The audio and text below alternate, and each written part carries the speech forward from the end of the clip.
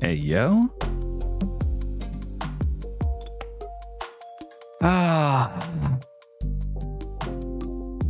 I said it would be 60 seconds, but I didn't say how many. Multiples of 60 seconds. What up, what up, what up? How we all doing? What's the latest? Tell you the latest one. My camera's just overheated. But alas, we're so back. What up, everyone? It's your boy, MT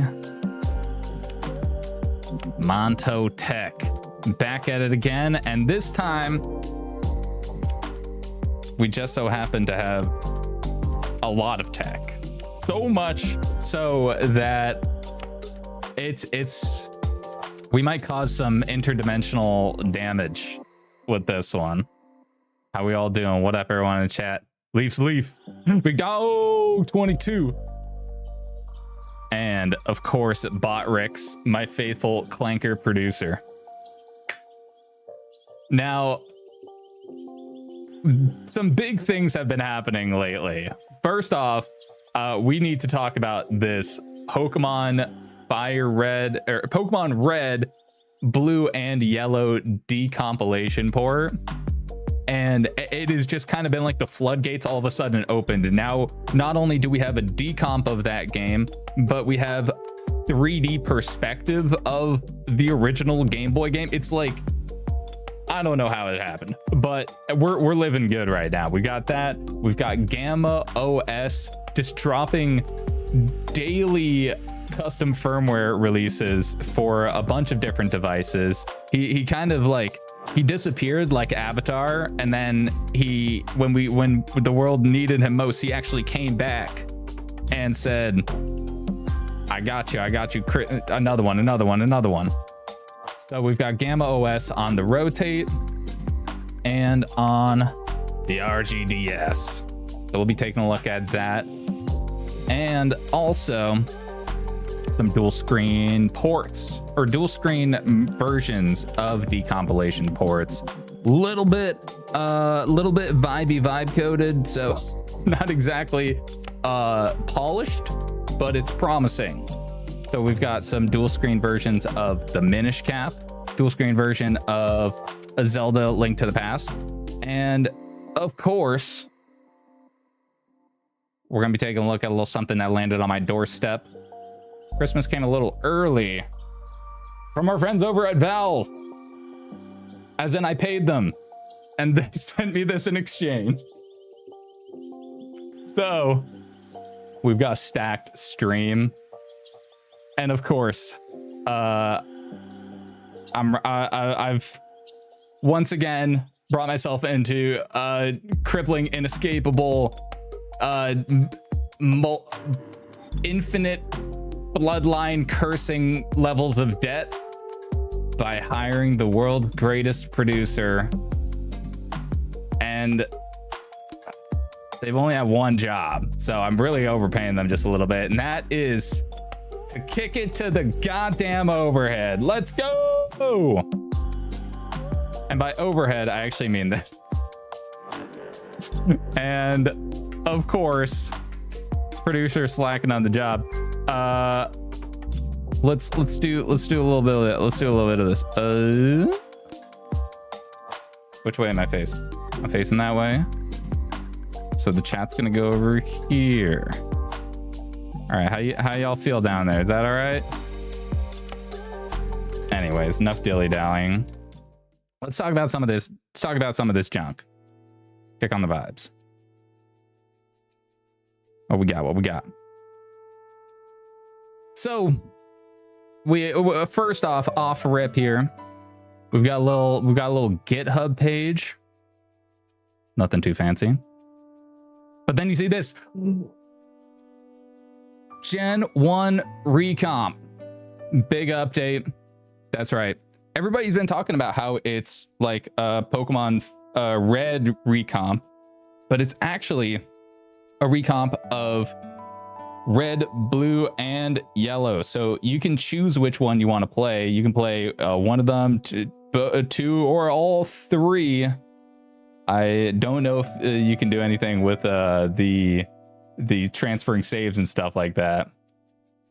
Thank you, Leaves Leave. I appreciate that. I blued up my hair again. I tripped and fell into a vat of blue toxic waste, and I've got some blue hair to show for it. I don't have any superpowers, or yeah, I mean, whatever's the opposite of superpowers. So we've got these little ports. We're gonna be taking a look at them in a second, don't worry.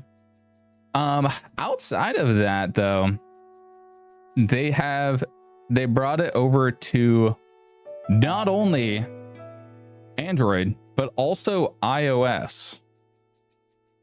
So if you happen to have an iOS device, you can also run it on there on your Mac.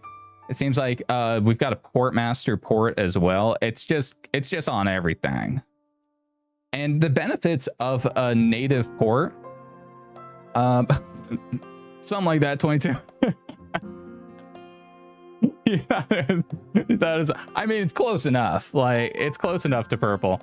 But if you're not familiar with native ports or decompilations, the real benefit of this stuff is that once you have a decompilation port, you can run the game at higher frame rates. You can run it in widescreen mode at higher resolutions, and then you can apply custom texture packs or modify like the angle of the camera. You can basically, decompiling a game gives you all of the pieces to the game, and then you can just rearrange them and change how you use them and stuff.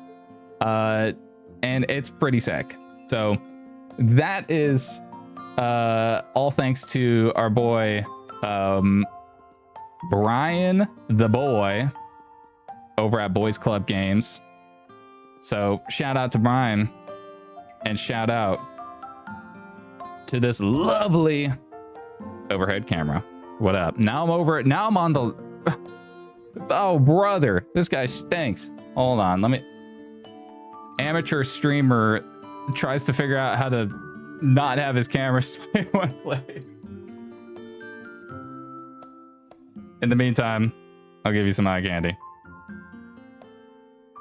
Isu in the updates here. It's not. I haven't fully dialed in my Isu setup, just like I haven't fully dialed in my streaming setup here. Okay, we're gonna do a little live configuration. What's up? Nope. I'm gone. Where'd I go? Oh? Good enough. Close enough. Guess we'll just do this. Yeah, we're doing it live.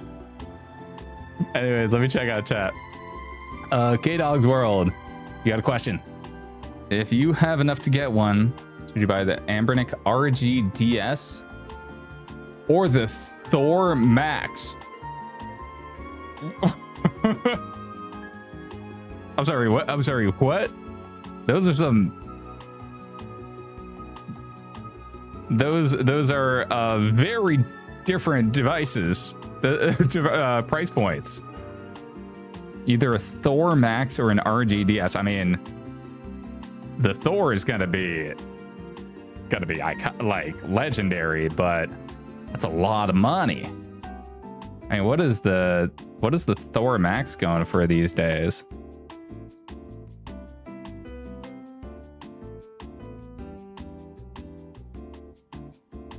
$479 or the $100 RGDS.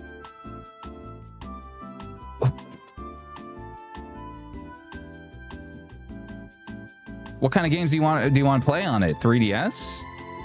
then the Thor, because you can't really do much 3DS on the RG Rotate or RG DS.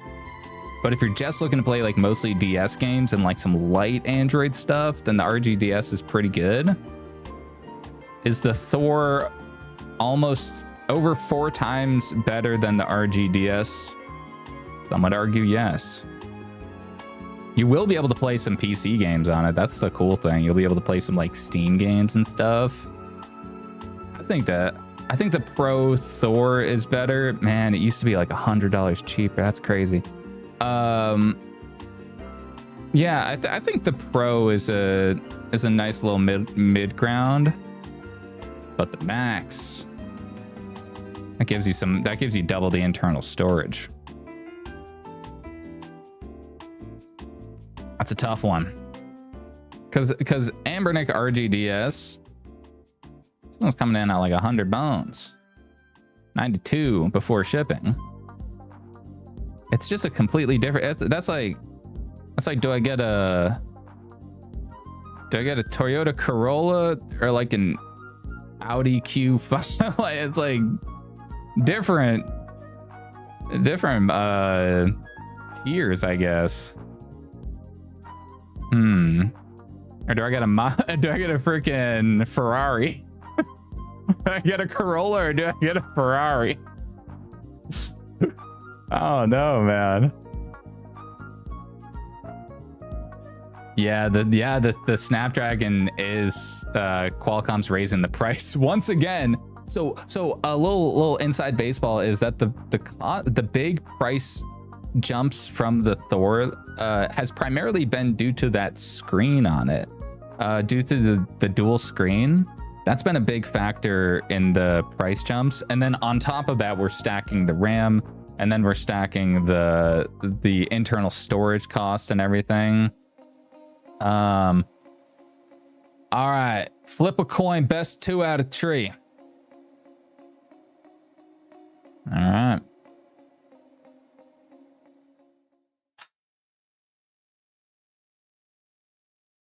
Time to flip a coin, I guess. Hold on. How do I do this?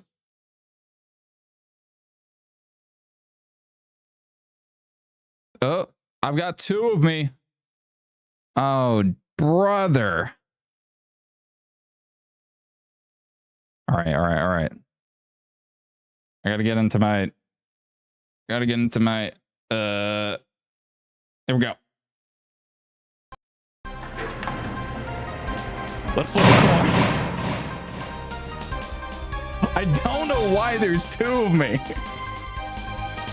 Let's flip a goddamn coin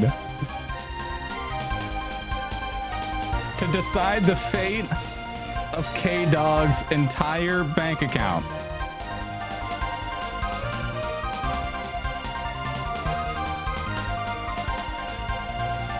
Heads is okay, we're redoing this. Heads is Thor, tails is RGDS. We're starting from scratch. Heads is Thor, tails is RGDS. That's 1 for Thor.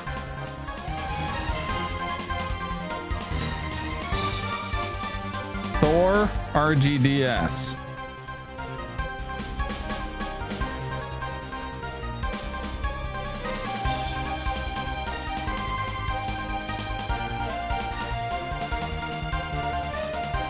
It is in fact Ace Attorney. We've got 1 for Thor. Best 2 of tree.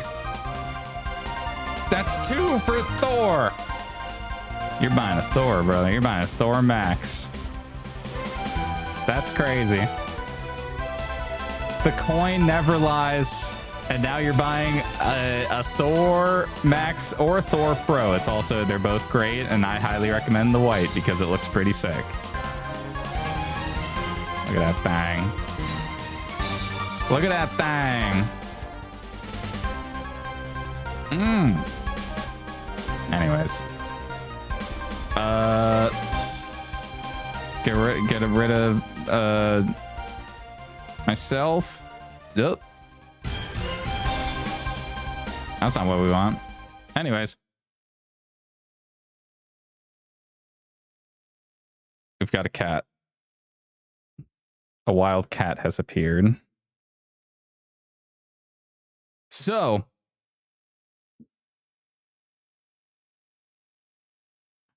Thor it is. Speaking of Thor, we've got Thor right here. And we're about to check out the Pokemon decomp port. Let's go. So my personal favorite of these three is actually yellow, because you get to not only blow out the eardrums of everybody listening, but you also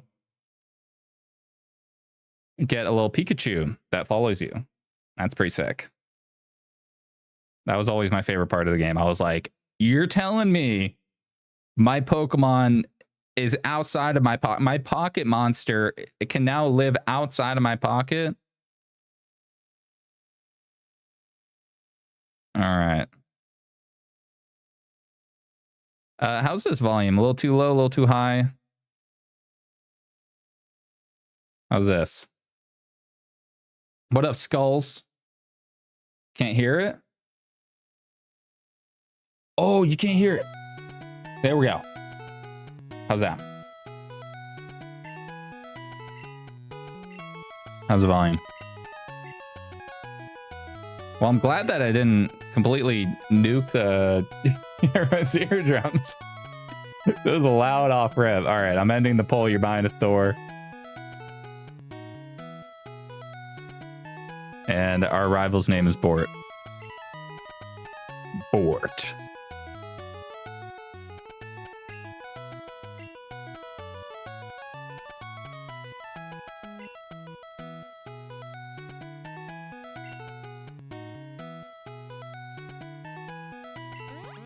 His name is Bort. In a world where one rival name is Bort,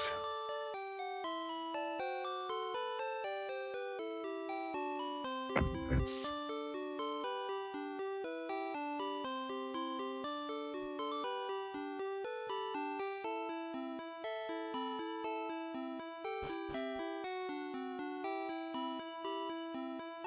Ooh. Oh, is it like nighttime or something? What the hell?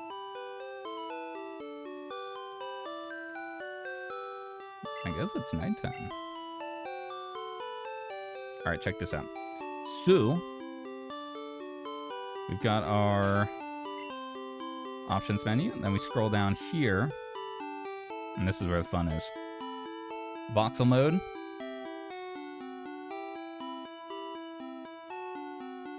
Let's go to 35 degrees. Look at that. Crazy.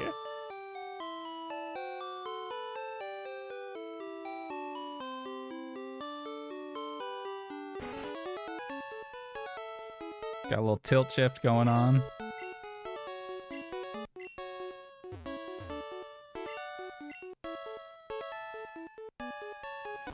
And you can also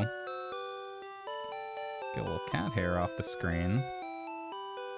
And you can change the angle of it too. So you can go from 35 degrees to maybe you want a little bit less. You want just a little bit of 3D. You can go to 15 degrees.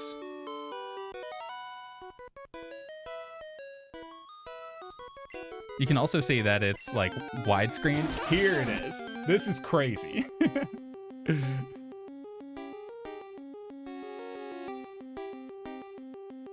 My man just has a pocket full of 50 Pokeballs.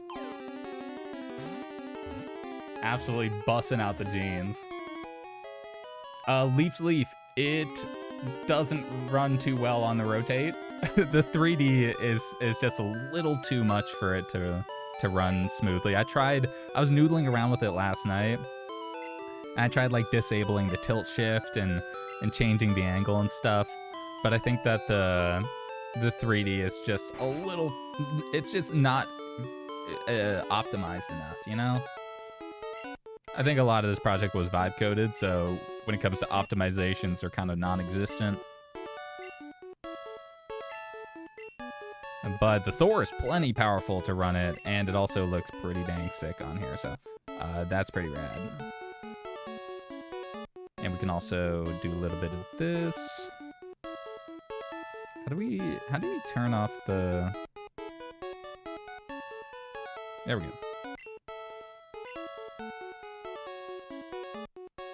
You must find a way. Tell me about it. I was like, it looks really cool on the rotate. I'll actually pull it up in a sec.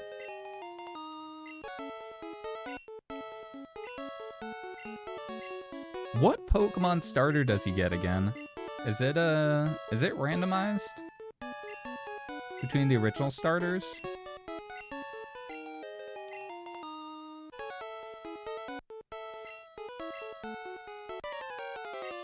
I hope you get a Pidgey, bro. I want to absolutely nuke him. How's this volume, by the way? Can you guys hear it now? Too loud, too quiet, just right? Eevee. That's cool. This looks crazy. This looks like what kind of game does this look like? I'm trying to think of what. It's kind of like floating around in the background.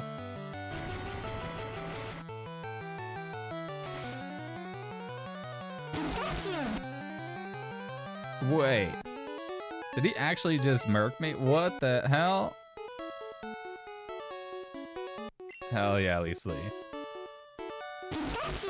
Thank you, honorary producer. You're giving my extremely overpaid producer a run for their money.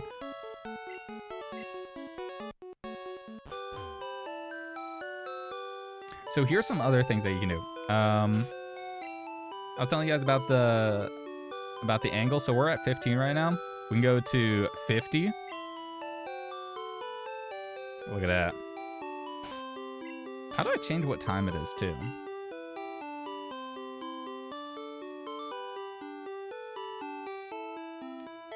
Date. There we go.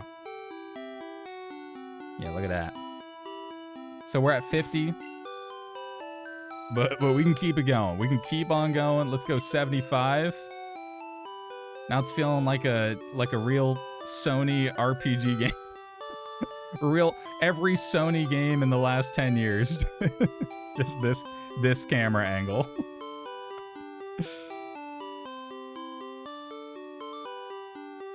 I'm just completely obstructed.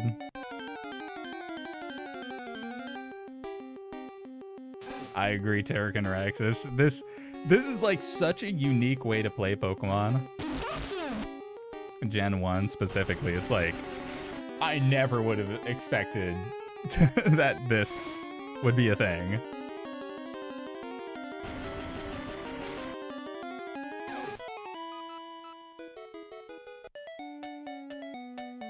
I don't know about this camera angle though. Let's go back to like 35. This feels nice because you can see into the distance, but it's not like getting obstructed by things. You can also see that there's like a drop shadow too. You see on those hedges? There's like a little soft shadow around them. It's pretty sick.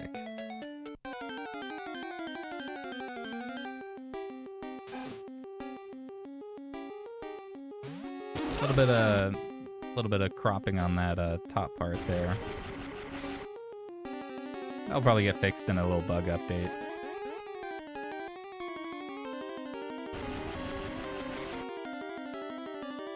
You like 50 leaf sleeve? Yeah, let me check that out again. Because we're at 35. 50's deep. 50's deep. It actually looked pretty good on camera. So some other cool things that you can actually do with this decomp port is you can change the battle style to like, I think the shifting is the back and forth camera and set is the fixed one. Let me check out some of these other ones. Let's see what these are all about. Let's try setting it to set battle style and fill battle size. Battle background world. Let's see what that looks like. Just noodle around with this stuff. The frame pacing is a little funky. It's a little rough at times. We got some weird ass water. We got some very trippy water going on.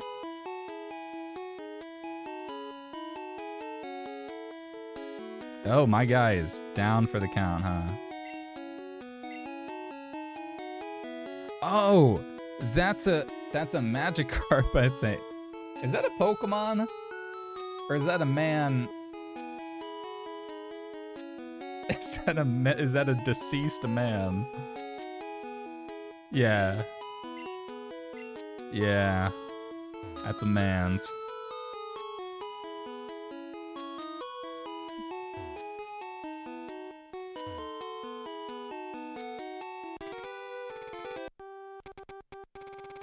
Let's get into battle.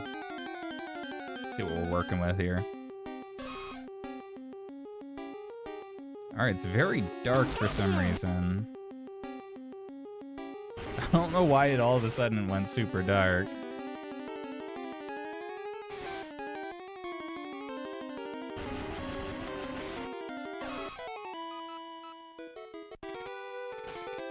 Let me see what made that happen.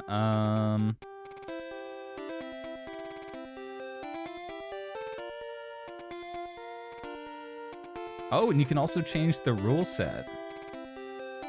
Let's try modern clean. This is crazy.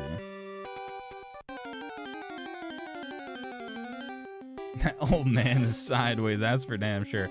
Okay, so I think that the world background is frying the brightness. Let's try white again.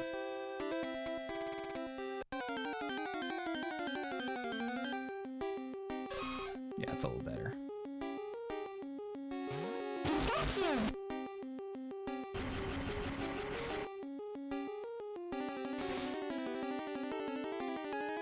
Would you guys play the entire game like this? Or would you play it for like a little bit, have some fun with the novelty, and then go back to playing it old school? I still can't decide. I'm like, it's very cool. Do I want to play the entire game like this? I don't know. I think if the frame pacing was a little better, then I'd be much more willing to just like send it full game playthrough.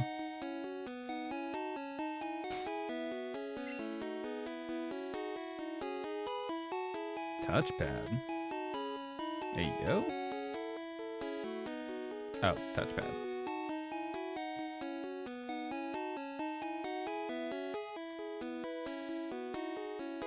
Avoid trees. Cool. All right, let's go. What's going on here? Whoa! You down some curvature. You can make it. You can prove those flat earthers wrong. You can also do what else can we do? I want to turn that off. V-grid off. I like the tilt shift. You can also do full color. This looks a little toasted, in my opinion. It's cool though. It's cool that you actually get the chance to do color, and that the reflections look a lot better with the color.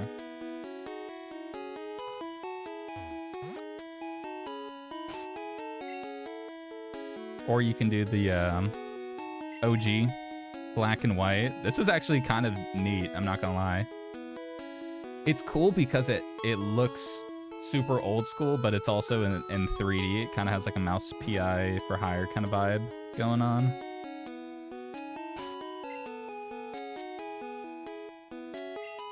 Whoa, this is new.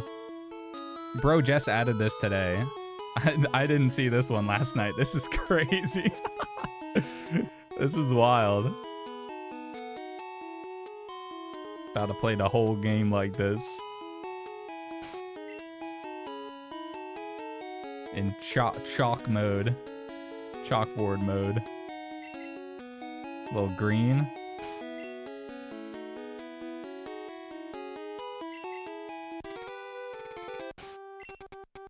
OG yellow. What were we on? We were on Super Game Boy. This one's solid. In color, it looks even better. The color one's nice. Advanced. Yeah, I think the color one's nice. Little bit oversaturated, but I think it's pretty nice. Maybe they'll add an update that that allows you to like change the saturation and stuff. That'd be pretty sick.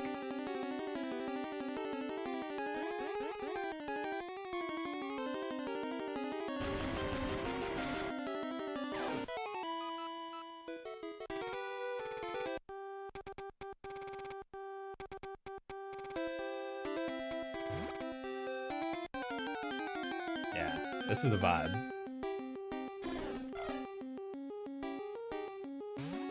And you can see, because we're near the wall now, that it's like we've got the wall in the background. I'm about to absolutely ruin this sparrow.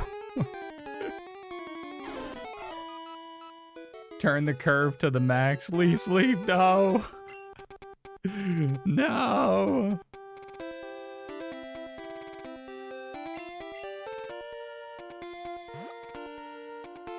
I don't know about this one, y'all.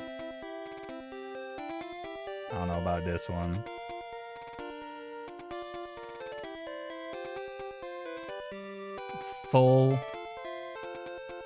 Fully globular. This is how Nintendo intended. There is a bit of charm to it, I'm not gonna lie. It's equally charming as much as it is nauseating.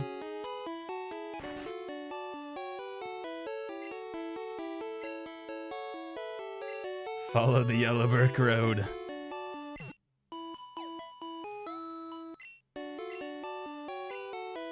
Gonna be sick. This frame rate is crunchy though. This needs some serious optimization.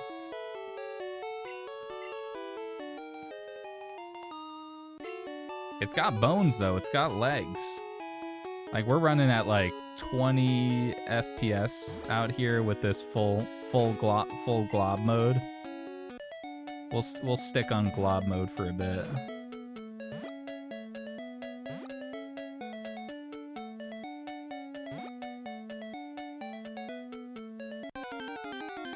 It's inescapable. You can never get back to Pallet Town without hitting that final stretch.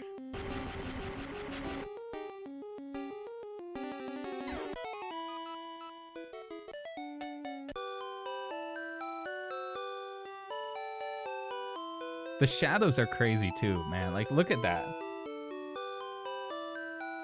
It's like actually 3D.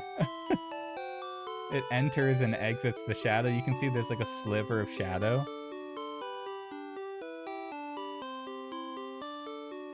That's so sick. And Pikachu's tail is kind of like poking out on the side there. Oh, that looks so cool. I'm obsessed with this. This is like so freaking weird.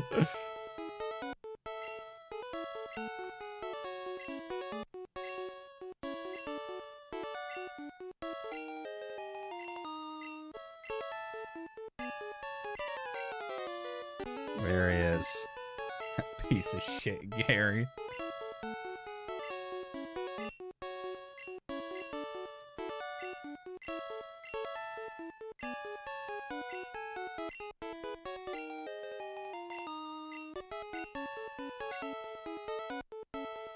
Ooh, Leaf Leaf, Golden Sun HD 2D remake. I would love to see this treatment on some more games. That, like, whatever they did here is so sick. It would require, the first step is to decompile the game and recomp it. So it needs to be popular enough to where people will like go out of their way to decompile it 100%, like completely reconstruct the game.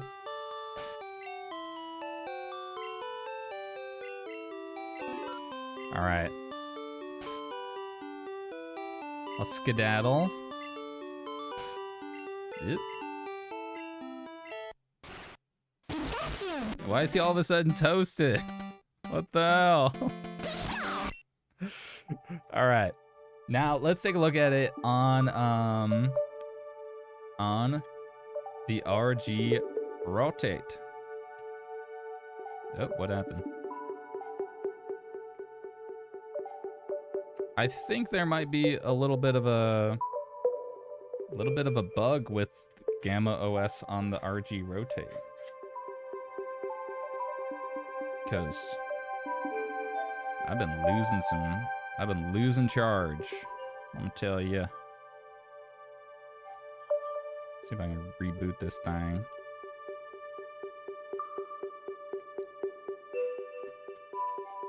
I'll let that charge up. In the meantime, let me check out chat. Also, what up, all 39 y'all? Hope you're having a great night. Welcome to the stream. Welcome to the vibes. Is Pikachu stuck as Pikachu, or can it evolve? As a matter of fact, he can evolve. If you give him a Thunderstone, but unfortunately my cat Pichu cannot evolve. I originally intended on renaming her Pikachu when she became large enough to evolve. But my cat never got any bigger. So she is Pichu for eternity. She's almost 5. And she is very small, as you might have witnessed. So let's check out some of these other dual screen ports, because we're already here. Let's start with Zelda 3, aka Link to the Past. So it looks like it just launched us right into the game. Let's try restarting.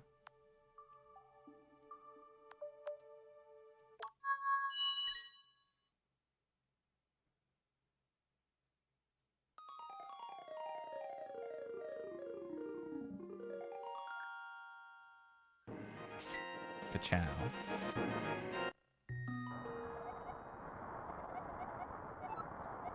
All right, so off rip, you can see a little something special down there, and that's the second screen. Ooh, let me switch to. I realized I had my thing on top chat. I always forget to turn off top chat. And turn it into live chat. By the way, pro tip, if you're watching on YouTube, it defaults to top chat, but if you want to see all the chat, then you toggle it to live chat. It's weird. It's goofy.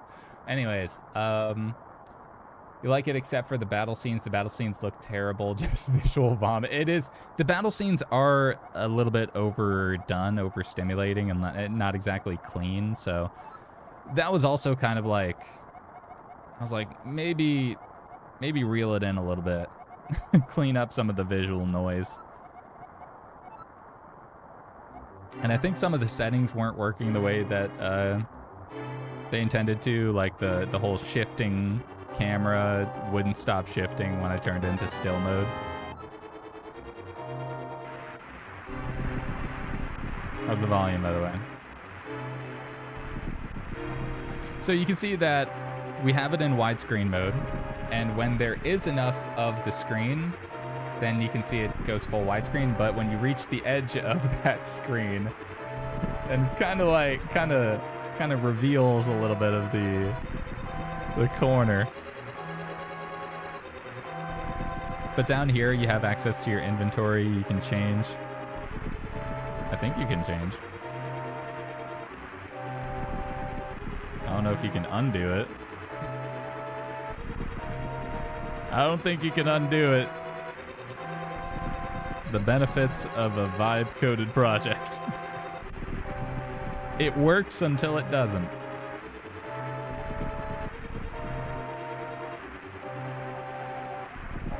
All right.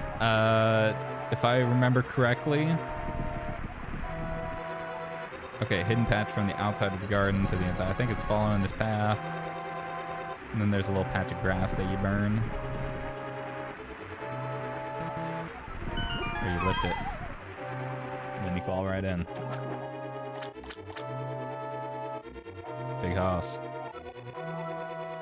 Numero uno, head honcho. Give me that.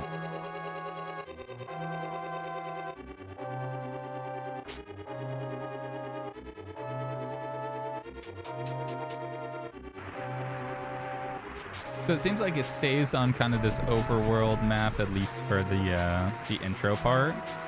I remember seeing something about dungeon maps, but that might only be on the Minish platform. Sound effects are a little high.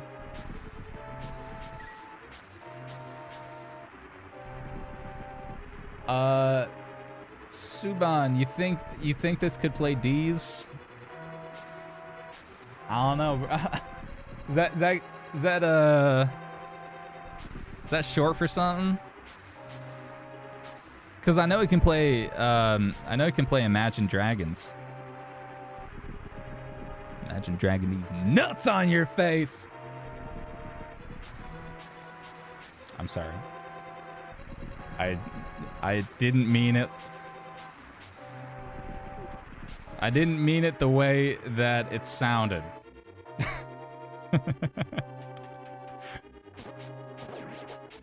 It kind of came out wrong. That's what your mom said last night. Hey!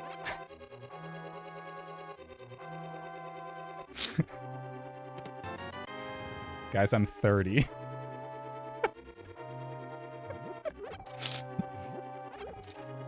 All right, let's get some light going on in here. Come on now. Got a little magic. Let's F them up.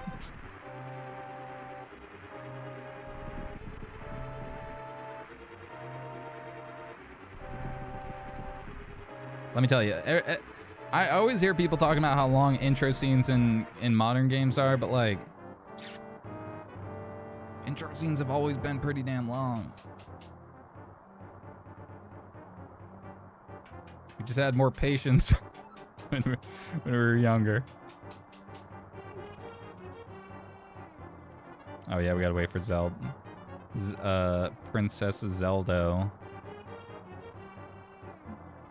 Help me shove that thing. Excuse me.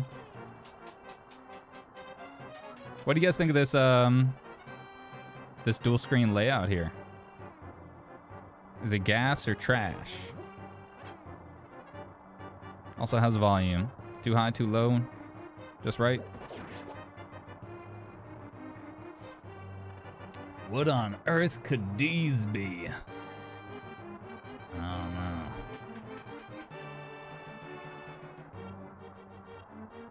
Your guess is as good as mine.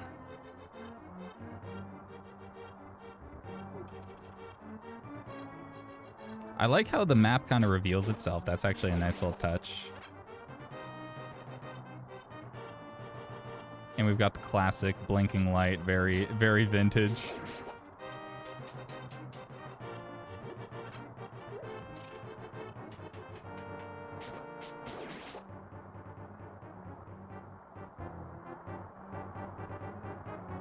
Turrican Rex, Zelda 3 is great game. The music is epic. Yeah, the music is sick.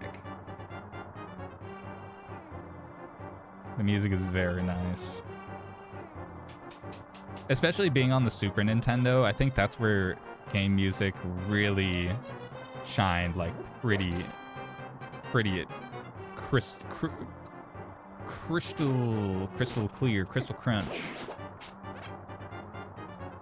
Because it had much more opportunity for like different instrument sounds and stuff like that compared to obviously the original Famicom. Where do I go? What do I do? Nope. Hey yo, can someone pull up game facts for game FAQs? I forget where to go.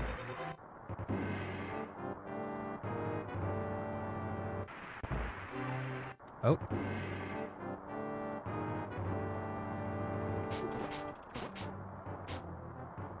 Excuse me. No, we're back. Great.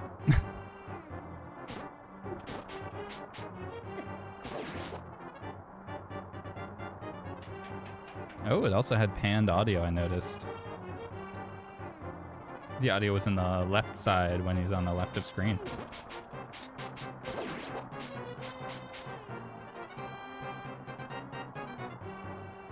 And then this is taking us right back.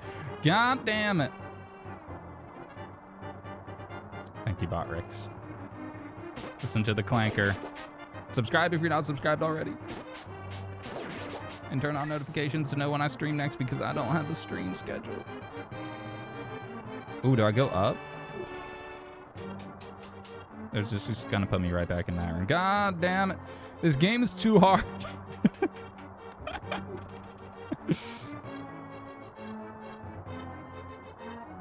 just gonna try going up.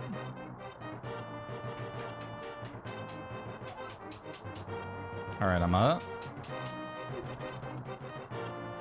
Can I go through here? Game's too hard. Oh, you can change the map.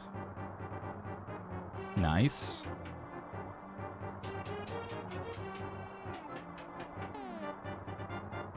Anyways, how do I save? Save state? Hell yeah. Auto save? Yes, please. All right, let's skedaddle. Very nifty. I like that. Pretty cool port. Let's take a look at the other dual screen Zelda port, which is Project Picori. By the way, links for all these are in the description below. I got a lot of links down there. These ones are probably the GitHub links.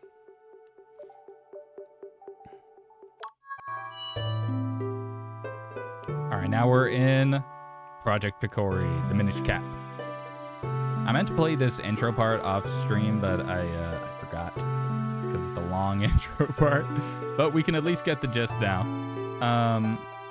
So one thing that I want to try off rip is, let's see if there's like a widescreen mode.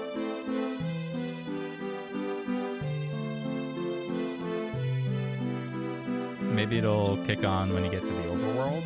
I don't know.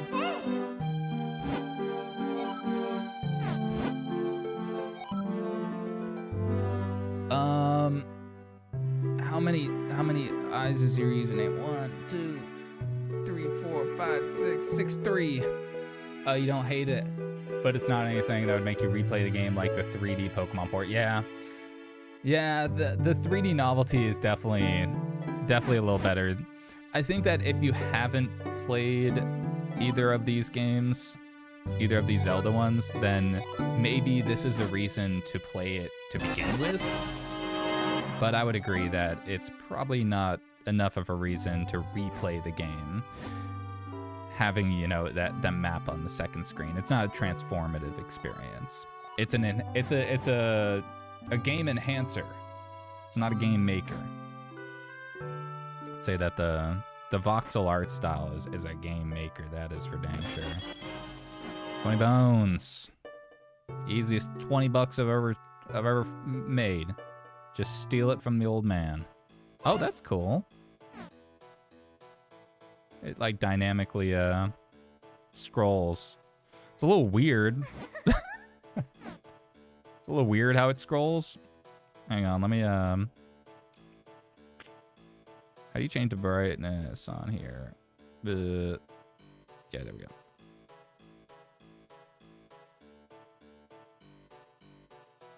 There we go. Nice. The widescreen is also pretty nice. I think that I was kind of waiting for something like this when I first heard about the Minish cap getting fully decompiled and recompiled. Damn, look at those colors. Hold on, let me zoom out a little bit for you.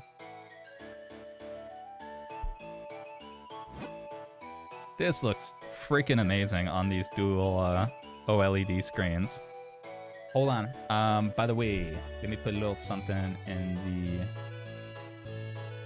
YouTube description. How do I... Oh, brother.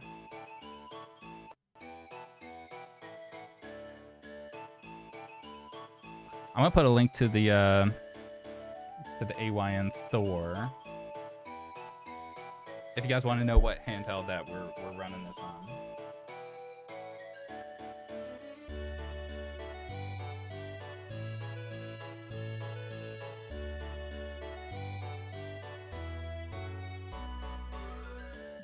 Tuck that over yonder.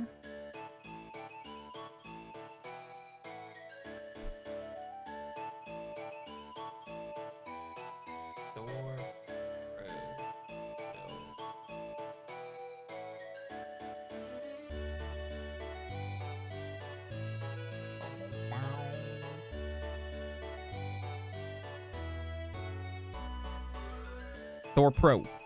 I wish that you could get the white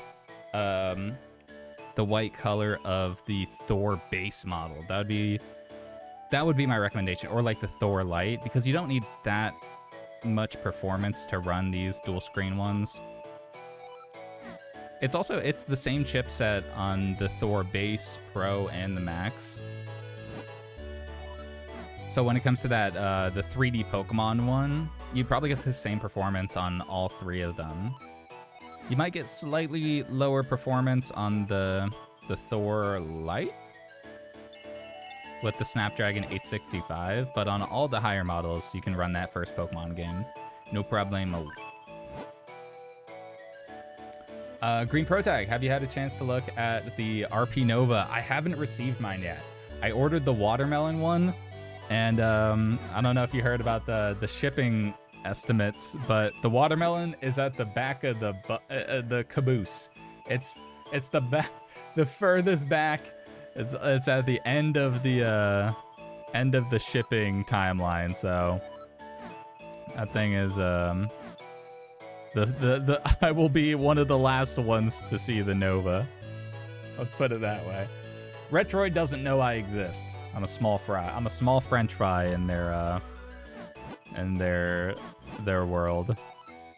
AYN knows I exist, but they don't send me anything because they know I'm gonna keep buying their shit. They know I like their stuff too much, and that's leverage.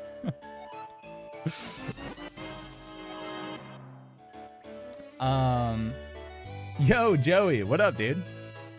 White Thor, a man of culture, a fellow man of culture. How you doing, big dog? Dude, the white Thor looks so clean. I fucked up royally, and I got the purple Odin 3 because I thought that atomic purple would be sick. And I'm just like, why didn't I get the white? Why didn't I just keep doing what I knew was gonna be good? Just buy AYN in white. It's gonna be good. But I fumbled. I fumbled it, dude. It's not atomic purple, it's plum purple. It's freaking, it's opaque. It's not transparent. Why? I was like, oh yeah, this is gonna be so sick. It's gonna be translucent like this. Nope. It's like a muddy pond water. Hold on, I gotta dunk on this dude. Oh. Ciao. You got the white Odin 3 Mucho Niso. This took the words right out of my mouth. Jaybird. Every time I see you with the white Odin 3, I'm like, God damn it. I need to trade with somebody. I need to find somebody who has a white Odin 3 Max or Ultra and is willing to trade, to trade down to a purple one. But either way, I mean, I got the white Thor. I definitely used the Thor more than the Odin 3. The Odin 3 it still hasn't like clicked with me. I've tried to noodle around with it and install like Armada and tried to use it as like a PC handheld and everything, and I feel like the people who are excited about PC emulation definitely overhype it because it's still like not exactly seamless. You have to noodle around with different configurations, and it's so much beyond the noodle around in like Switch emulator configs that we're used to. I think the Windows emulation needs so much more tinkering, and I'm like, I ain't got that in me, Chief. I would much rather just game stream. I'm gonna keep it a buck. I'll play indie games that run off rip, and I'll game stream. Ragnar, still rocking the RP4 Pro. My brother. My homie. An OLED screen will change your life.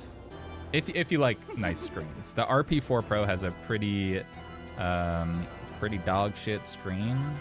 It's not terrible, but it's not good. A nice like OLED screen like the Retroid Pocket 5 or the Retroid Pocket 6 is a little bit overkill from what you're used to. But I actually like the ergonomics of the Retroid Pocket 6. The Thor is like goated though. It's crazy.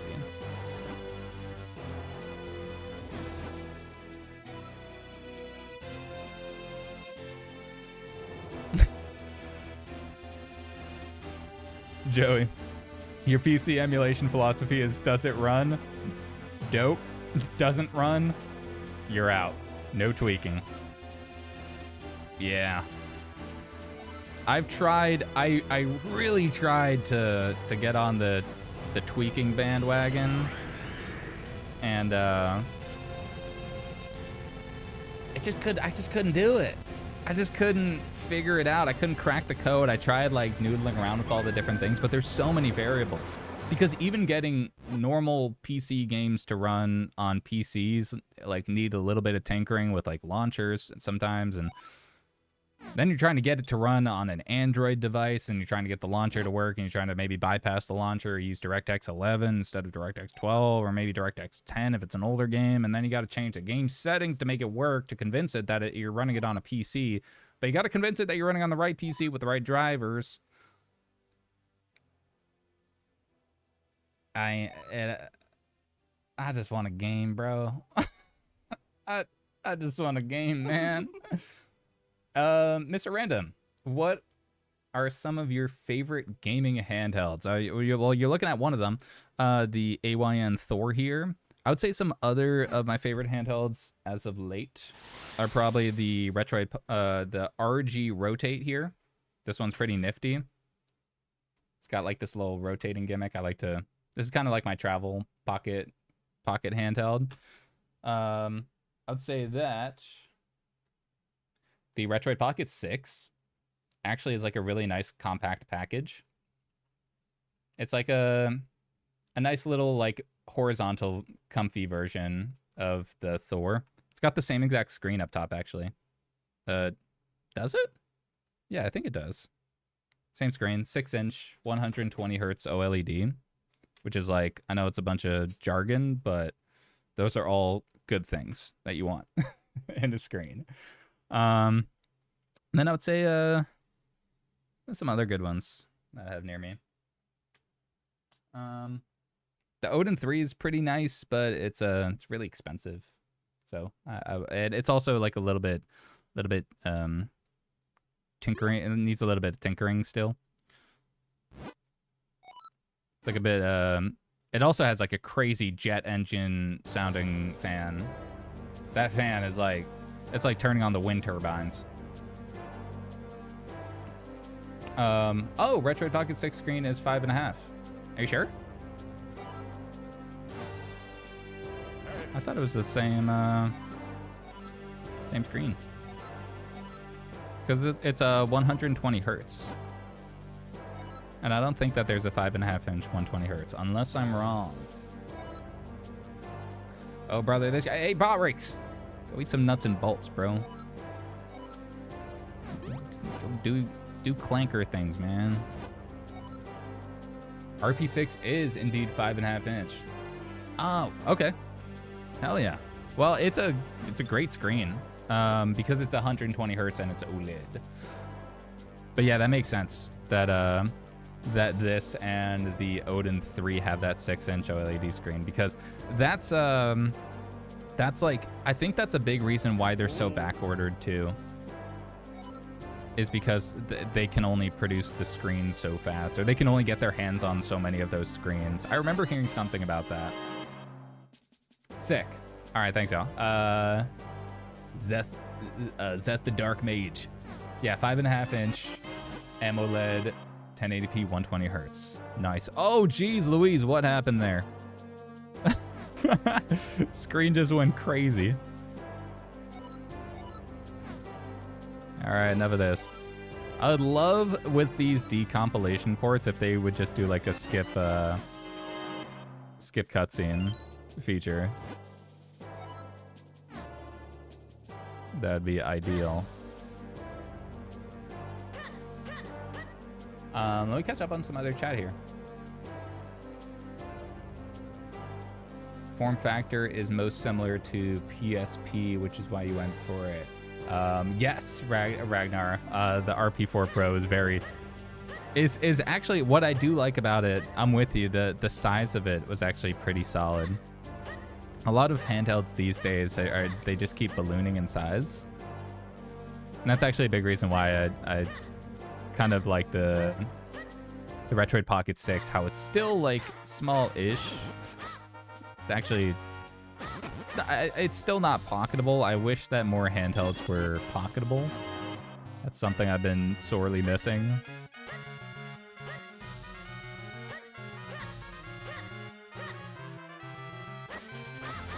But let me take a look at. Let me see if the rotate will boot up now. I think that the GammaOS Nano build on here is a little bit buggy, because I've been charging it. It was at like 80% charge right before stream, and then it just like it's not working anymore. I don't know what's going on. Green Pro Dag. Sick. I'll check it out after stream, dude. Zeth the Mage, your trick for Minish Cap is hold Y, it spams B. Oh yeah. So that's a great tip for emulating it. I don't know if it does the same thing in this decomp port. Oh. Oh, a little buggy.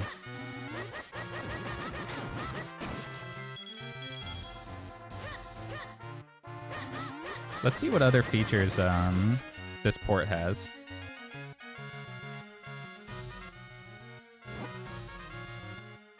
What's the Oh, that's great. Yeah, just all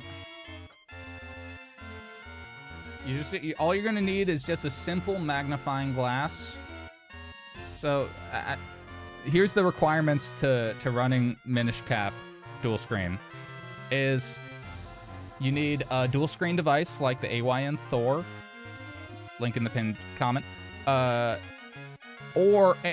also a magnifying glass for your settings, because as you can see, very small, it's very minuscule. Yep, just like Nintendo intended. Who developed was it Capcom who developed this one? God damn, bro. This thing's hurting my eyes. What is this? Screen for ants? Oh jeez, okay. No, I'm good, Chief.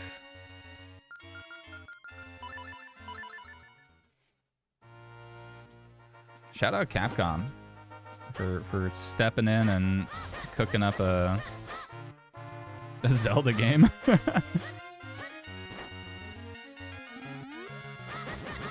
So you can also see that like the dot that represents you is pretty small, and there's not too much there's like specific customization, but it's like kind of weird, like what's customizable and what's not.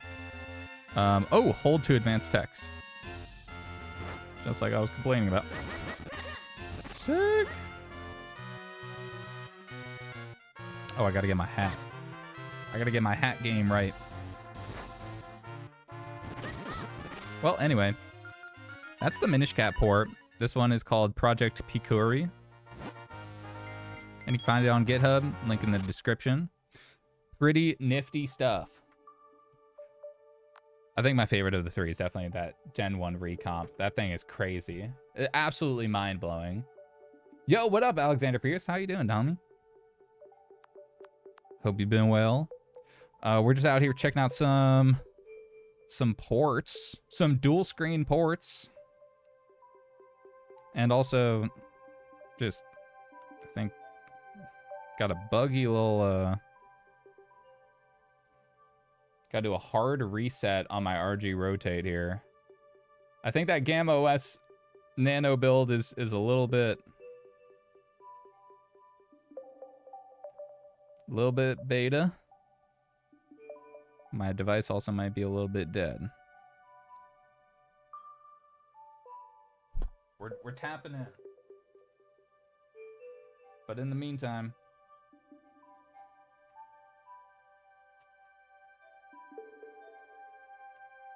try another charger.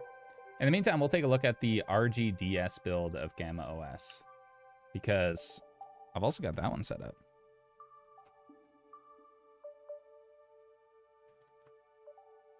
All right. Enough Thoring around.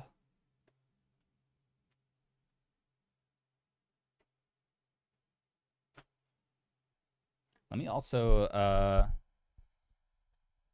let me do a quick little thingy thing on my Stream Deck, because it seems like my thing isn't working right.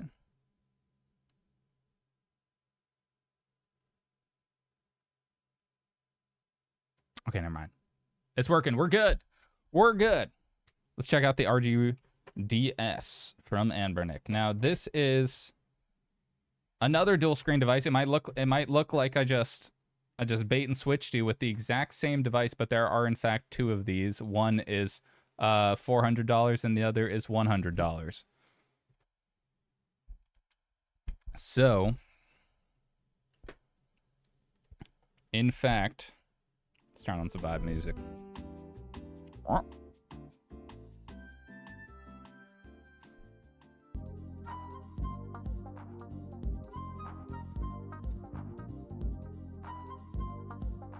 This is the GammaOS Nano.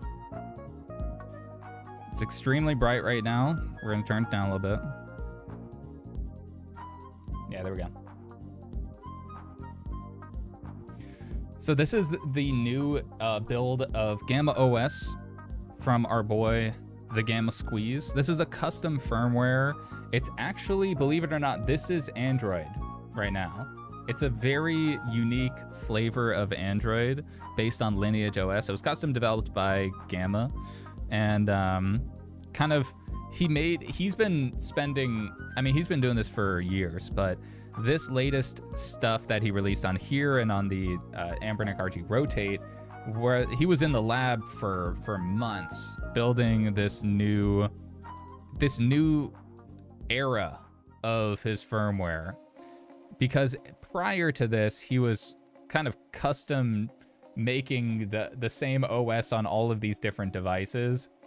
And instead, he decided to rework the base firmware and then basically apply that base firmware to these different devices. So the experience is consistent across all of them, but you get your own like unique features, like the dual screen features that you get on the RGDS. And it's kind of just instead of just doing redundant stuff, he kind of redid everything, and now he's just dropping it on the RG Rotate, on the RGDS, on the Trim UI Brick, the Magic X, a couple Magic X devices. Pretty cool stuff. So this is the RGDS theme here. You can see it resembles a classic DS. And we have all of our games down here in a classic DS style. And these DS games, if you're interested in retro game achievements, like retro achievements, these actually have retro achievement support now. It's not running on Melon DS, but it's running on a tweaked version of Drastic that Gamma was working on, and Gamma optimized the hell out of it and also included retro achievement support. So now we have retro achievements on the RGDS, which is a huge dub for the community at large. Which, speaking of, let's see if Superstar Ultra works. I don't know if this one has retro achievements, but I know I am signed in on retro achievements, so would be cool if it would work. Klufon, how's the battery life on this thing? The battery life out of the box is not great. It's not the worst, but it's a little bit less than I would like it to be. But I know that Gamma has been working on improving the battery life with this GammaOS build. I'm going to turn up the brightness a little bit because I think it was a little lower in game. So I would say that it's never going to be as good as something like the Thor or Retroid devices, but it is it's going to be better with something like GammaOS. So I'd highly recommend picking up this custom firmware before you install anything, because installing GammaOS will wipe your device. So you kind of want to do it. You either want to back up your stuff and then do it, or do it off rip, which is probably just a better way of timing it up. All right, let's see if quick menu, and then we can go into, I think, quick settings. Is it system settings?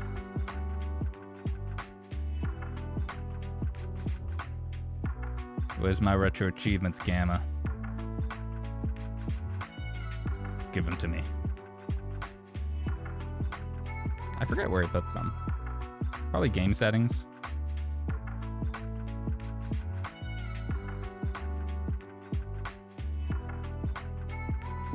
Well, either way, I don't know where it is in the GammaOS Nano, but check this little party trick out. Are you ready? Go to power, boot Android.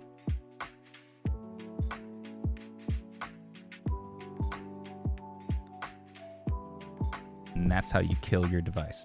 No, I'm kidding. It's gonna boot into Android next. Hopefully. I would hope so. We'll find out.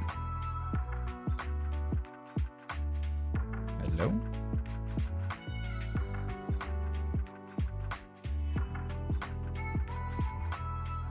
Sleeve. I don't know if my rotate is okay, and I also don't know if my RGDS... Okay, no, there we go. My rotate is bugging out because that's just what happens when you stream. Is you get everything working, and then as soon as you press go live, it all stops working. But I'm determined. I'm a determined young fella, and I'm gonna get this stupid technology to work. There we go. RGDS booting up.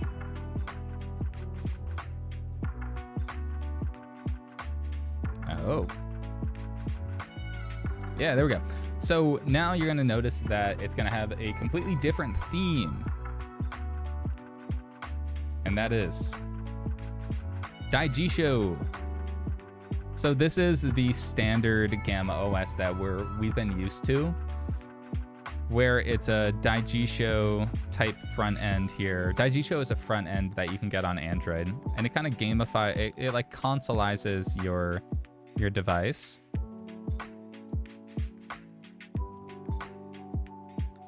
bit interesting that it's cloning on the top and bottom. I don't know how to fix that. But this is beta software. I know that I'm signed in here, I do believe, on Retro Achievements. Oh, maybe I got signed out, maybe. Well, I'll do that another time. Now we do have some of our things on here, but I don't think I have anything set up in that department. Oh, is it I don't think it's reading my memory card. Or maybe I have to rescan my library or something in sync entirely. Something like this.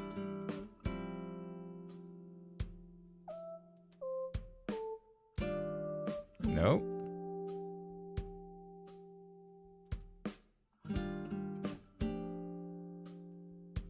Yeah, I think I have to sync it because I've been running it in the GammaOS Nano flavor.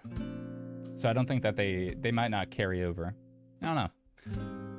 Gamma cooked so hard, he kind of burnt a bit. I think so. I think Gamma's just been working overtime for months. Like when you try this out, you can tell that he has been trying to think of everything. That his brain has just been completely overworked. I might need to change the location to like set it to the SD card because I don't think that it's registering my SD card. Yeah, it's registering my internal stuff and then the GammaOS included stuff. But hopping back into Nano, which I'm a little bit torn whether I'm gonna stick with Nano or go with the full version. But either way, you can kind of hot swap. And I think once he kind of irons out some of these weird little kinks, then it should be better. 12 a.m. I repeat, 12 a.m. Thank you. Leaf. That means it's water time. Drink your water. Stay hydrated. Hydro homies.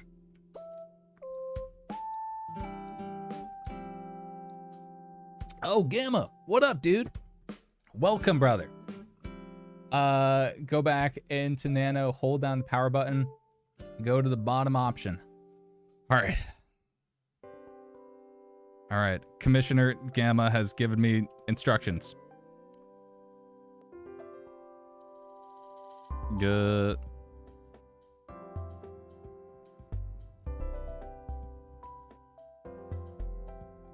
Yo, Gamma, by the way, my RG rotate is like not responding.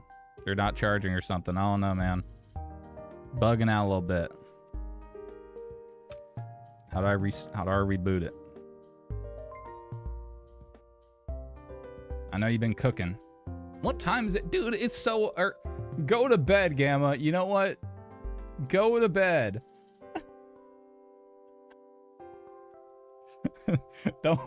don't get out of here. Go to bed. I'll jump in your Discord after stream.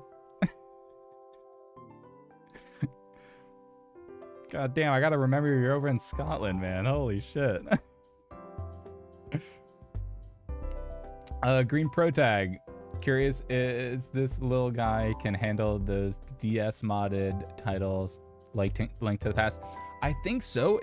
Theoretically, it should be able to. I love this opening. This was the coolest thing that I'd seen all week when I first booted this up. I was like, hey, yo, what a touch. Looks sick. Yeah, it's weird because this, I can see all my games in Nano, but I can't see them in the other one. So maybe I don't know. I got to figure out like scraping or something like that. Please turn down the vibes a little bit. Ooh, sorry about that. I can turn it down.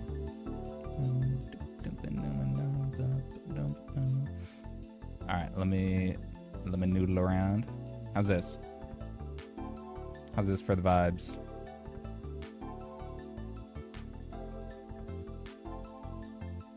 Better, worse, terrible. New update coming this week. A lot of bug fixes. Let's go. Hell yeah, Gamma. I mean, that's how development goes, dude. Like, I don't think anybody's blaming you. Like, once you unleash the beast, then you get to see then you got 1,000 testers. You got 1,000 development testers who are just gonna be assaulting you with like bugs. Botrix can run Breath of the Wild. Shut up, Botrix. Get out of here. Clavon, that OS looks awesome. Yeah, this is I'm very excited. Gamma has blessed us with another one. Anyways, I think they're on some games. Not here just kind of sit and yap, right? We're here to game.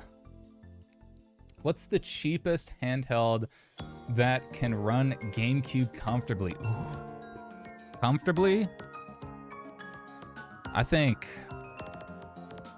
something like the Retroid Pocket Mini would have been the move. Because I think that the Snapdragon 865 is kind of like, that's where you get into the you don't need to tinker zone. You can just run that GameCube. If you want to tinker a little bit, maybe the Ambernic 476H. I think that one. You can get most GameCube games running without tinkering.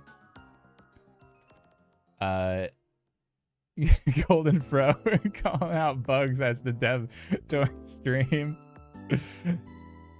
Gamma's an OG. He knows a thing or two about about feedback. Any good dev who's worth their salt can take a little feedback. That's how things get better. That's how software improves. Is get a bunch of play testers. Some are a little I think it's just keeping it all in perspective that like at the end of the day this is video game stuff. This isn't like there's some people who go a little too far. Oh. I'll plug in the aux. I'll get y'all on the aux after this extreme showdown here. All right, we're tapping in. Go time. Sorry about that. I thought my mute thing was working. Seems like it's not.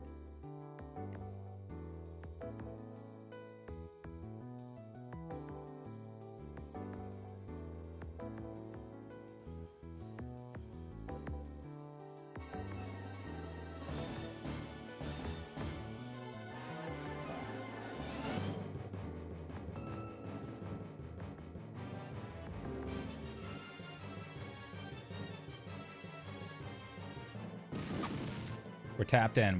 We're jacked in. Let me check out chat. There are a few devices with T820, T618 that can kind of run. I'd say the T820 is. I wouldn't say the T618 for people who aren't nifty with it, aren't savvy. HN1, HN2, yeah, that's kind of like that. That's the gold standard zone. Is HN2. 865 is like a budget HN2. 865 is like you'll be solid on an 865. And that's like a Retroid Pocket 5, Retroid Pocket Mini V2, Thor Lite. That's a little expensive. Leaf. You want to get Sand Raiders of Sophie because you're a big Sea of Thieves. Ooh. Is it like a Sea of Thieves type beat? I gotta check that game out. I haven't heard of it.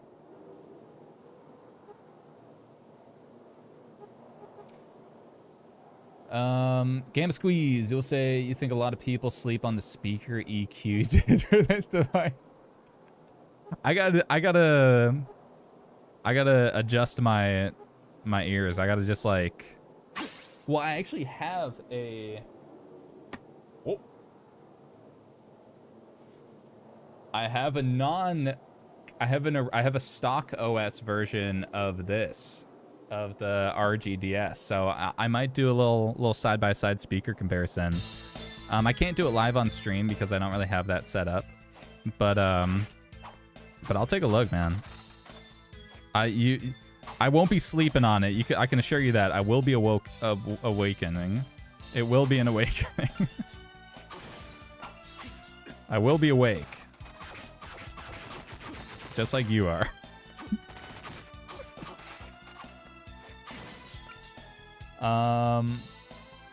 A used Flip 2 could be the play. True. A used Flip 2. How much are those going for, pro tag?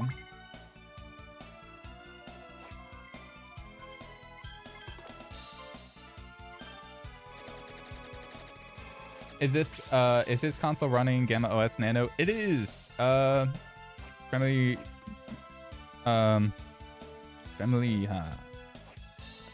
Something like that. A used G Cloud for under 150 could cube. What processor does that one have? Oh, jeez.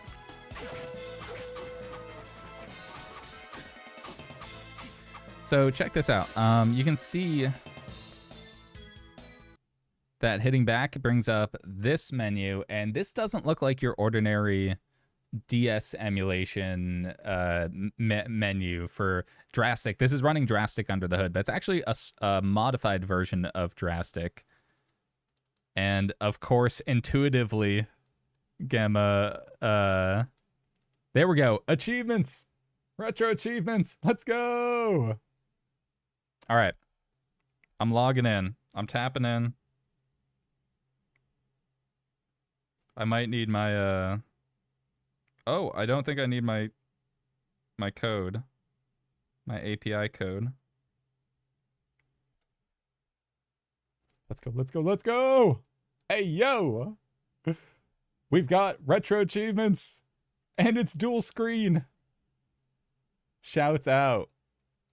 Yeah, Gamma, I intuitively was clicking L and R buttons. That was killer. That was I felt our brain cells combining, morphing into one single brain cell in that moment. Familia, someone made a 3DS dual screen port of Zelda Link to the Past. Yeah, check out the 3DS dual screen port. I gotta check that out.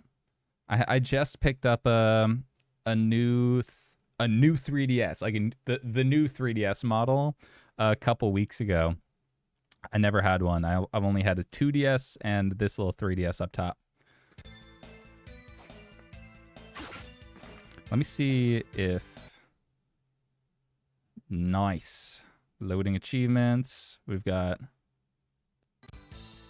retro achievements on deck. Major dub. Let me check out some of the other options that we got. We've got some cheats. Shout out to Matt Digital Jedi Gaming. He's going to love those. Control remapping. Audio. Oh, nice. We got the mic options too. Some easy shaders. Super nifty. Screen layout. Swap screens. Performance mode. High-res 3D. Nice. Everything looks great up here. Little frame skip. Yeah, this is pretty much everything that you need, and it's very simple. It's a whole lot better than some like janky builds of Drastic where the menu's super small or the menu's like not intuitive. I think that's a big thing that people kind of overlook with GammaOS is how intuitive a lot of these things are because it's kind of made by a gamer, certified gamer. So it's very much like fine-tuned to what a lot of people would like intuitively want. RGDS giveaway. I gave away so much stuff on my birthday. You don't want to know how much it cost me. Maybe one day. Maybe one day when this YouTube thing takes off, I'll be giving away something. maybe I'll eventually do like an RGDS little giveaway with like GammaOS. I want to give away something like with GammaOS on it, just pre-configured. It would be pretty nifty. Got to figure that out. The last giveaways actually went pretty well though, so they went surprisingly well. I've never done them before that, so I was pleasantly surprised.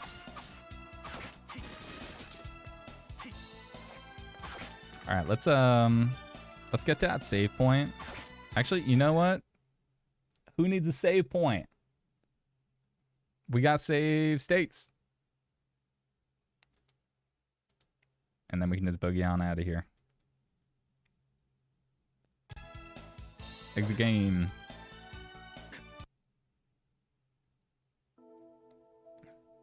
And we're back in the mix.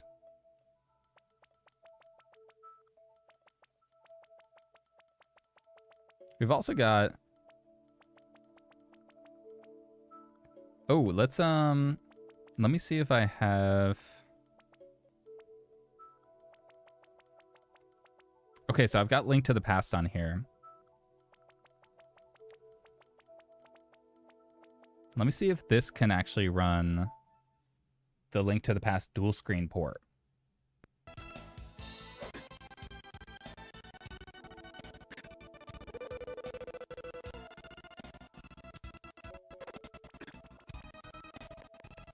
We're just gonna go in here and just kill all the apps. Just gonna pretend like that didn't happen. All right, going back into Zelda 3. Bug founded. We found the bug. I love this, dude. What you did here, I was like, I was running this last night at like 2 a.m. and I had to do like an eye thing because I was like, am I on my Thor right now? I was looking at it like, this is like the Thor, but it's not. But it is. It's Thor inspired. But yeah, this whole like control center thing is sick. Like such an obvious thing that it just feels right, man. You did a lot of things that just kind of click. So as you can see, let me see if I can. Yeah, it seems like the dual screen ports don't work that the way that they should. The like Zelda dual screen ones and stuff. I don't think I have the right. I don't think I have any of the Pokemons. Yeah, I don't think I have Pokemon Yellow or anything like that. Yeah. So I can't do the Pokemon test on here. Unfortunately. But we can try. A quick what should we do? I want to try a little Nintendo 64 on here. Because that's kind of the performance ceiling of the RGDS is like the 3D generation. Let's try BK Nostalgia 64. This is a ROM hack of Banjo-Kazooie.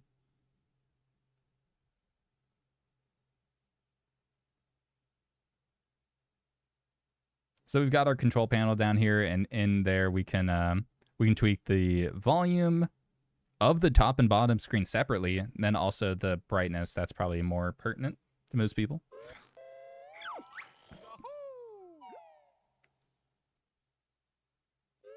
Got our performance stats, our all that good stuff down there.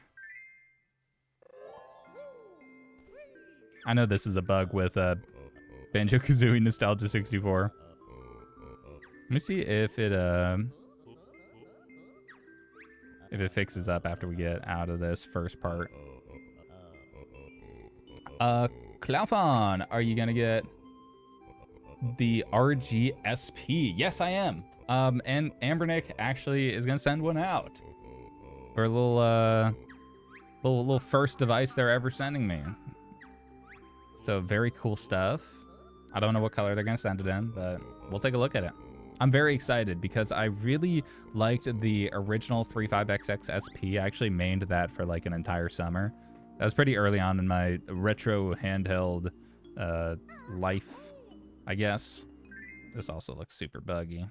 We're gonna skedaddle out of there. Let's do a little cruising Exotica.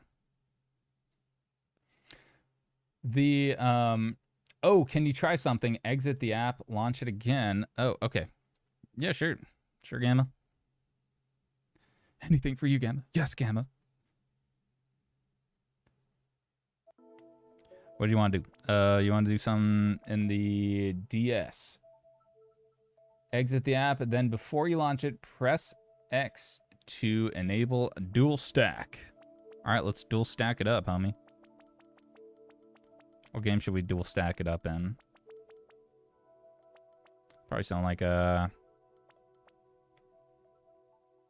Should we do a little dual stacked up? Phantom Hourglass. Info.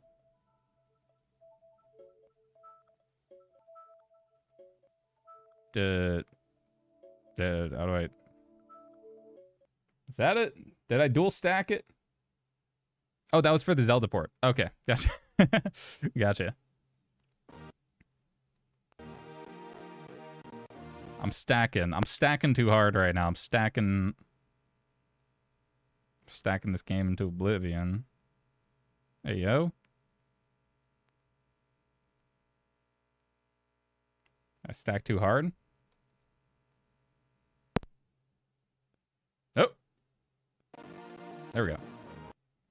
All right, let me stack out of here. I got you. Let's stack it up. Game. App.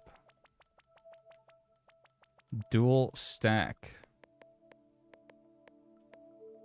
Enable. I don't know what's gonna happen. Gem stack. Are you dual stacking it yet? Are you stacked up? Stacked up on a Saturday. Who up stacking their dual? Who up dueling their stacks? I don't think I'm stacking right. I think I got stacked out. How do I get out of here? Guess that didn't do anything. Positively fried. I got stacked out. Yeah. Oh. There we go. All right. Let me try it with another app. Let's try it with like let's try it with something simple. Let's try it with like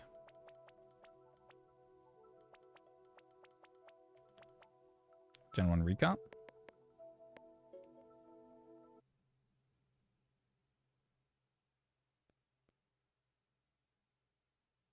Oh, I stacked it. We're stacked, y'all. We are so stacked. I think that That app didn't work. Oh, but I have it set up here. It looks like. Oh, let's go. Let's try it out. Did I get the 3D mod set up? Nice. Oh, hell yeah. Dude, I was so zonked last night. Oh my god, just like this game is zonked up. Holy. Alright, we're gonna try launching it normal mode. I forgot I even set this thing up. Alright, I gotta turn it into normal stack mode. Non-stack. I'm a stackaholic, dude. I just can't help myself. You're triple stacking, no shot. No shot, Clopon. Prove it. Dusk dual screen fork for Android. Dude, Dusklight, yo. That would be sick. That'd be so sick. All right, let's tap in. Let's get it. How do I load this MFer?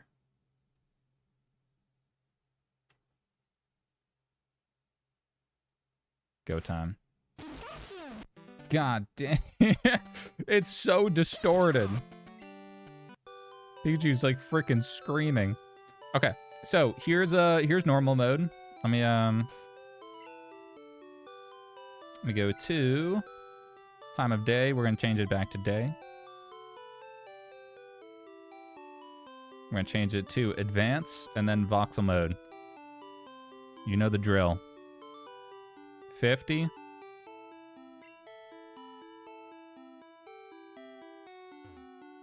It's just a little crunchy on the frame rate. It's just a little crunchy. Reddit r/emulation on Android would say this is flawless. Flawless performance. In my opinion, it's just a little too crunchy.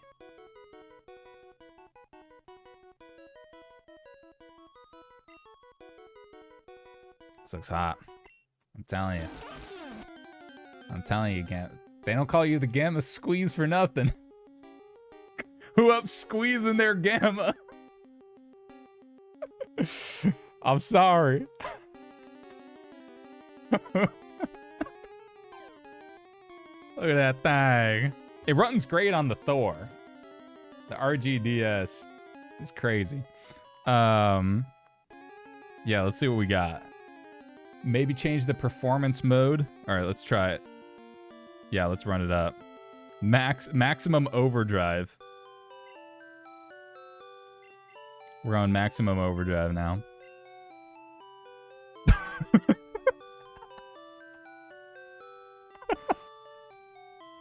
Oh, hey, indoors. Indoors is crispy.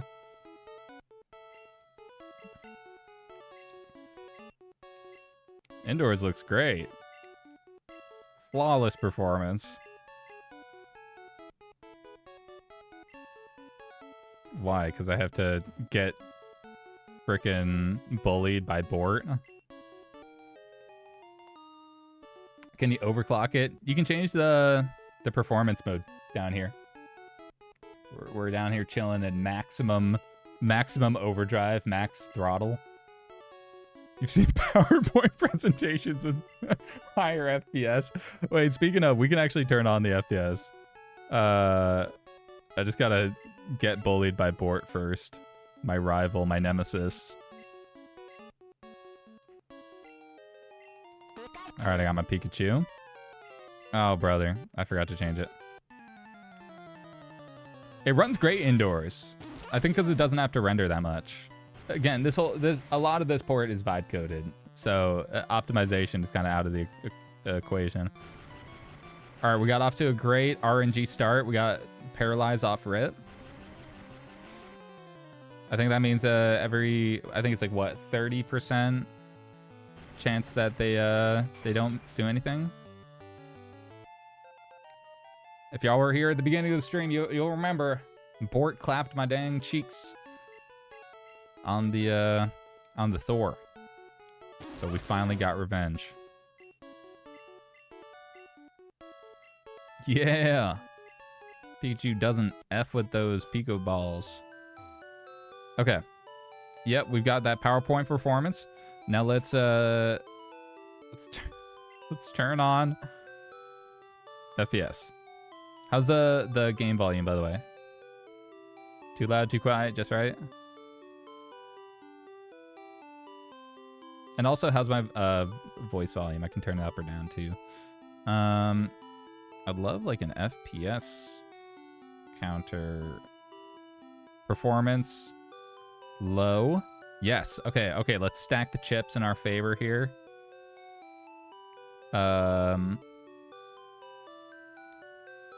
Yep. All right. We're good. Yeah. There we go. What's that? What's that? 5 FPS? Run it up.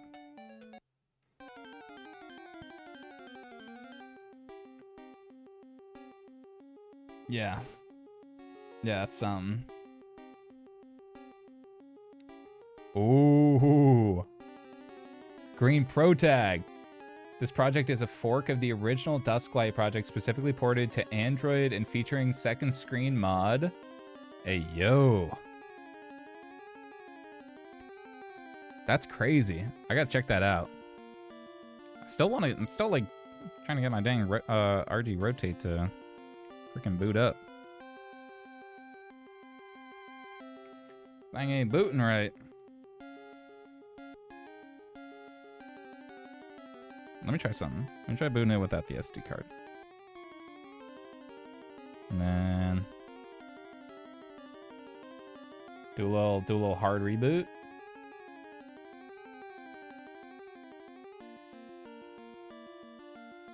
That ain't working. I'll let that charge for a bit. All right.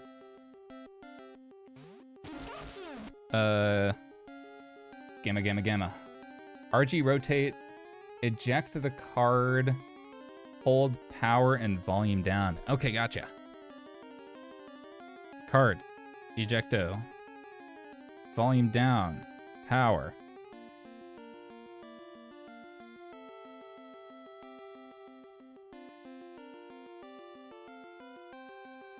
Oh! Hey, let's go! Heck yeah. Let's go. RG rotate or RG potate? RG rotate. It has beaten the potate allegations. Look at that thing. Look at that thing. What's up, Sato Stockman? How you doing, dog? All right, card inserted. Now let me give it a little reboot. Yeah, we'll take a look at that in a sec. Now that we're back in action, thank you, Sir Gamma. Let's go back to stock performance. You know what? Let me try a little something. I'm gonna try getting a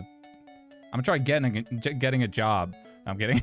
Let me try saving real quick.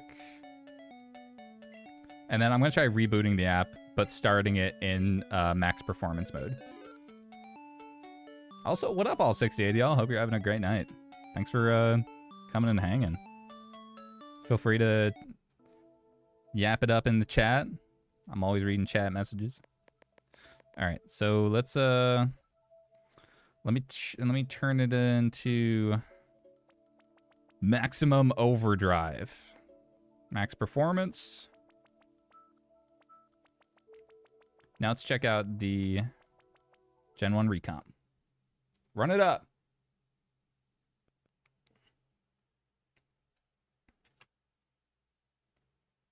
All right. RGSPM. That sent chills down my spine, Green Pro Tag.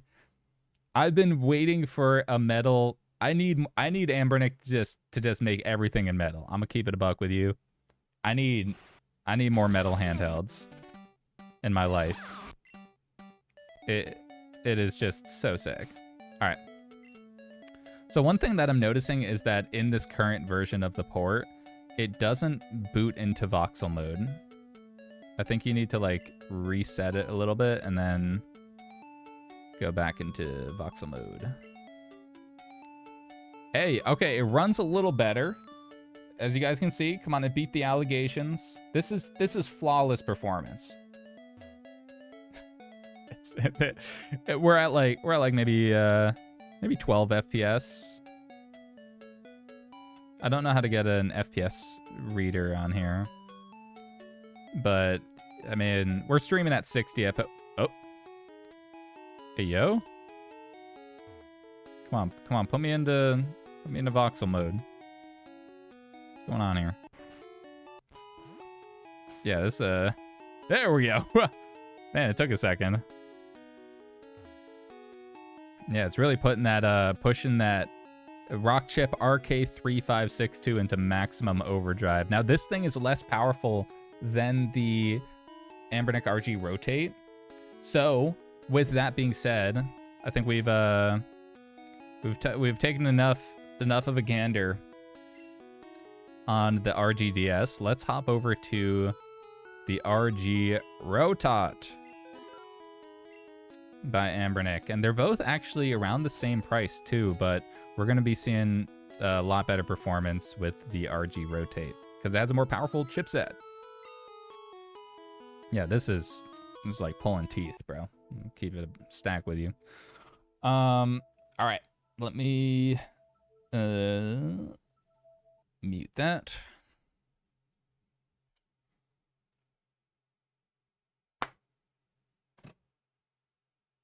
And then we're going to use our nifty little cable. Let's take a look at the RG Rotate. Oh, jeez.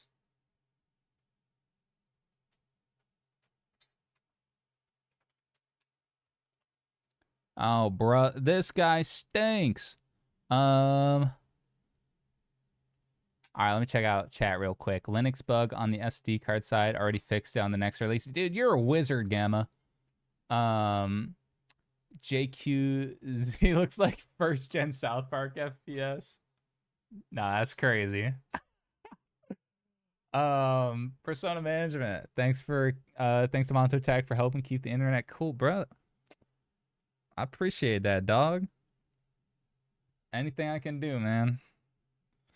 That's what I'm here to do. Keep the internet cool. Global warming is a bitch. Okay, so let's enable audio. Now check this out. This is the GammaOS Nano experience. Look at that. Look at that thing. Let's see if we can get. All right. So when you close it, goes into watch mode. Freaking sweet. Pretty sweet.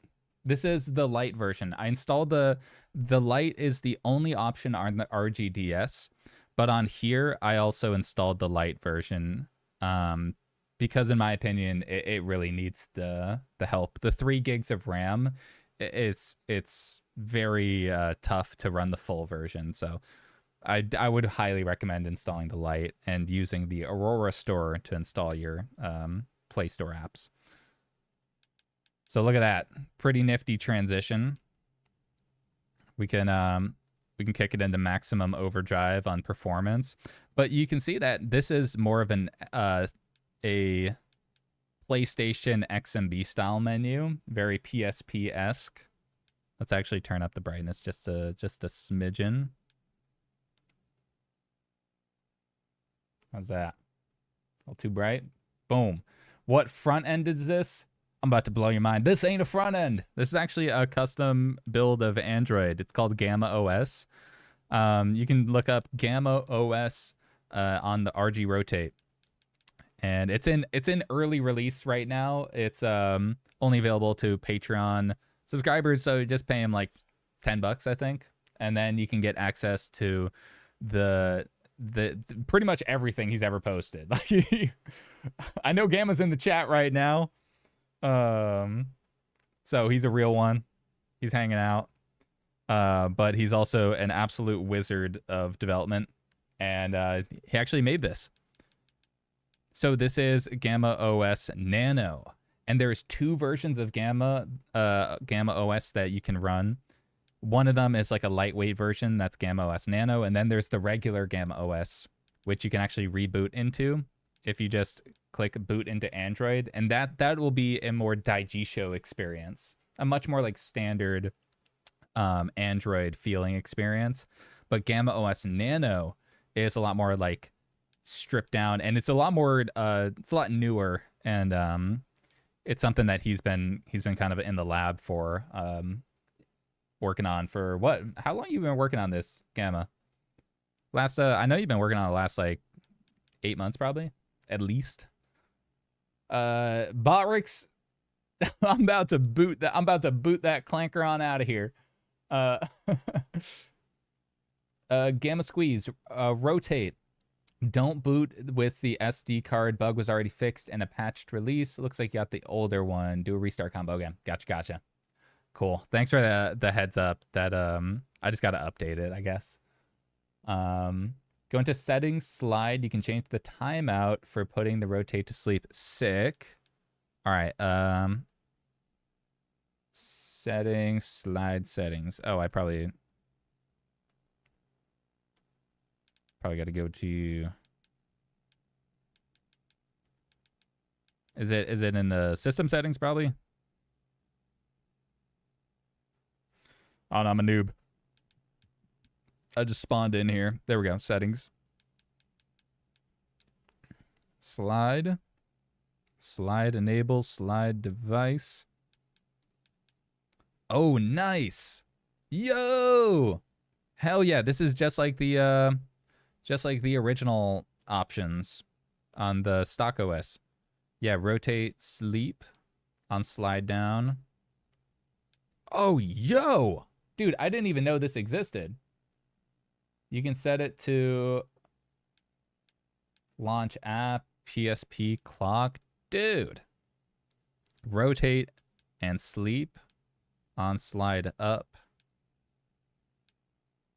Restore natural and wake. Oh, that is crazy. Sleep delay. Immediate. This is how I had mine configured before. Let's see. Boom.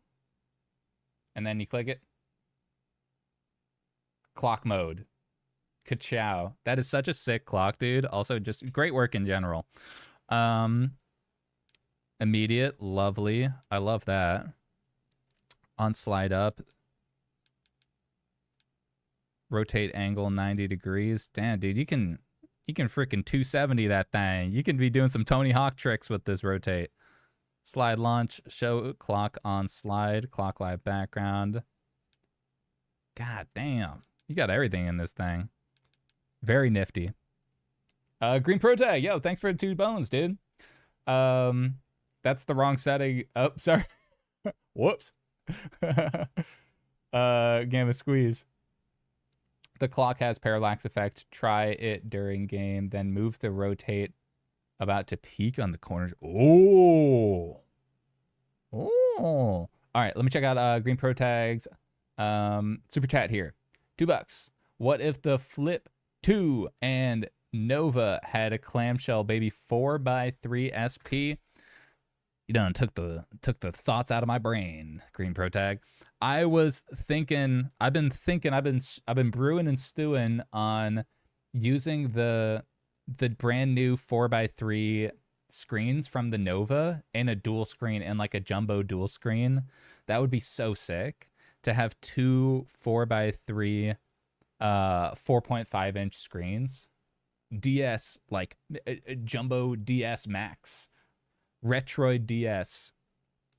I'm pretty sure that they'll be cooking up something like that. I mean, they custom made that screen, so they'll definitely be putting it to good use and making a bunch of devices with it.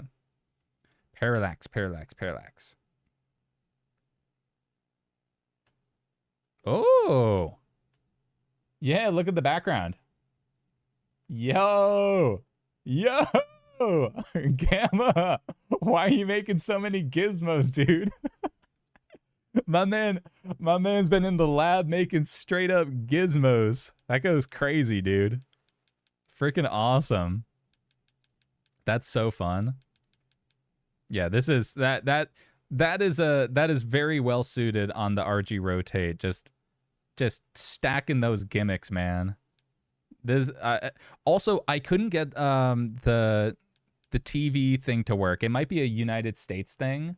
Like we might not have like TV working, but this has like an IPTV kind of thing in here where you can like watch TV over the internet or something. I don't know. I was trying out some like United States ones, and it wasn't really like working. But that's definitely probably out of your control. I don't think he's running the show.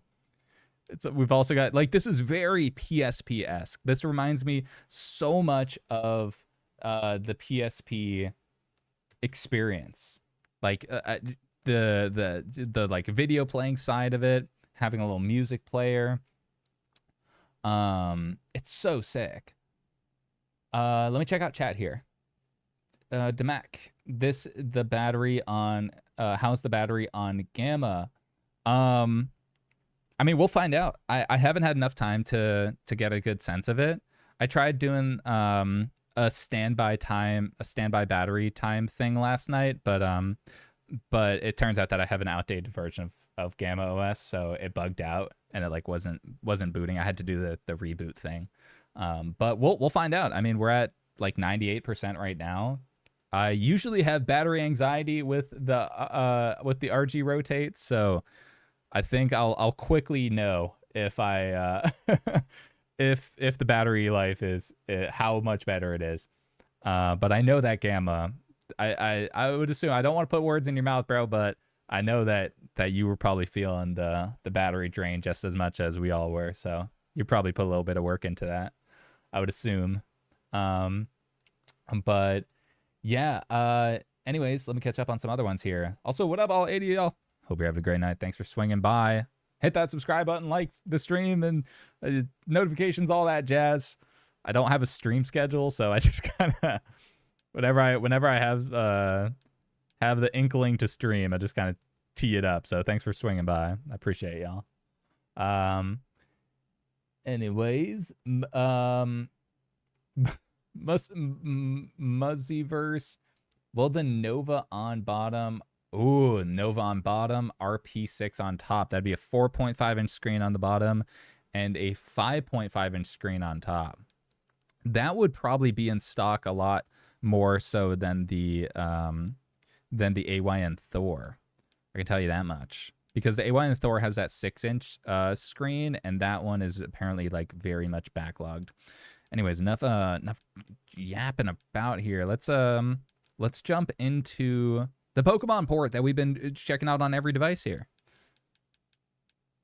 Gen 1 recomp. Let's see if we can push it to the limit here. Pokemon Yellow. And we have our...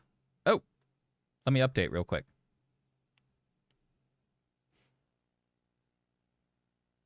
Let me check out the chat.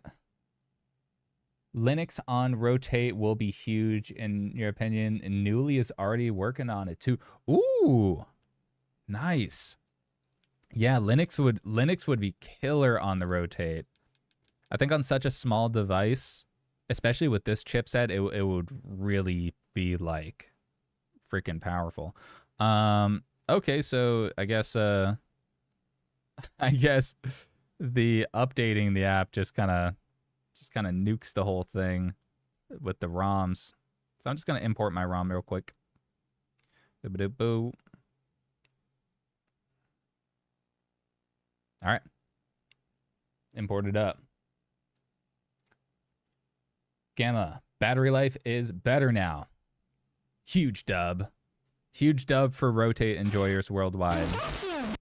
Oh, geez. And that was a huge nuke on your eardrum. Sorry about that.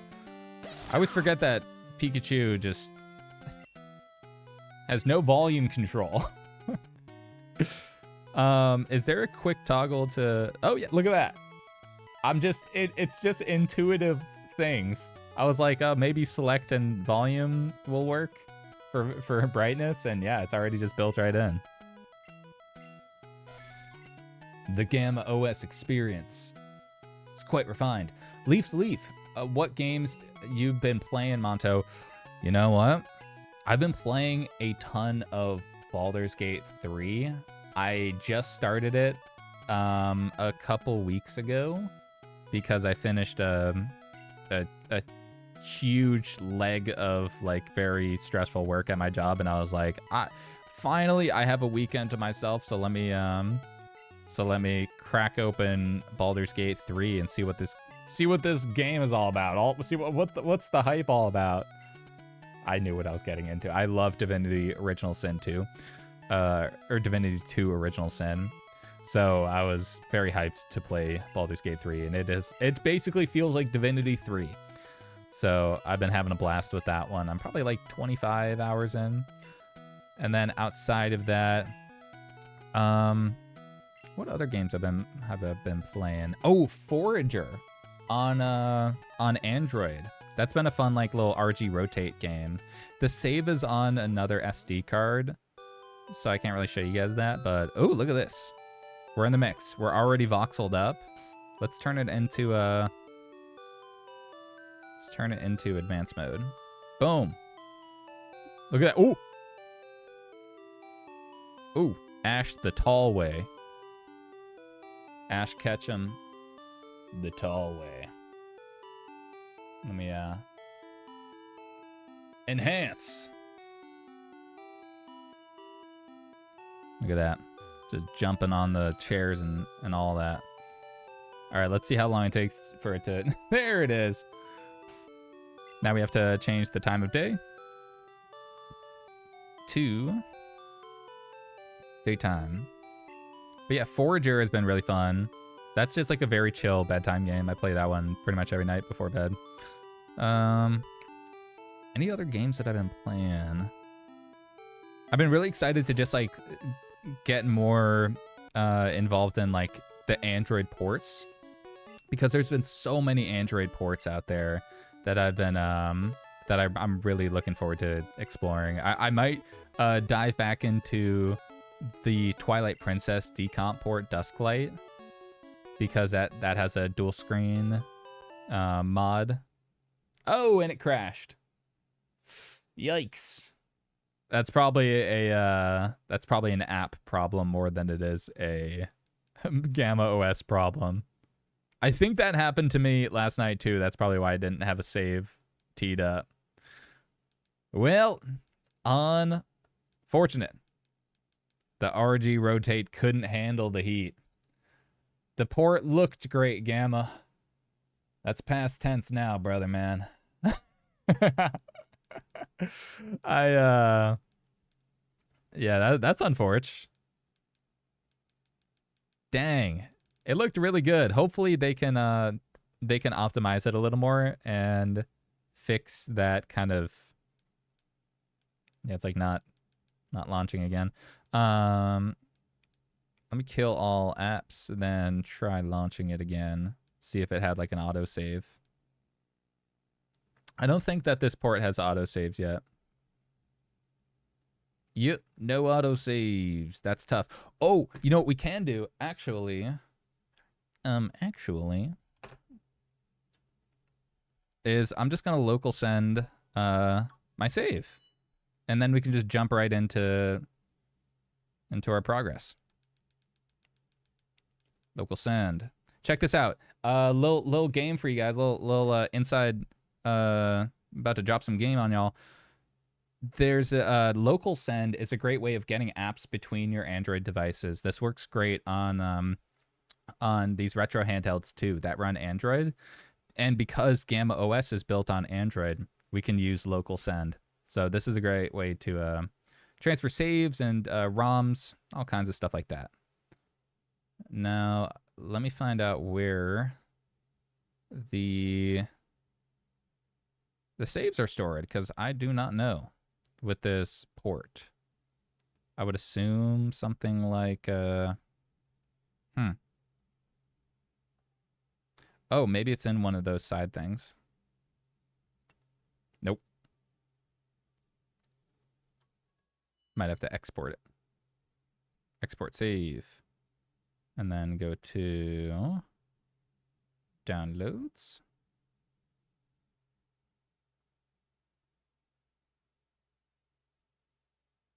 And then we go to that one. Yes. Just like that. Beam it over the interwebs. I don't know how it works, but it works. Technology. It's a modern marvel. Hey, Gamma, AM2R, man of great taste. I see a fellow man of culture, huh? AM2R is a lovely, lovely little port. Yeah, I got AM2R. Got some Ship of Harkinian, little Cinderbox, Stardew Valley PC port. I dabble. I dabble in some. This isn't my full arsenal. Silksong. This is the Android port of Silksong, by the way. You can actually run it on the RG Rotate, and I have a personal goal of beating the first act of Silksong on the Rotate. I'm not putting a timeline on that one because I need to maintain my sanity at the end of the day. But I did beat the first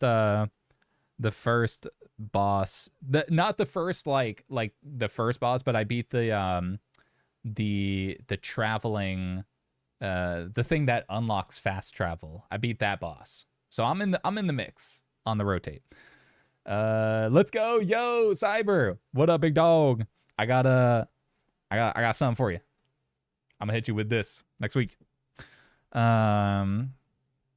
Play yellow. Oh, let's import the save. What am I doing? Freaking slacking here. Download. It should have landed in here. Oh, geez. What was it called? One sec. Oh.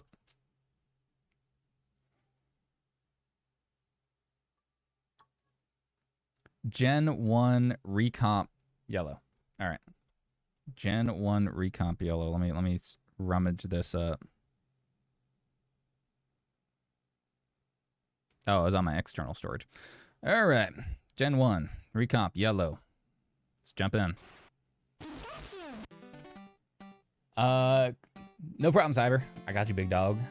Pop on. Local send is great. Yeah. You know who actually put me onto it was Ryan Retro. I saw it in one of the homies' videos.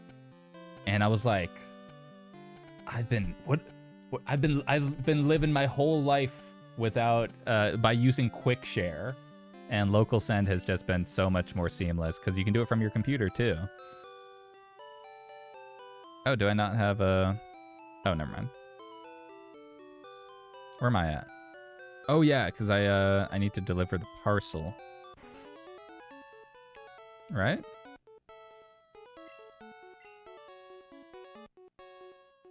No, this doesn't feel right. 19? No, this might be right, I think.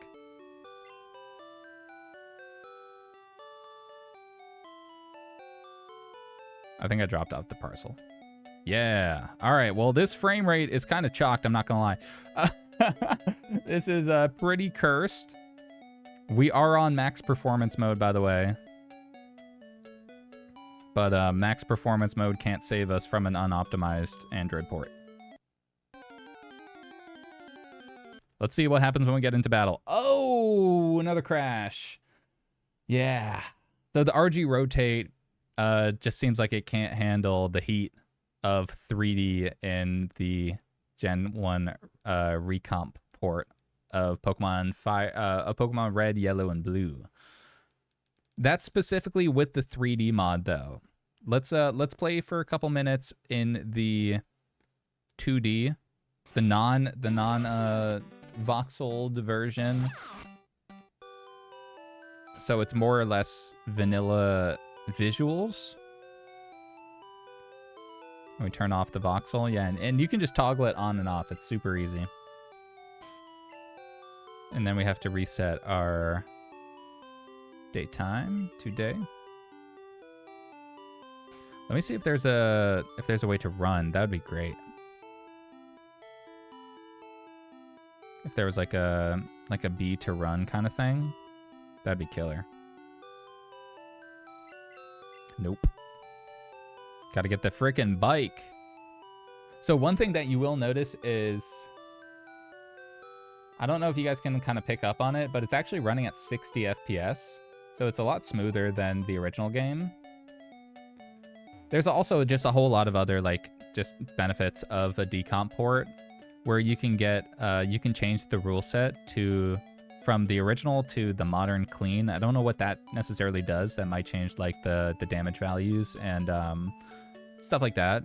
You can also do like performance. Ooh, let's try performance low and then see if it crashes again. We know it's gonna run perfectly on 2D mode, but this is the real. This is what the people are really here to see. All right, and then we gotta change it to day. Look at that. Off rip. It's off rip, dude. God damn it. I really thought I really thought we were cooking for a sec. Nope. Nope. Good night, Gamma. Sweet dreams, my brother. Crunchier than Captain Crunch. You know what? That reminds me of the Captain Crunch video game. And I've wanted for many months and many years, I've wanted to figure out a way to port the Captain Crunch video game to Android. And I don't know if there's a way to do it, but if somebody sees this and is nifty with vibe coding or just nuts and bolts coding, I would be very blessed if you could bring Captain Crunch the video game to Android. I don't have any money to offer, but I do have you have my word that I will maybe feature it in a video, because I'd be super freaking hyped to see Captain Crunch on Android. Anyways, let's peruse a couple of the other features of GammaOS on here. I think that similar to pretty much every other modern GammaOS build, we have retro achievements that's pretty much like built into the overall experience. And you can access those in, I do believe, can you access them in the settings here? Game settings? Nope. How do you find retro achievements? Might be in a, I don't know, it's somewhere.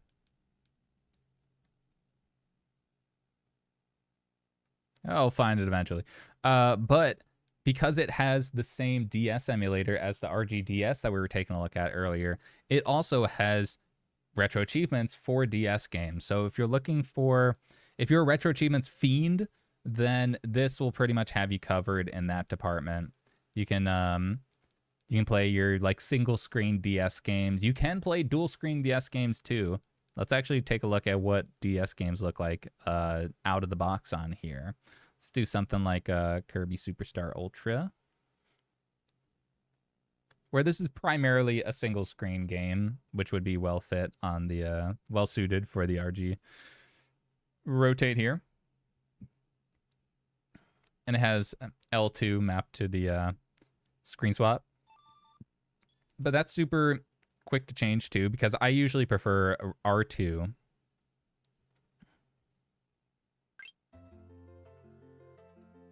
Gonna be super loud.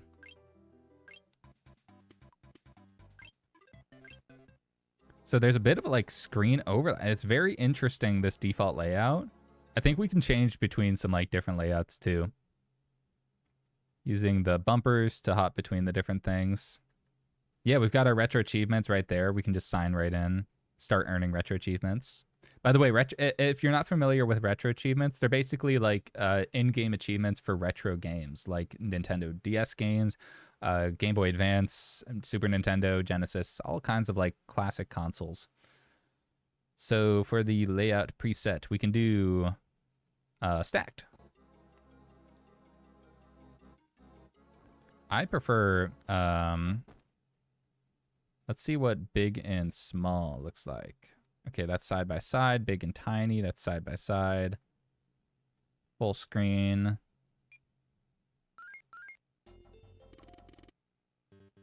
This one just fully stretches that thing.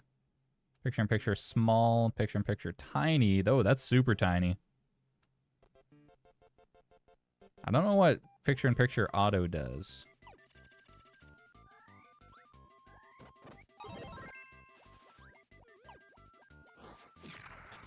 I don't know what the auto is, but 4x3 centered. So there's some decent ones to noodle around with. Stacked. They had preset stacked. I would assume that you can kind of like customize it a little bit. Oh yeah, you can do this. You can put it to like different corners, screen scaling, all kinds of like nifty things. So you can really find your the preset that you like the most. For most people though, I think single screen would be like a pretty decent.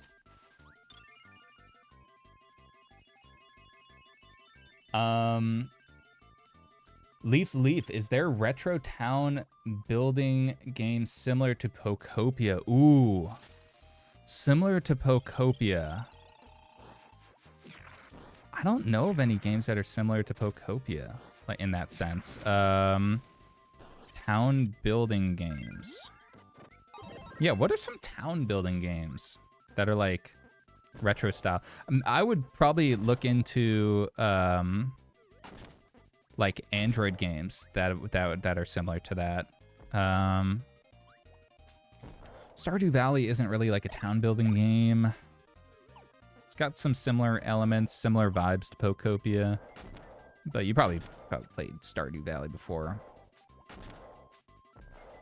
It looks crazy. The text looks crazy on the RG Rotate because it scales weird. So it doesn't understand the square screen. So the text in Stardew Valley on Android like just has basically like mid word. It'll like separate one word into like 3 lines. It just gets completely borked up. Now let's take a look at what like Game Boy Advance games would look like off rip. Jumping into something like, let's say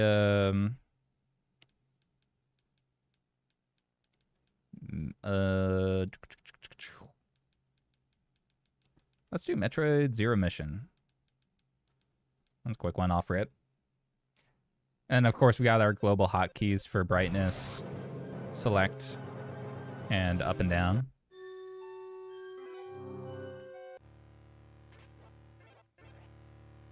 And then, oh, another like fun thing that you can do is you can do global shaders. So shaders that will apply across every single game. They basically it treats it like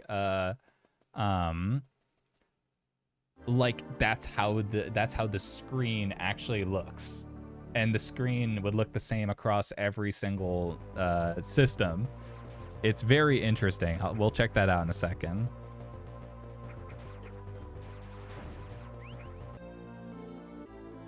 So GBA games on the 1x1 screen are a little bit small. But man, I love the weightiness of Metroid Zero Mission. It just feels very, very crispy. And we have our Retro Arch little experience here. Close content. But check this out. You can hop into here, global shaders, shader, CRT. Turns into a CRT type vibe. Look at that.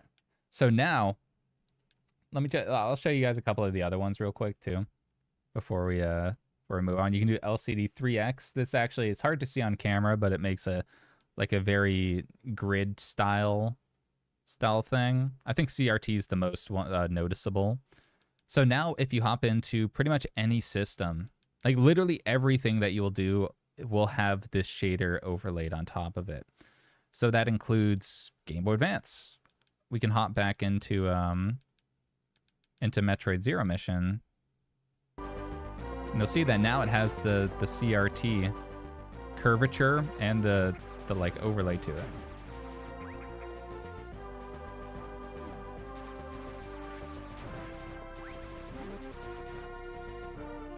And then if we hop into the menu, you can see it has like that bubbling of a CRT. Pretty cool, pretty nifty.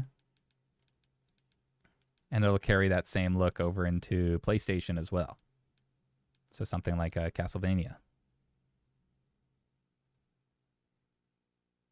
You can see on the home screen here. This will be a little more filling out the screen so you can get a better sense of it.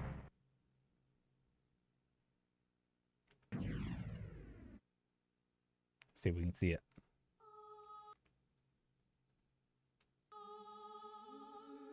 You can see it more so in the corners. It's subtle, but it's fun. It's definitely not subtle in the menu here. But I'm gonna turn that back to off because I like how crisp and clean this is.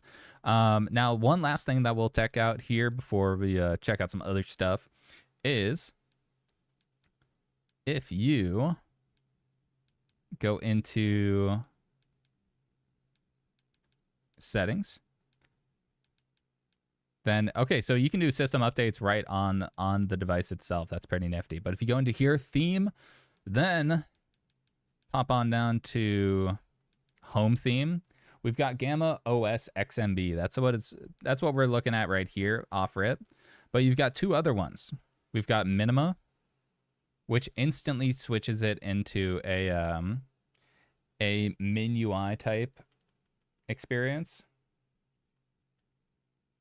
So if you're looking for like something that's MinUI style, or like something like NextUI, this will give you that same vibe. And then you go down to game, simple box art in the bottom right.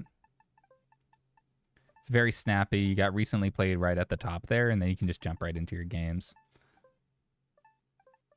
But if you're a DS head, then you can hop on into DSi menu and have this crazy ass DS looking thing.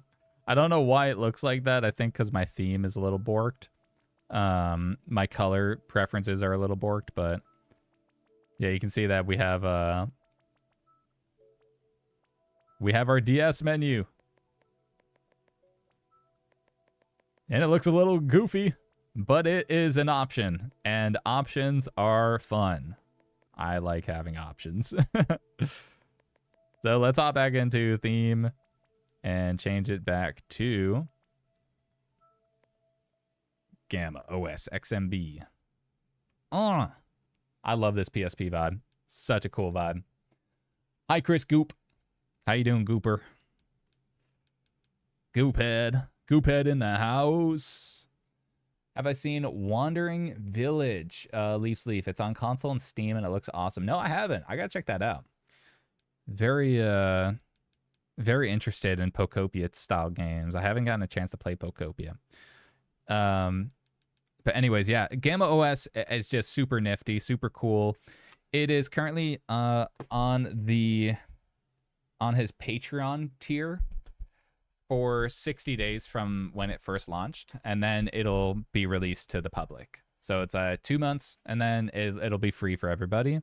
It's and the Patreon is like $10. So if you're super antsy and you want to pick it up ASAP, then you can chip in there and do that. Or you can wait a little bit and then get it for free.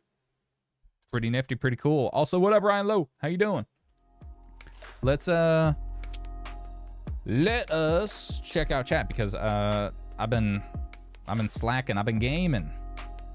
Let me also kick it to the side thing here. We were checking out this junk earlier. I don't know where my face cam went. Where's my face? There I am. What up? Yo, yo, yo. We're doing it live tonight. I didn't realize my cameras were gonna be on the same, just stay on the same side. Anyways, I gotta unpin this. Oh, brother, this guy stinks. All right, let me catch up on chat here. Got a niche Switch 2 game recommendations, Leaf Sleeve? No, I don't. I haven't been using my Switch 2 much, but I actually just picked up a Kill Switch from D-Brand because I hope that fixing the ergonomics will make me more likely to use my Switch 2 because I haven't been using it that much because it's not that comfortable. Anyways, we've got a lot more news to talk about. We've been gaming. Let's take a little break from gaming. Let's talk about some news and some of the latest cool things that have been happening. And then we'll do a Steam controller unboxing. I got the Steam controller. It just showed up. And I have no clue what I'm walking into. It looks like something. Looks like a poster. Anyway, over on Gamma's, this is Gamma's Patreon. Link is in the description if you're interested in checking out GammaOS. Now, we checked out the Minish cap dual screen. It was a little bit janky, but we checked that out. Ooh, by the way, I gotta do actually one of these on the opposite sides. Chat. There we go. Yeah. There we go. So we checked out the Minish cap dual screen port earlier. This one has a little map on the bottom, and it's got your regular Minish cap on top. It was all right. It's a little janky. It was clearly vibe coded. And yeah, with the help of Cloud Code and Open Code, and there were some some quirks, as you can see with the tiny text of the lower screen menu. Hopefully it gets better with time. We also checked out the Zelda 3 Link to the Past decomp port. This was a dual screen one. This one was I felt a little more polished, but again, it's by the same person, so I don't know what the ceiling is and all that. That controller looks thick. God, yeah, it looks thick. It's a thick controller. I don't know. I hope it's comfortable. So, these were some of the decompilation ports, but I wanted to mention another decomp port that is I actually just heard about. Dusklight dual screen. Green Pro Tag, I don't know if you're still in chat, but Green Pro Tag just sent me this. Dusklight dual screen fork. So we've got Dusklight is a decomp of the Legend of Zelda Twilight Princess, and I've been playing that on mostly on the Retroid Pocket 6, but you can also play it on pretty much anything, like including it runs pretty well on the RG Rotate. We just don't have enough controls. You can run it on the AYN Thor. You can run it on any like mid-tier Android device, I would say, that's capable of running like, if you can run Nintendo 64 games, then you can probably run Dusklight or Twilight Princess decompilation port.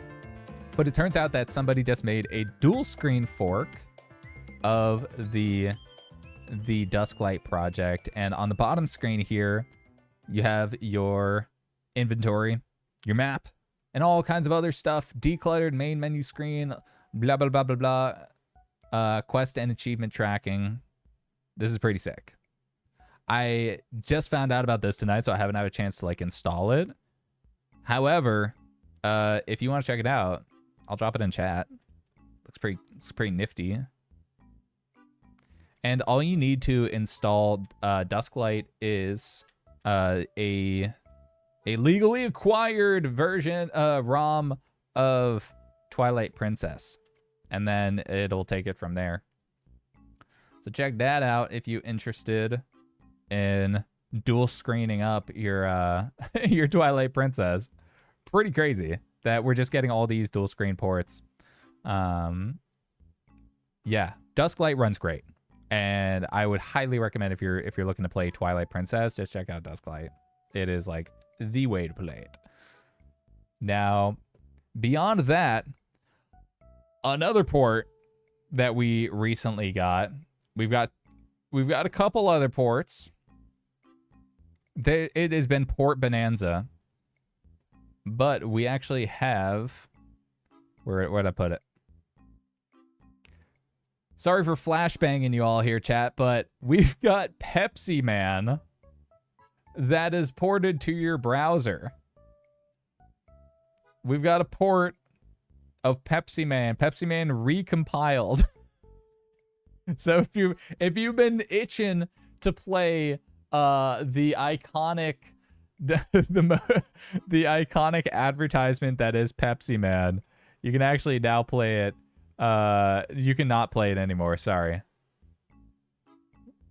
gang. Fun has been canceled. I'm sorry. The fun police have arrived, and we're shutting this place down. We're shutting this place all the way down. No more fun. No more Pepsi Man.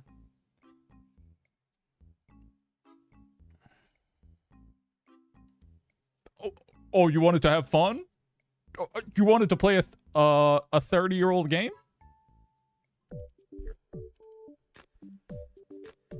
Not on my turn. Not on my time, buddy. Not on my time.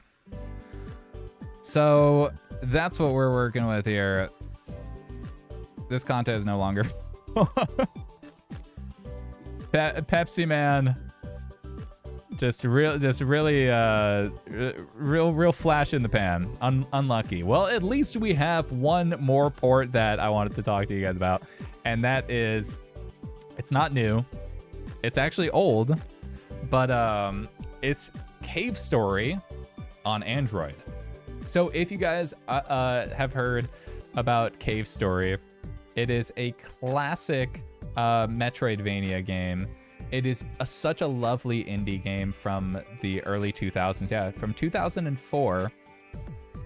And the Android port of it has a bunch of like modern features, including like better graphics, better frame rates, all kinds of cool stuff. It scales up to different screens. So I was playing it on the RG Rotate down here using the Dokutsu RS port. That's the original name of the game, I guess. So this is a great way to play it. And yeah, the 1.0 version released about 2 months ago. And this is a lovely game to play on those tinier handhelds. I was actually playing it last year on my GKD Pixel 2. And I was ripping it on because I was traveling a lot last year, so I'm playing it on flights and stuff like that. It's such a great game. This is it got ported to so many different things. There was Cave Story 3D on the 3DS. This is the game. If you guys have seen this, pull up a little Cave Story long play. Probably get an ad off rip. No ads, let's go. It's very charming. You can see the art style. This is the kind of gameplay that you can expect from it. And with the Android port of it, you can play with, you can enable certain graphic mods like bloom and different graphic enhancements too. I think you might be able to do custom textures, but I don't want to say for sure. I don't know too much about the nuts and bolts of it, but all I know is that this is a killer game. If you know, you know. If you played it, you played it, and you probably heard about it. So that is in the description below. GitHub, you know the dealio. Pretty much everything's on GitHub. All you need to do is, I think that it comes with. No, you can use freeware data files or supported copy of Cave Story Plus. I don't know the difference, but either way, you know the deal. Anyways, let me check out chat. Congrats on the Steam controller. Thanks, Cyber. I was not expecting it. I ordered it so long ago, or I pre-ordered it so long ago. I pre-ordered it within the first like 30 seconds of it going live, and then it wouldn't take my credit card, and then it went to the whole queue system and everything. Oh man, it was such a hassle getting it. And the Steam machine, I never heard back about that one, about my pre-order there. Green Pro Tag, what up? Alexander Pierce, you're going through the Prime games. Ooh, yes, I played the first Prime game. The second one I played when I was much younger, so I don't remember too much about it. The third one my brother played it. I never played it though. And I've always thought about playing the, what's it called? Prime Hack. I've always wanted to play Prime Hack. And this is a control overhaul. It's a controls and graphics overhaul for Metroid Prime, I think 1, 2, and 3. Does it include all 3 of them? I know that it has like a bunch of quality of life improvements, graphic adjustments and stuff like that. But I wanted to figure out how to play Prime Hack on Android. So I never quite got around to that. Let me see if there's a Android port of it. Okay, cool. So it looks like there's a Prime Hack on Android on the Odin 2. Yeah, look at that. 9 months ago, somebody was cooking it up. That looks great. Yeah, super interested in playing that. You've got the Switch control scheme. Oh yeah, crispy. Jack and Daxter is completely recomped. No way. I didn't know that the damn 1, 2, and 3. Jack and Daxter.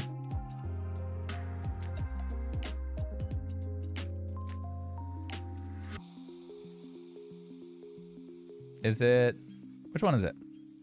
Jack Project? Jacking it? Open goal.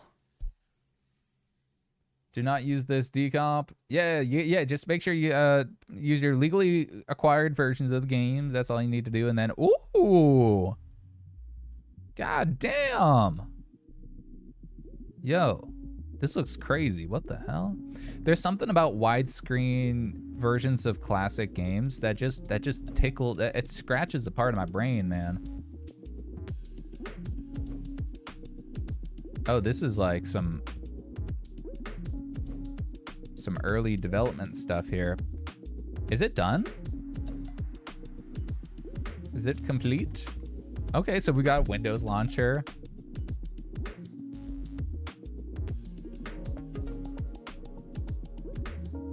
Post Jack 3 release. Dude. Is it only on Windows right now? Windows, Linux, Intel Mac, and Apple Silicon. Okay, so Windows, Mac, and Linux.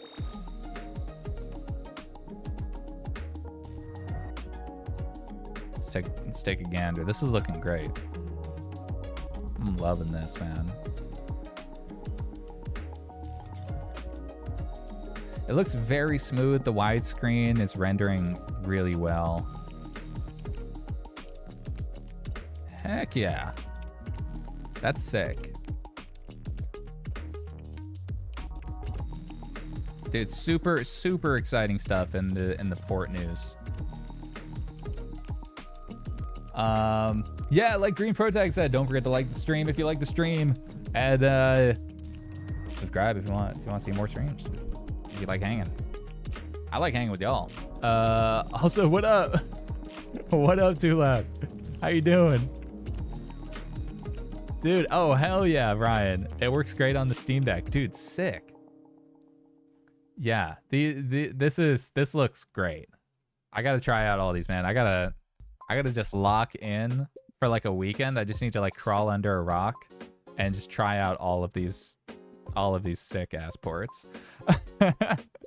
Anyways,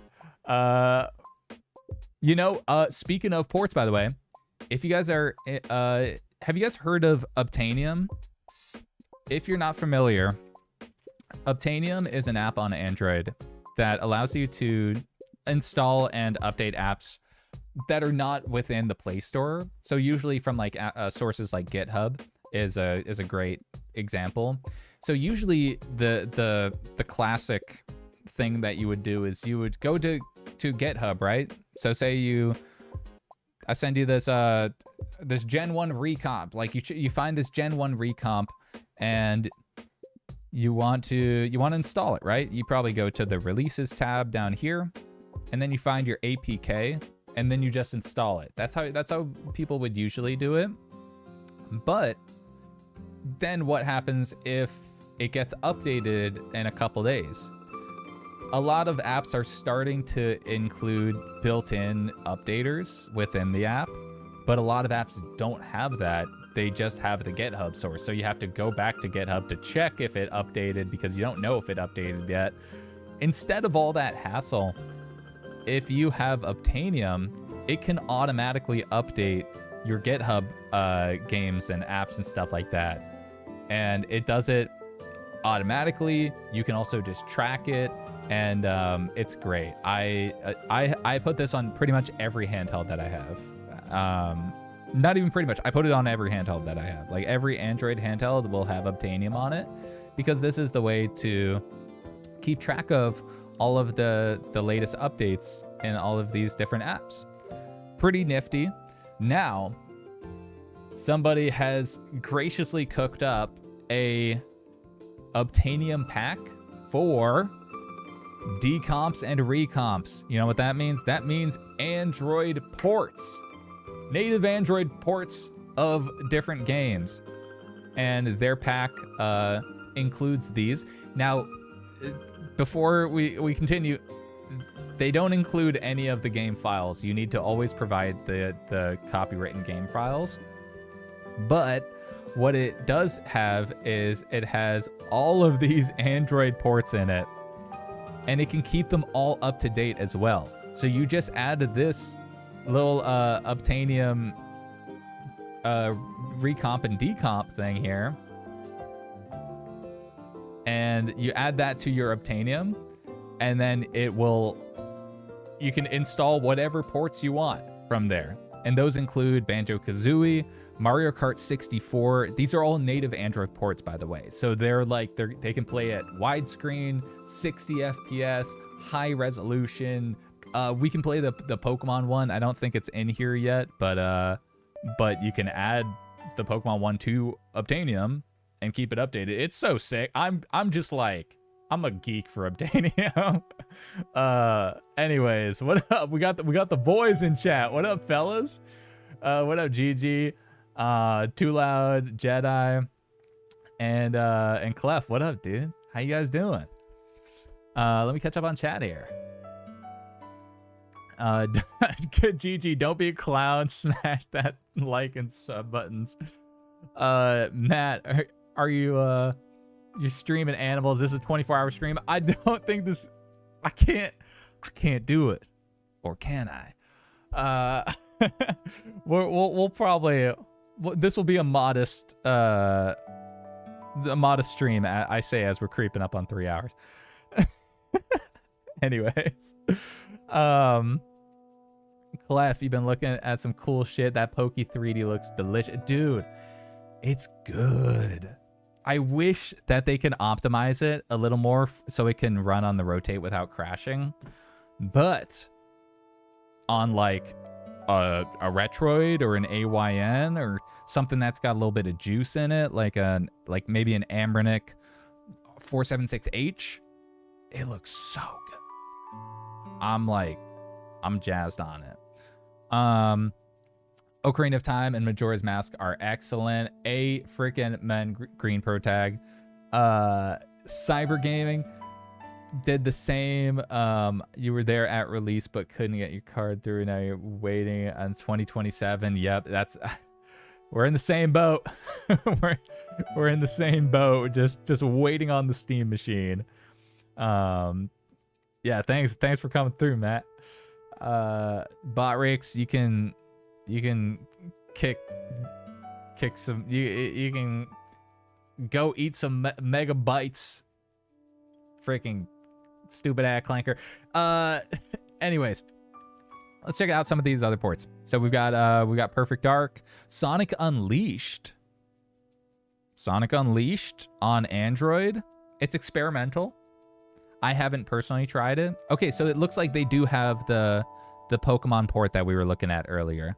Now, if you want it to be 3D, you need to install the 3D mod. Let me actually grab a link to that. Pokemon Gen 1 Recomp Voxel. I forget exactly where it is, but this one. This is the this is that 3D mod that you'll want for Pokemon. But anyways, let me go back to the this decomp thing. So Sonic Unleashed, I haven't had a chance to check out Sonic Unleashed port, but that's really freaking cool that we're starting to get Xbox 360 ports. Very, very sick, but it is experimental.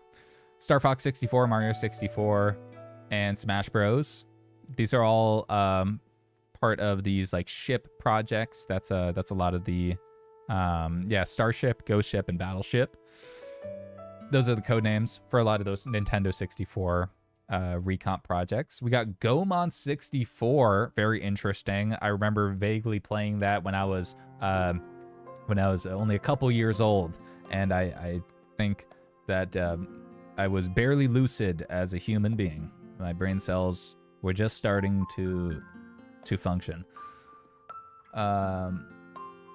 Leaf's Leaf, here's a joke you made. Great start. Off rip. Love it. Set the tone early. What did the watermelon say about its front lawn? I need to water your lawn. All right, yeah, no, that's a good one. that's fire. Dubs in the chat. Cyber, my internet is on the fritz. It's storming here. Also, it keeps loading the stream. Dang, dude.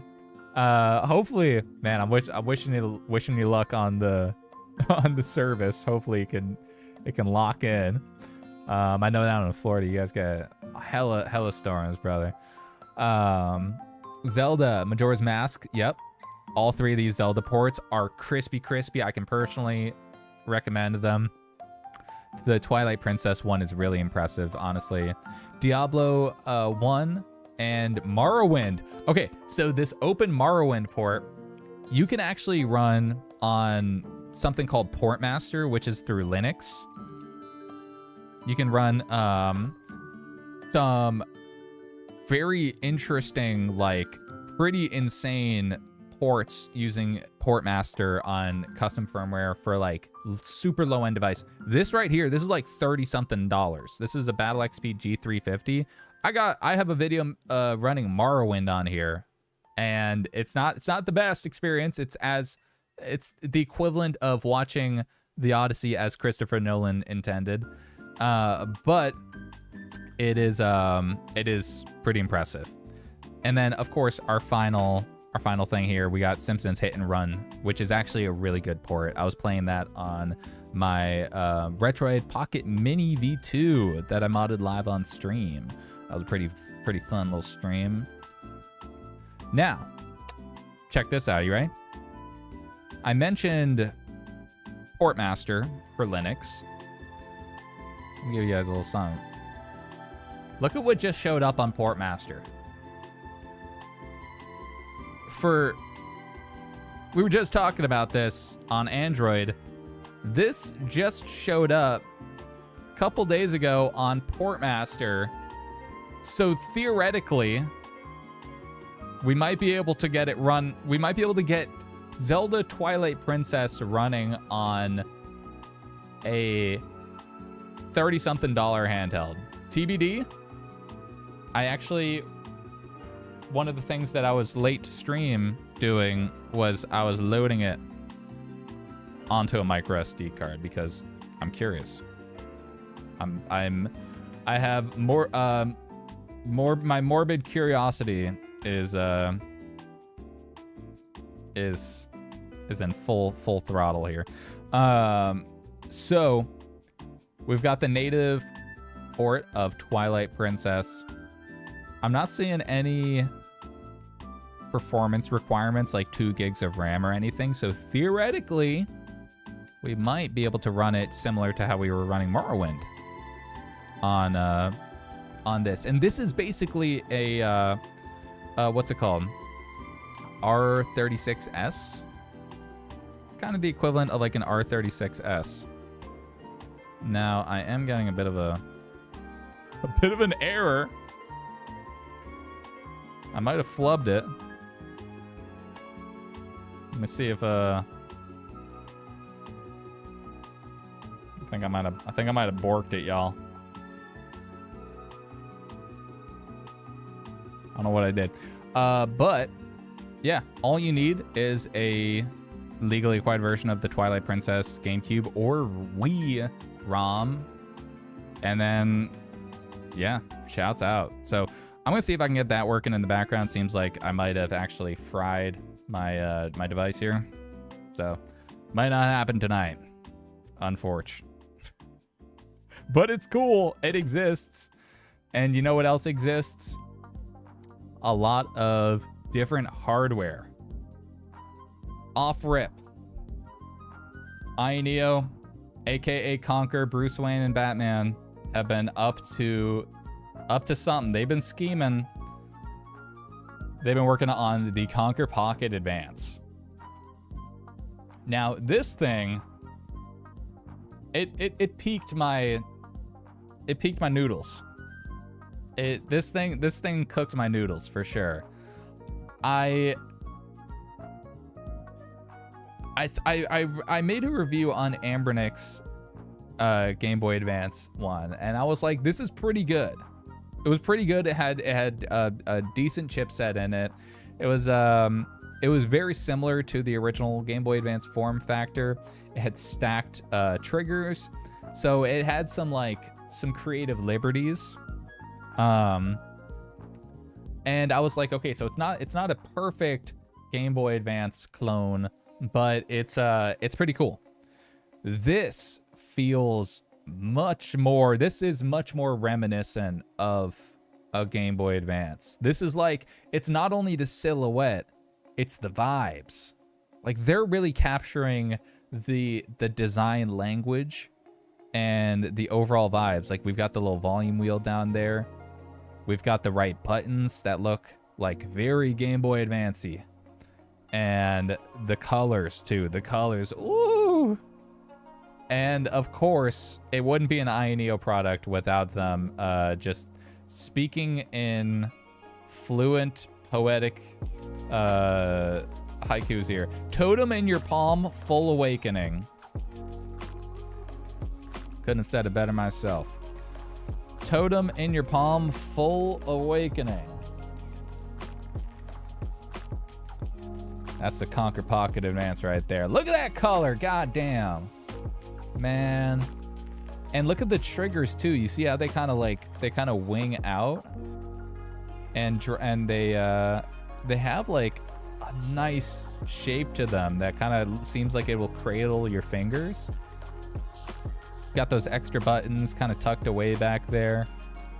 Seems like we have active cooling because there's an intake and an exhaust. I want to see the bottom of the device. Okay, that's where the speakers are going to be. You can see we've got speaker grills down there. We've got active cooling, so this device should stay very cool. And then it weighs 224 grams. Now let's get a sense of what some similar devices would be. 224 grams. Gamma on that would be awesome. Yeah. Yeah. Let me hit that overhead. All right. Of course. I'm in the mix over there. Sick. So the Pocket Advance is going to weigh 224 grams. What also weighs 224 grams? Pretty close. 211 grams. Metal RG Rotate. This actually has some weight to it. So the Pocket Advance is actually going to be kind of a weighty fella. It's going to be dense. Very interesting. So it's heavier than that. Let's see. What does a 3DS weigh? 242. So it's about 20-something grams lighter than that. RGDS. 320. Way overshot it. Trim UI Brick Hammer? 197.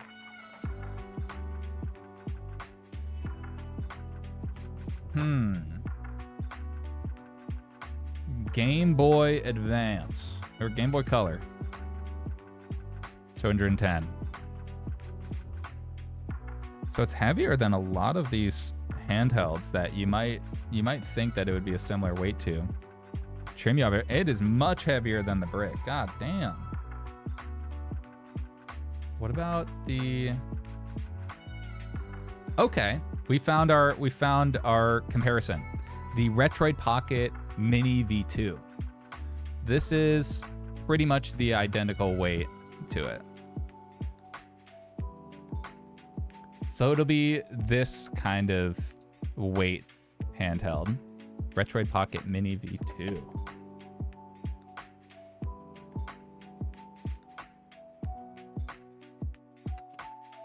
We did it. We sleuthed it out. They can't hide anything from us. All right, chat. Let me tuck you on over there.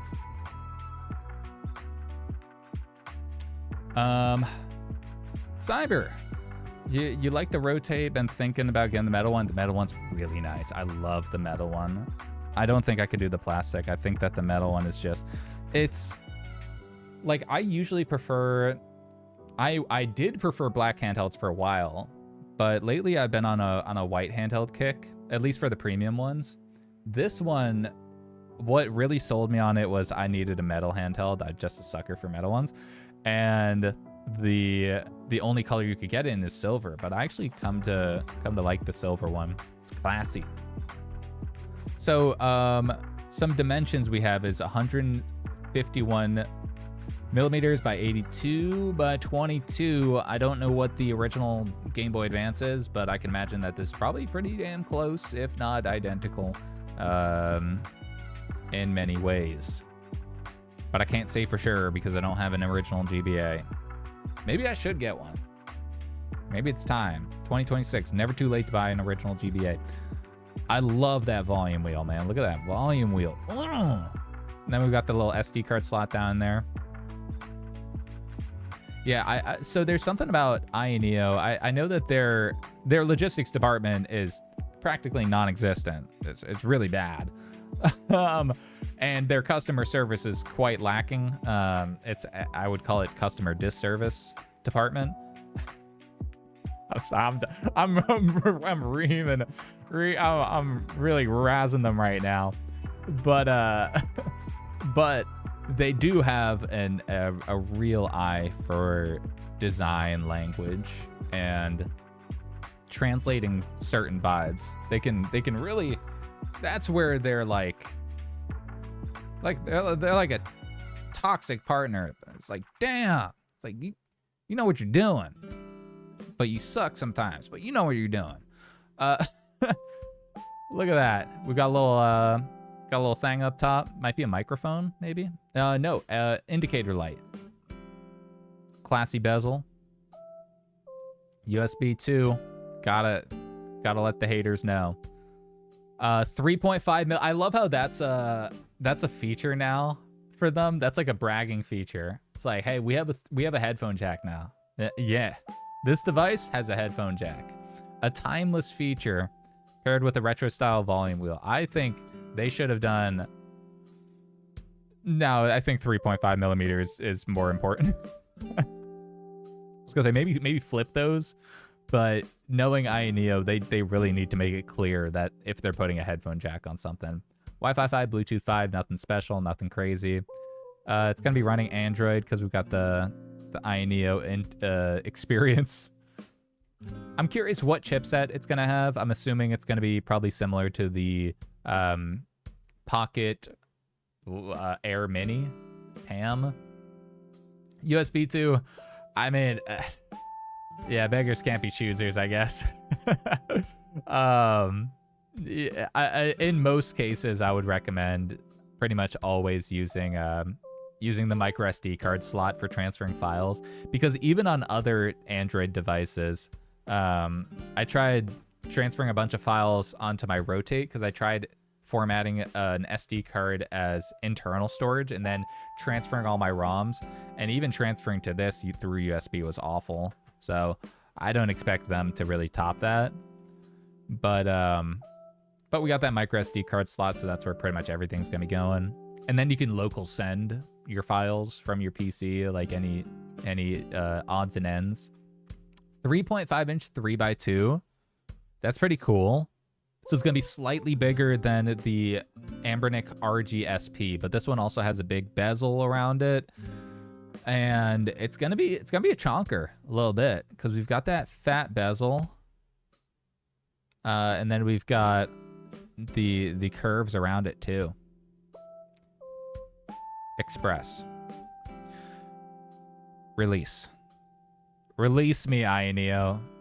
Release me from my freaking torture of ordering an AYN Neo Pocket Micro 2 in white and not being able to get it until October, because that's what I did. I ordered this in white. Gulp. It just looks too good. It looks so good. Frosty white? Come on. Can you blame me? I spent so much money on it. I need to convince myself it was a good idea. I need to justify my poor purchasing decisions. Anyways, so we don't know anything about it yet. We don't know the chipset, release date, price, any of that stuff. This is classic AYN Neo. We just get a bunch of renders and occasionally some specs if we're lucky. If we're lucky, we get some specs. Mr. Yuki, you're tired of 3.5-inch displays. We need bigger, man, but every 4.5-inch always has compromise. You hate single stick on the 40XXV.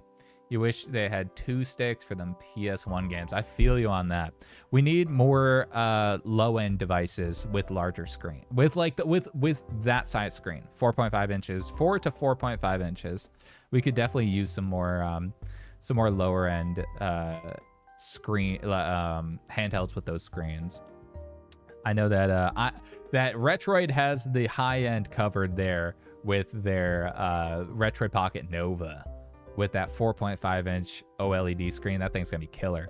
Now, speaking of Game Boy Advance, we also got some more footage of the RG SP. I will be getting one. I don't know what color, but I will be getting one. Ambernic's gonna be sending one over for a review. It looks pretty rad. I'm very excited. I was a big fan of the 35XX SP here from 2024. That summer, I was maining this puppy. I was like pretty much ripping it all summer. I was playing a bunch of Portmaster games, Stardew Valley. I was putting a pretty big dent into that. Cave Story, all kinds of other games. And then we got the one with 2 analog sticks, which was interesting. I ended up giving that to my brother, so I don't actually have one for review. But it seems like they're going back to basics here. Straight fundamentals, no funny business. We got a 3.5 millimeter jack right in center there. Over 90% new custom molded parts. So they're making it clear. They're not playing around. They're custom molding these suckers. Refined button feel. That's a dub. I actually really liked how the buttons felt on the 3.4xx SP. We've got a shorter forehead. They're slimming it down a little bit. Nice. Yeah, the slimmer forehead, man. That's a dub too. And then we've got the same screen as that 3.4xx SP. And we've got metallic finish. So it's a metallic finish. It's not metal. They're not claiming that it's metal. It's a metallic finish. It's just a paint job. Very similar to the original like SPs, where it had a metallic sheen to it, but it was very clearly not metal. It was plastic. So they're really trying to go one-to-one and really nail those OG vibes. You know what I'm gonna do is I'm gonna nail a very specific OG vibe. If they send it in silver, which I hope they do, I should actually ask them, but I think they already sent it out. I was just excited to get something from them because usually I gotta buy it and then I'm at the back of the order train and then I get a review out really late because I take forever to make my reviews. Anyways, I want to get this.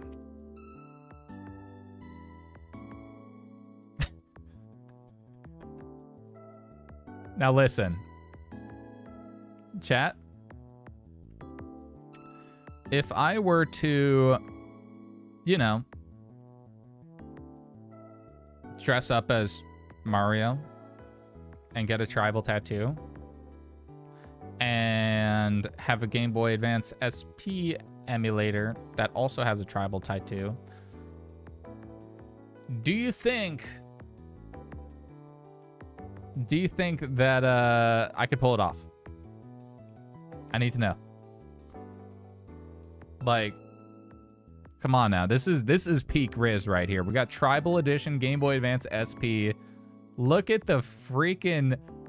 are you kidding me? Mario with a fucking tribal tattoo? That's been hiding there this whole time. That's what they don't tell us. Mario 64 developers were cowards because they kept this shit from us. They kept Mario's tribal tattoo from us. He probably has a tramp stamp too. Anyways, this is just so freaking funny and such a product of its time that I'm obsessed with it. And I'm really hoping that somebody on Etsy makes these stickers. Because, like, come on, this is hilarious. What up, Derek the Menace? How you doing, big dog? Dude, your camera fan is keeping our camera fan donation is keeping our stream alive, bro. my camera overheated at the beginning because I forgot to turn it on. Ryan Lowe, bro wants to cosplay as an average mid 2000s. Bro's cosplaying as every white dude in the 2000s. And those tattoos are still living to this day. Man, look at that thing. Now imagine that. Imagine that on this thing. Oh, there's no room. There's really no room for it. But on the top, wait. No, now there's room. Look at that. Ambrinic made room for the tribal tattoos. Why else would they remove the sticks? Because they knew that Monto Tech was gonna get some tribal tattoos stickers from the original Game Boy Advance Tribal Edition and stamp them on here. So yeah, we know that under the hood, it's going to have that same H700 chipset. Same as all the other XX devices. But this time, they're taking a little branding tip and starting to get away from the whole 35XX 477M 34XXSP, all the numbers and letter jargon, and just going for Ambernic RGSP. I'm a fan of that. I would much rather just have better names. That's how you get new people into this hobby, is by not confusing them. You don't want to confuse people. Confusing people doesn't make what your hobby cool. Anyways, I'm pretty stoked on the RGSP. Meanwhile, GKD. Makers of the GKD. Hold on. Let me lock in. GKD. Makers of the GKD Pixel 2, the GKD Pixel 1. Other GKD products that I'm not familiar with. They're hitting us. Not this summer, but sometime. With the GKD 350H. And, Ultra. Anyways, so the new GKD 350 Ultra details, reveals specs, pricing, and hi-fi audio. We've got some details on this new GKD handheld, and that's pretty nifty. We've got a 3.5-inch super pixel dense screen. Okay, off rip, I don't know how they're packing that many pixels into this screen. 1600 by 1440. That's almost 1080p. That's above 720p. This 3.5-inch display is higher resolution than the Steam Deck. Than the freaking Steam Deck, bro. This is more pixel dense than the Steam Deck. This actually just has a higher resolution than the Steam Deck. Andrew Garfield without the beard looking like Muppet Beaker, right? That's crazy. Win 600? What you talking about? Anyways, so we've got this. There's no release date. I don't think there's a release date scheduled yet. But goddamn, that screen is going to be super crispy. And that ratio, 1600 by 1440. Let me do a little quick maths here. 1440 by 1600. That's 0.9. What ratio is that? All right, ratio calculator. Run the numbers.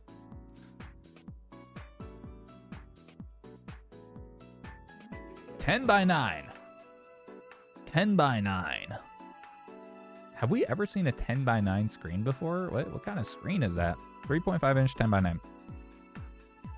Inch 1600 by 1440.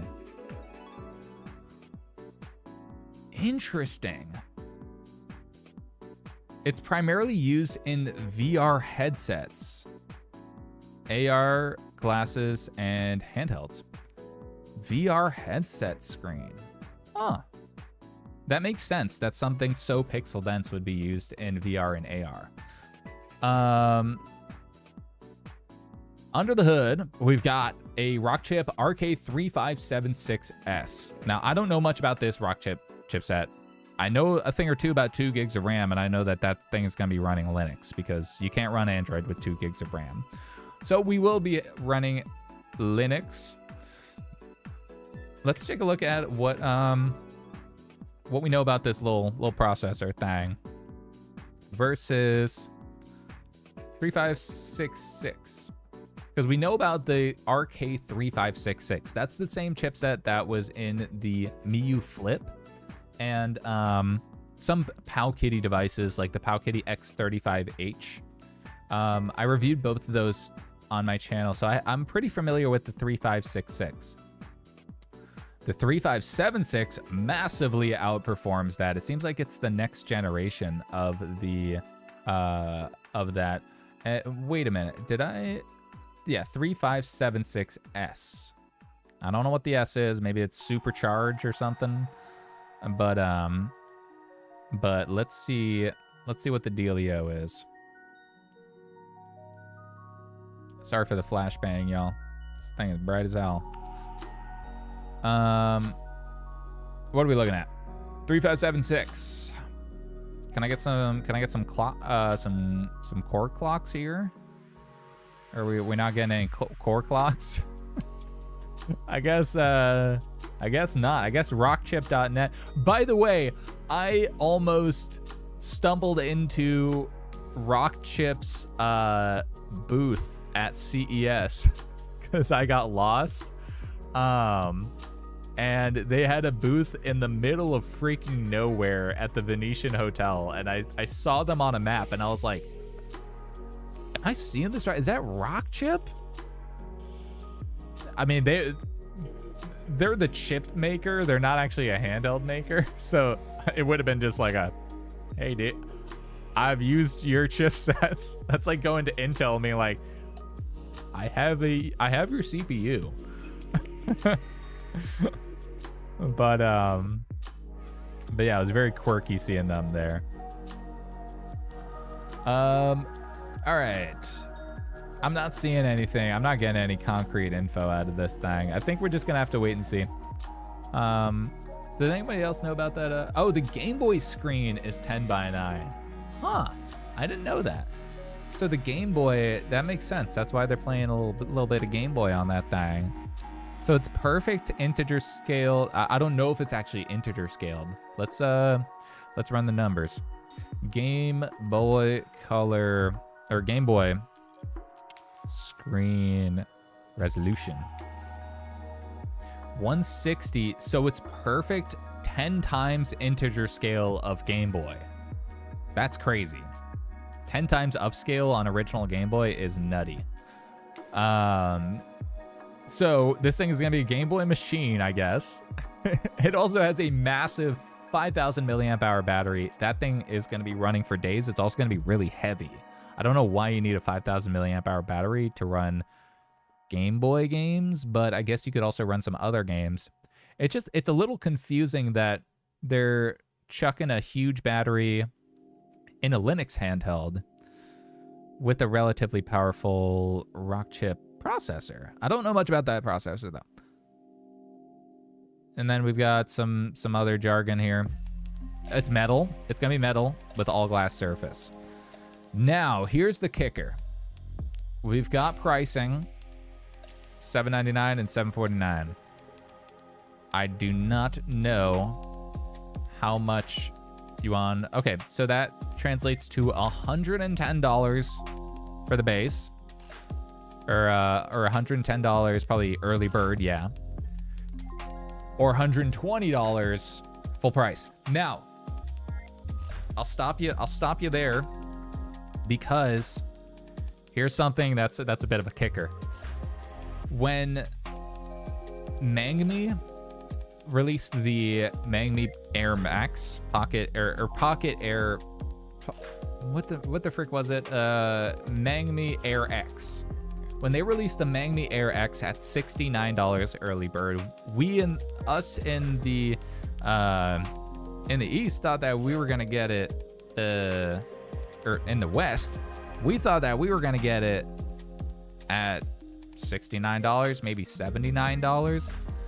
But the global price ended up being closer to $100, like $90 to $100 because of all the tariffs and stuff like that. So if you're in the Western world, then you can probably add another $20 on that base price, and then you add shipping on top of that too. So it's gonna be a lot. This is probably gonna be $130 to $150 for this thing. And for that price, you're gonna be getting 2 gigs of RAM. That's a little tough. So I don't think that this thing is going to be a spec machine. I don't think that specs are the reason to buy this handheld.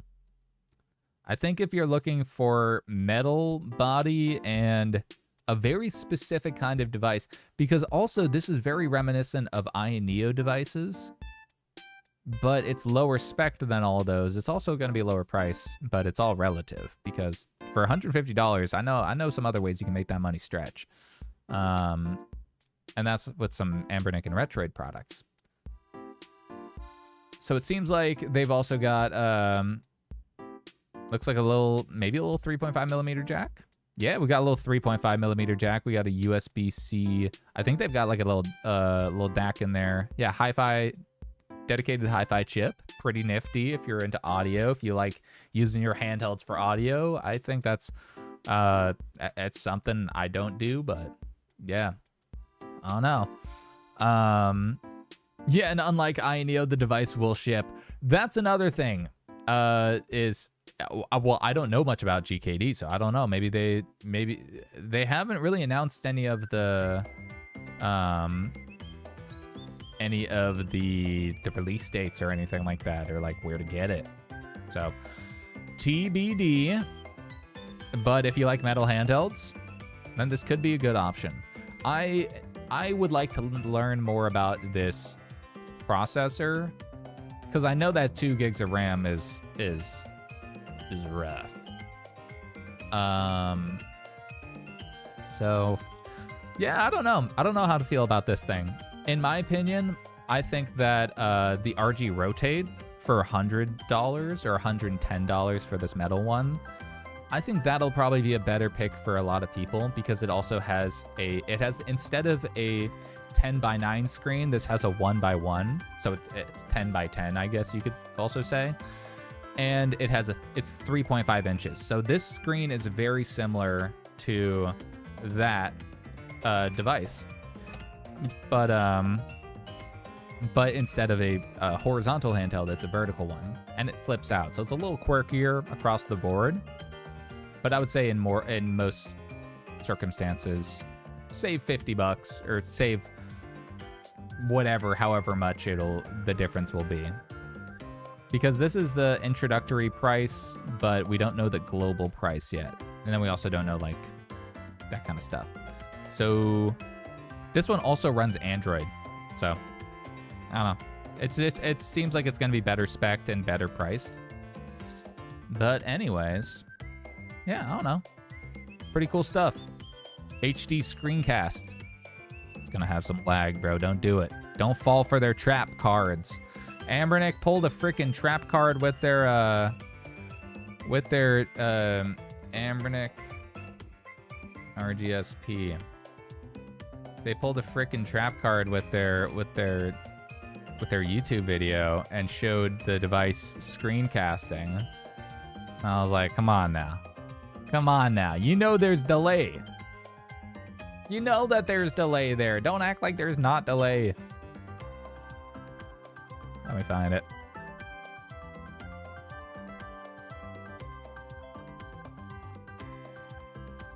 Yeah, they're out here screencasting.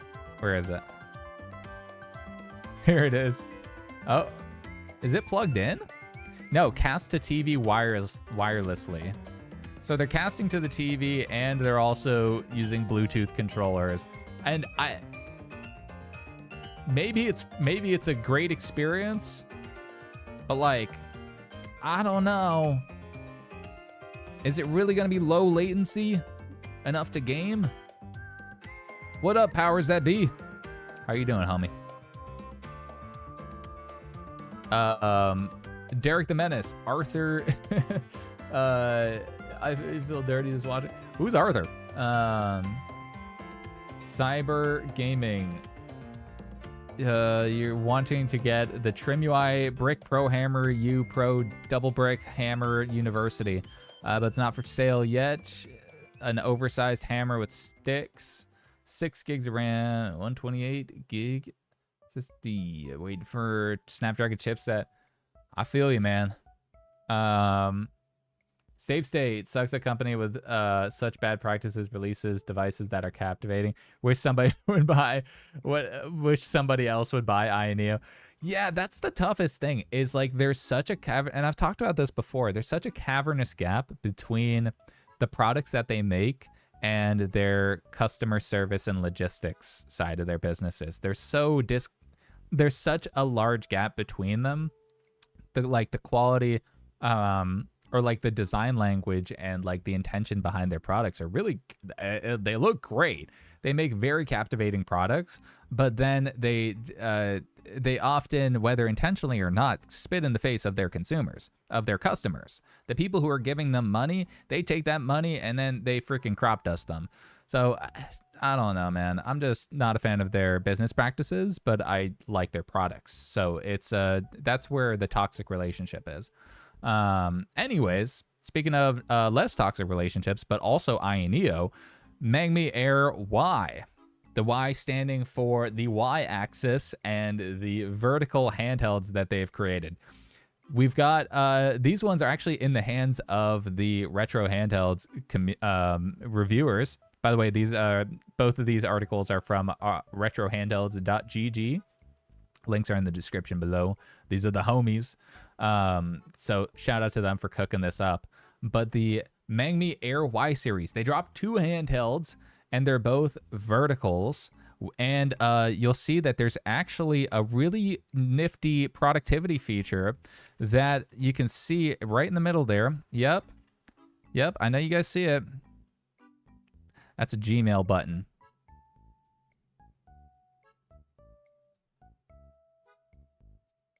You asked for it. This is a productivity machine. You get the Magni logo over there, but you get Gmail here. You get Gmail on the twin stick version. Use one stick for your mouse, the other stick for Swift keyboard typing. And you have your Gmail button. So every time you want to open up Gmail, you just click that button and you launch right into it. I'm kidding. This is actually, they're both just the Bang Me logo. And they have released, as you can tell, the lower end model with a single stick. This has the same processor as the Magni Air X, which is that $100 handheld that is kind of holding the line as one of the best best performing $100 handhelds, and in quality as well. It's a great handheld. And then the I guess they call it the Y Pro. That one has 2 analog sticks because it'll be able to perform more twin stick games, I guess. Now you can also see that in the lower end model, the speaker's actually, it's a front firing speaker. So they didn't just remove a stick and call it a day. They actually gave you something in place of that, and that's a better audio experience. On the right, it'll probably be down firing speakers. And now both of them have the same exact screen. This is a 4x3. I'm pretty sure it's the same screen from the AYN Neo Pocket Air Mini, which has a lot of ghosting. It's a pretty low quality screen from what I've heard, but I heard it's decent. I just know that some people weren't too happy with the ghosting. Now, another device that has a lot of ghosting is actually the RG Rotate, but I haven't noticed it as much, mostly because of the games that I'm playing on it. They're very much like RPGs and chill games. Ralphie, the Pocket Air mini screen is rough. Software can help with it a bit though. Yeah, I think that if maybe the wizard GammaOS who was in the stream earlier, maybe he can do a little bit of work on it. But I don't like to push problems onto like community developers. I like to just kind of like just hope, just make the problem known and then let the people decide whether they want to solve it or not. Because at the end of the day, it should be the company's responsibility, and the community is kind of doing their job for them a lot of the time. So I'm hoping that we can apply. I'm hoping that we can keep applying pressure on these companies to improve their products and use a better screen to begin with. You know what I'm saying? Anyways, Derek the Menace ghosting screen better than Dimensity. Goddamn right. I'll take a ghosting screen over Dimensity chipsets any day of the week, man. Dimensity chipsets feel like you're wrestling with the processor to get it to work well. So some other specs here. You can see that the Magmi Air Y, the lower end model, has that processor we were talking about, the Snapdragon 662. Meanwhile, the Air Y Pro has the 865. That's the same one from the Retroid Pocket 5 and the Retroid Pocket Mini V2. And it also is the same processor as the Magmi Pocket Air Max, that big ass handheld that was like $200 something. So I'm expecting the Air Y Pro. They haven't released any pricing yet, but I'm expecting it to be a little on the expensive side. Same battery size, slightly faster charging on the Pro.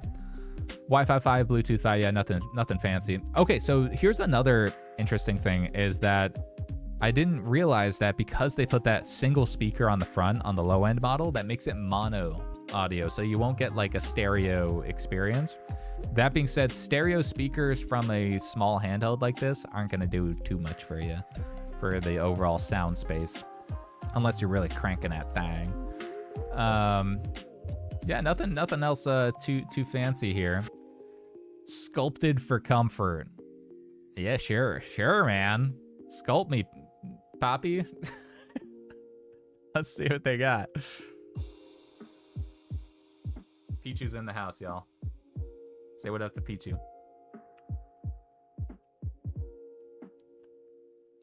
Okay, so a couple interesting things. We have the volume wheel once again, the AYN volume wheel, and then on the back here, AYN-esque shoulder buttons. These are very interesting because you can see that the L2 R2 is kind of like a giant bar.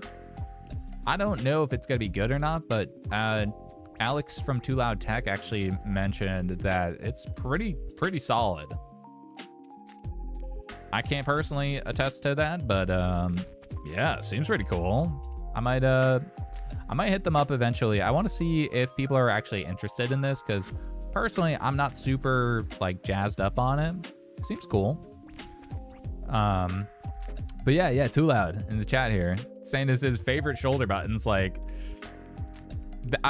also they got an M for Monto on the back, so I mean they're kind of calling. It's kind of calling me right now, you know.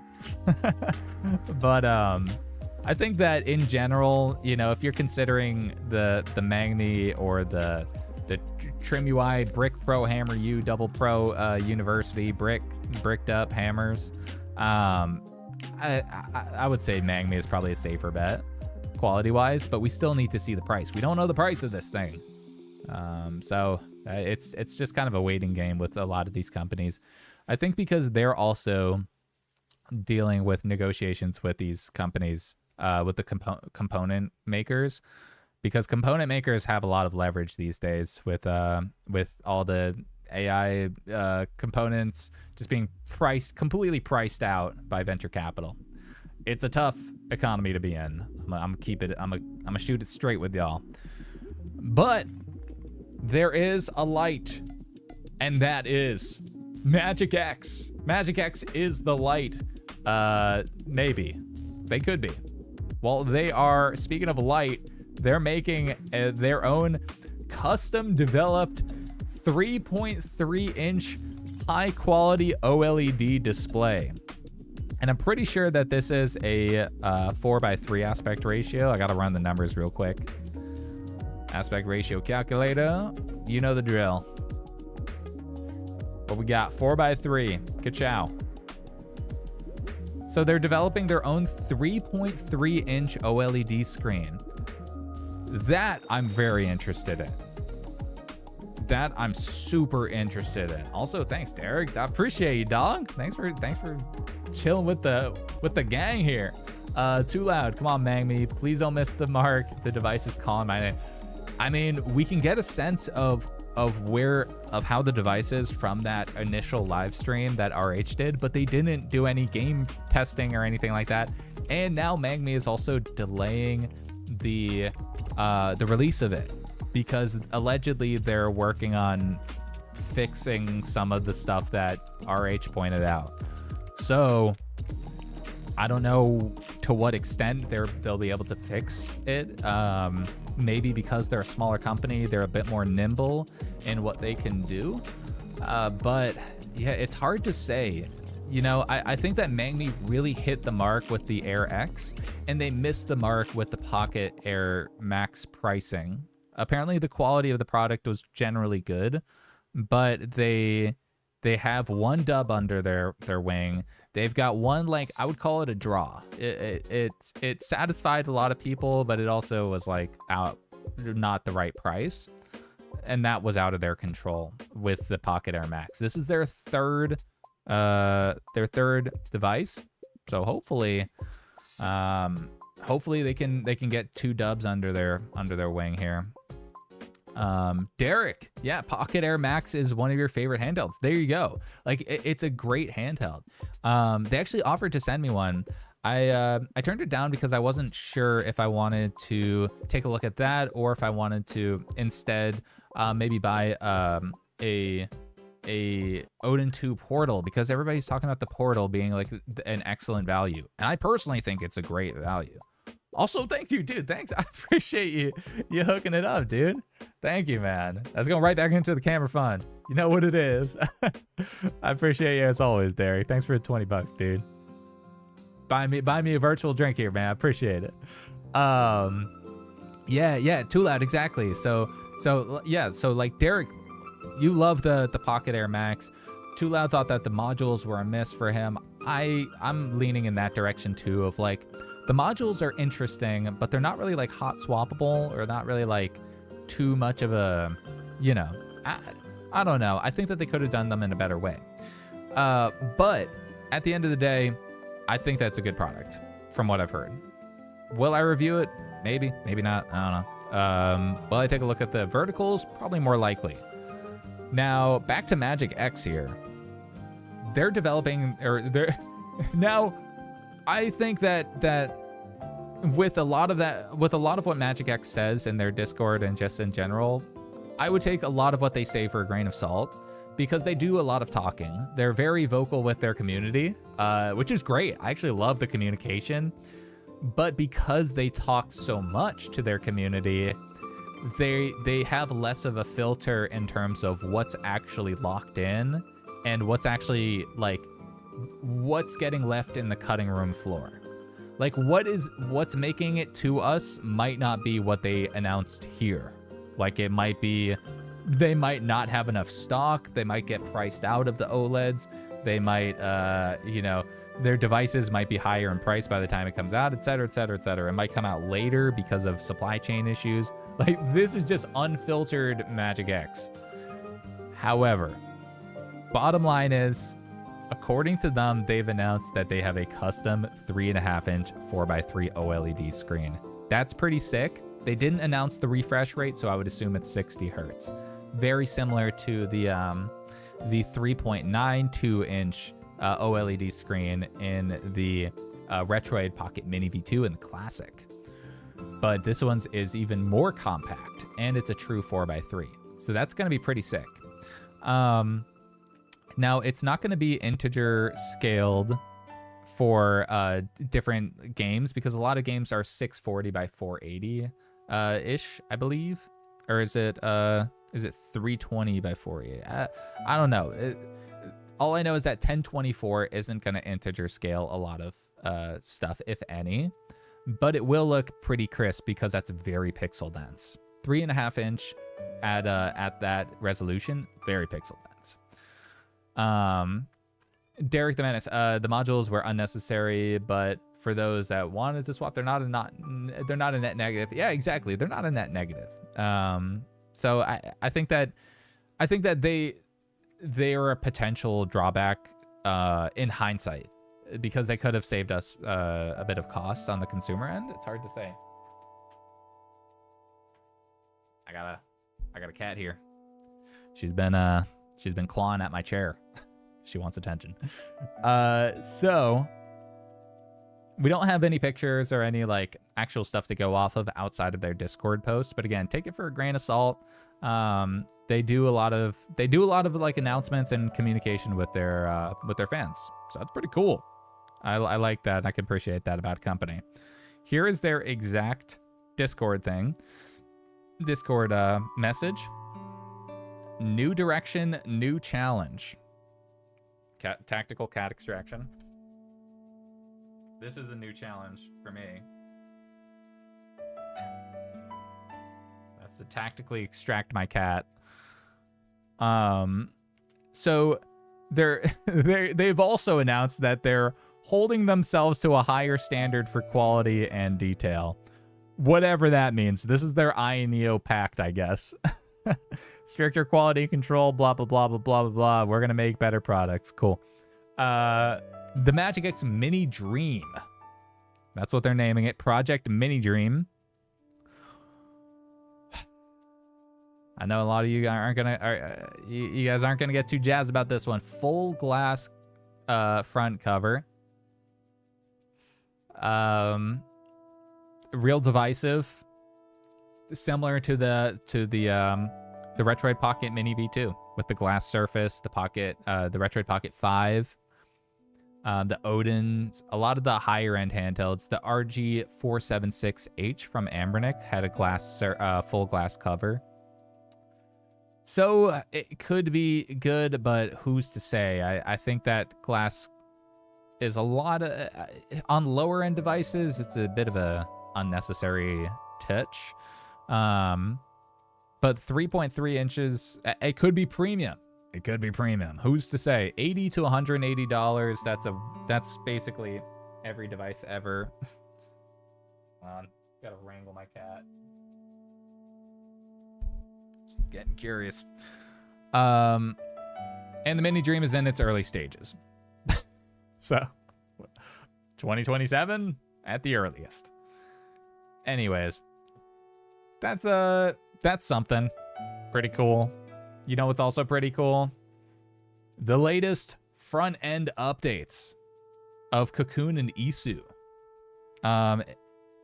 Now these two are like the champs of front ends lately. Cocoon 3.0 actually optimized a ton. This is basically a game launcher for Android, and it basically turns your Android device into more of a console experience. Same with Isu over here. Isu is another, like, it's very much more Nintendoized. It's got like a lot more features and stuff too. But Cocoon optimized in this 3.0 update, they optimized it a lot better for devices like the RG Rotate. So it actually runs pretty well on lower end hardware. Lower end being like $100.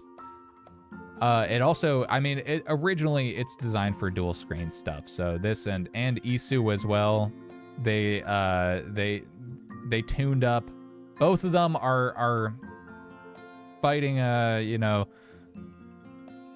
just boxing it out at the top, I guess. And I personally tried both of them. Cocoon 3 is pretty sick on the Rotate. It still loads up a little bit slow because the Rotate's a little bit of a slow device. Yeah, too loud. These two are they're really duking it out on the front end side.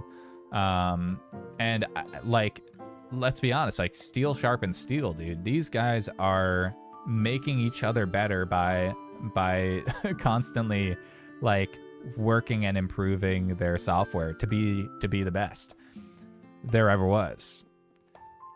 To face them is what is it? Something is my real test. But yeah, you can see that Cocoon has really ramped up their panels and their widgets and stuff like that. And yeah, I really enjoy it. I think that looks super nifty. You can see the square ratio for the for the rotate. Now I don't have it currently on the rotate because I had I was installing GammaOS on it. But before that, I actually had this. It was pretty sweet. So I was having a blast with Cocoon. Damn, this is just a power-packed home screen here. Or major update here. So it's Cocoon 3.0. That's their major update.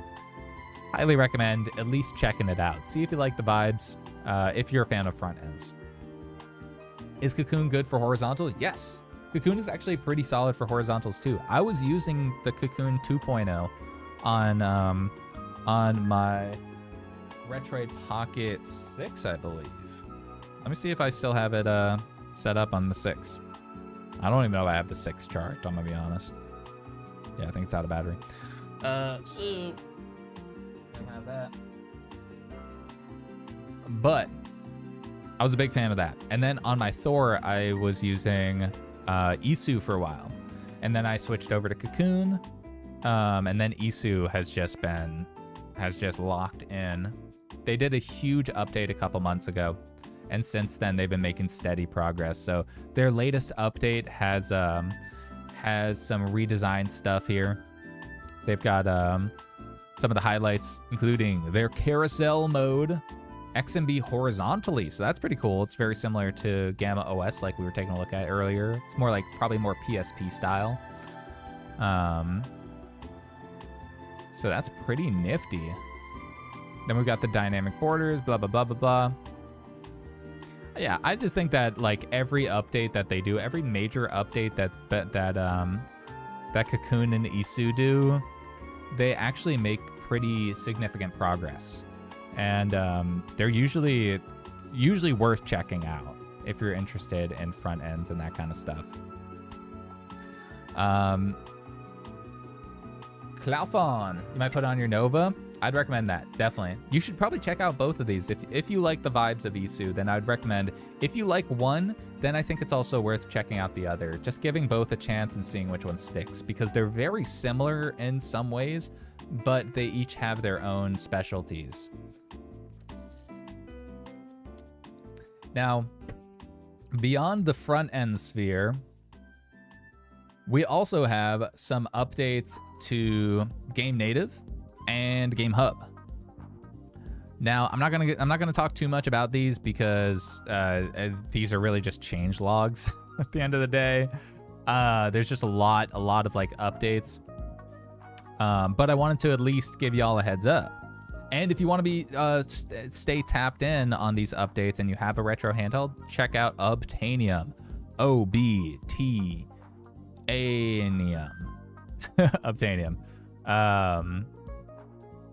This is a way that will just automatically, it's an app that automatically keeps your other GitHub apps and stuff like that. It keeps them up to date. So check out Obtainium. Pretty nifty. But yeah, Game Native got an update. Game Hub got an update. I don't know what the update is on Game Hub because it's GameSir and they're kind of like, yeah, it looks like they talked about their stuff here. Oh, hey. My cat's unplugging stuff behind my computer. She was unplugging my Stream Deck. Anyways. Yeah, it seems like they got all right, those aren't important updates. And then I'm seeing in the comments of the Reddit that that Rockstar Launcher is not working, some other stuff isn't working. Usually that's the type of responses you'll get on Reddit. So I can't say whether to check out either of these. Don't ask the messenger questions. You can ask them, but I don't have any answers on those. Now, back to the front ends thing, because I actually meant to put this below Isu. This isn't a public thing. It's not released yet. Just like my cat should be released from behind my computer.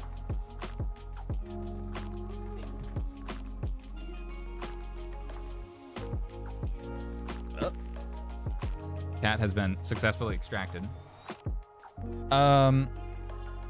Check this out. Somebody's working on an Xbox 360 style front end for Android. And this is their progress so far.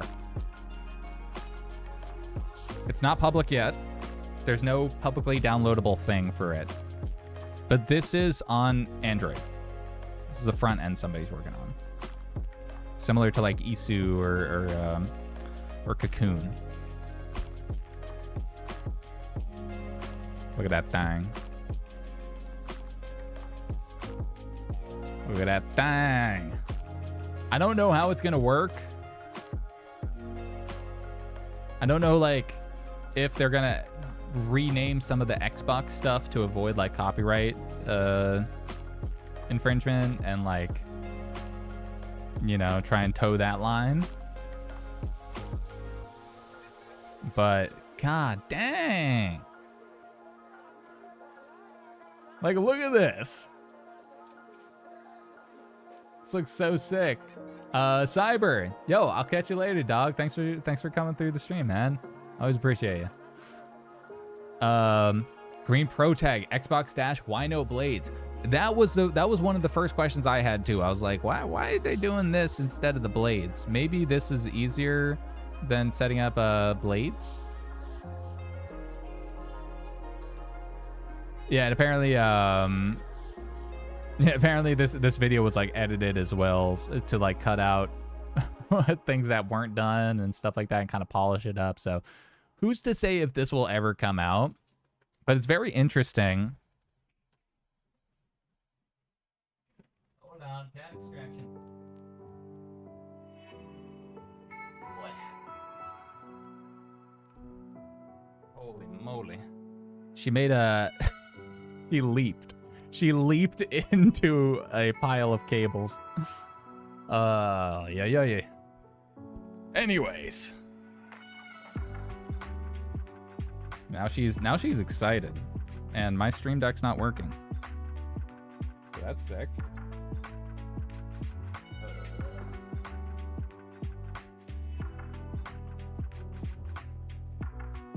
All right.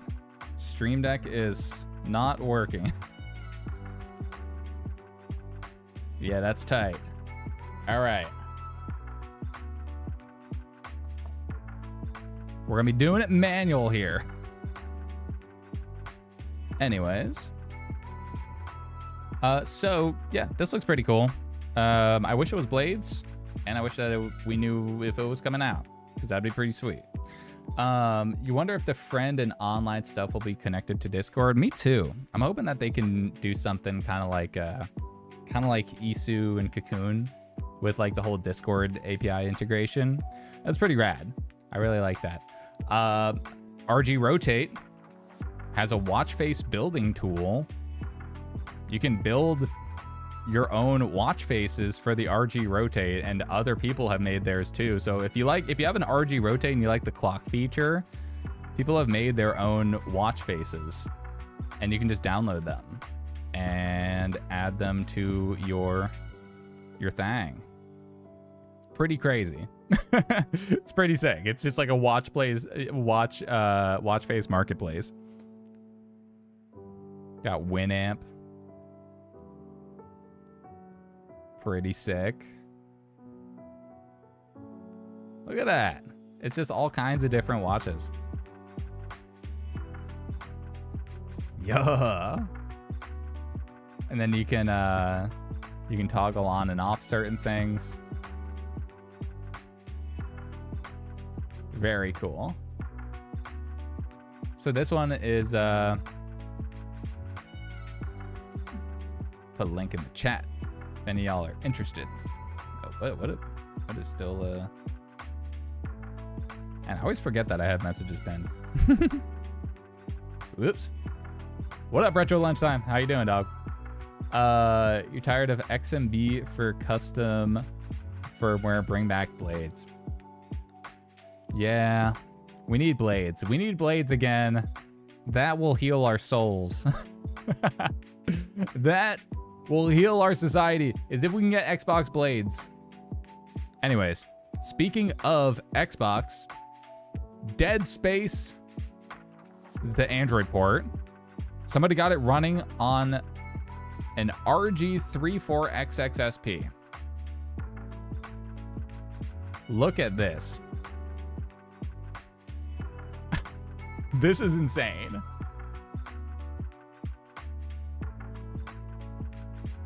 Now, this is the Android port, of course, but this is a this is running on a little $70 retro handheld. Crazy. It's running on the forehead. just yeah, no actual gameplay, just run, just literally running. It's literally running on the RG34XXSP. I don't know. I'm assuming it works. Like, what? Yeah, Dead Space running on an R36S. So this is the full decomp here, the full port. Yeah, you got a little port master, Dead Space port master. Look at that thing. Port master is cooking. We've got our Dusklight Twilight Princess port on port master, and then we've also got Dead Space on Android. Crazy. And then of course we don't have Pepsi Man because we can't have anything fun. But yeah. So if you have a Linux handheld that can run Portmaster stuff, it's pretty cool. Just need a legally acquired version of Dead Space on Android. Green Pro Tag, we need a 4x3 Snapdragon clamshell. Yeah. 4x3 Snapdragon clamshell, like an RGDS, but like super OP, and like, oh, put some OLEDs on that thing. Oh, as a forehead enthusiast, you approve of these ports. I approve of these ports on your behalf as well, because this is sick. And I know that Rob, the Retro Tech Dad, was also running GameCube on this thing. I tried and I couldn't get it to work at the time when I had one. But that is all of the immediate news tabs that I have accumulated over the past however long. So as a little token for sticking around this long, I've got a cat for you. A cat who's also behind my computer once again.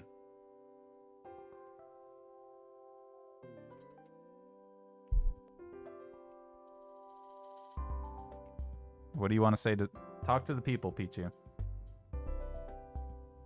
Talk to the people.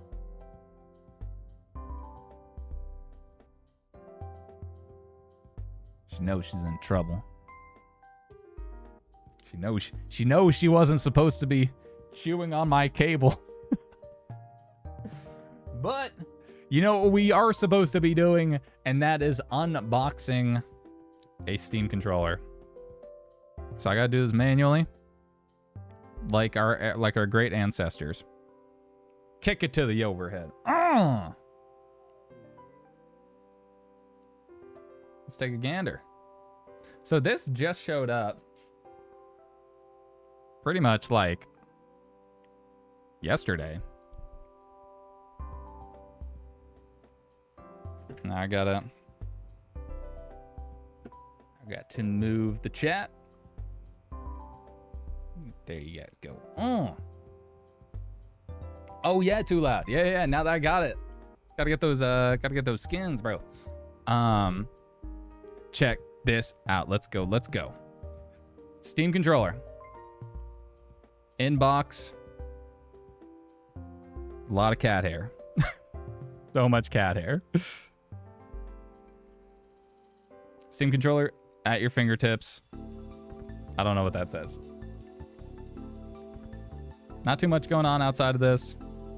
We've got the contents, game controller, wireless adapter, and USB cable. Let's dive into it.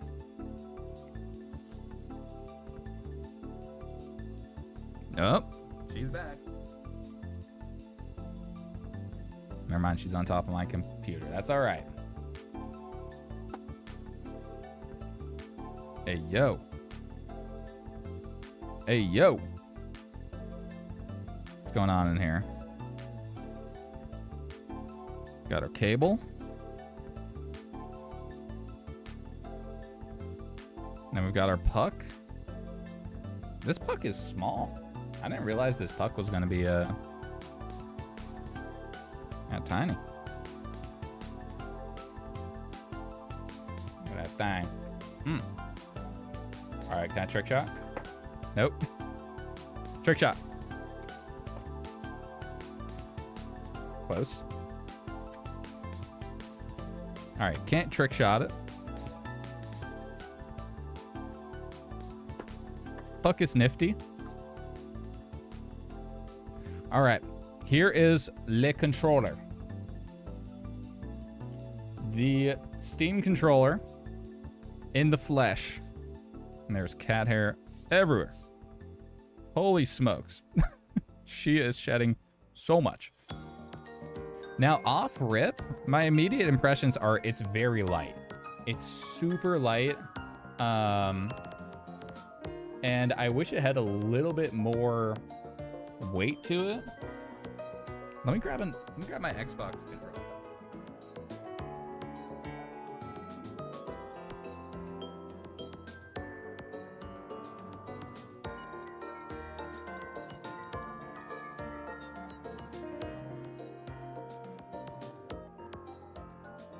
I have a shell-swapped Xbox controller here. And it's also... Okay, so it's a similar weight. I think because this has AA batteries in it, it just feels a little bit weightier. Actually, you know what? We can take a look at it. We can prove it. The Steam controller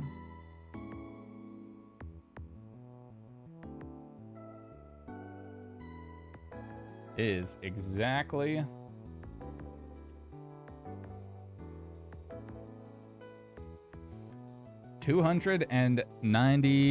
basically 293 grams, or 290. Ooh,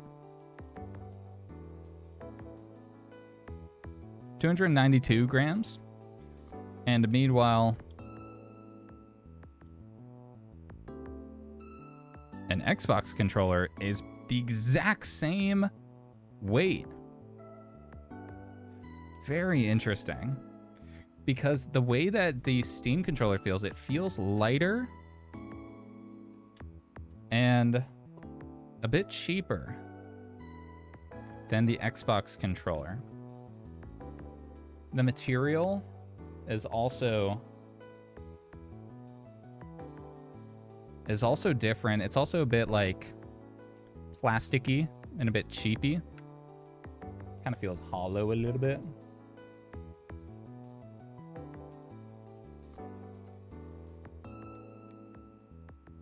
The joysticks are very high up. Oh, those are interesting. This is a much different feel than an Xbox controller.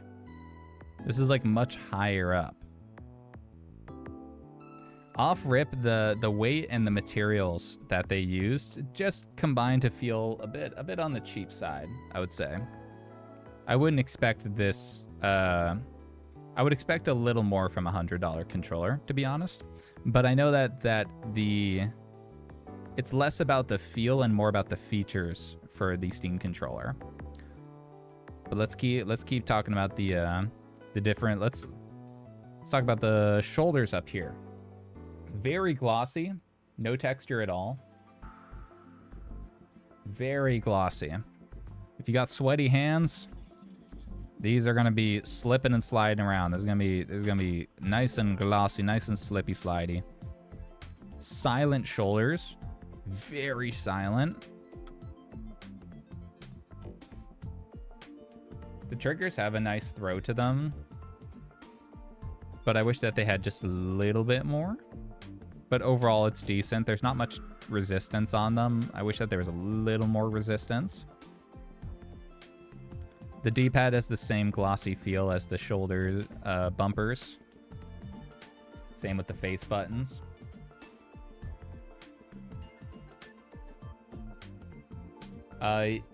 Derek, you love good symmetrical stick pads.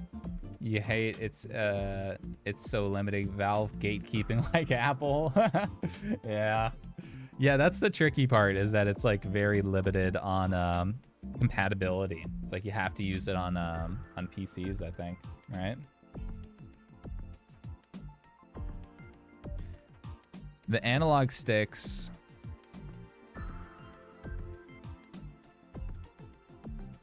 The analog sticks are good. Not too much to complain about. They have a very soft, textured outer rim.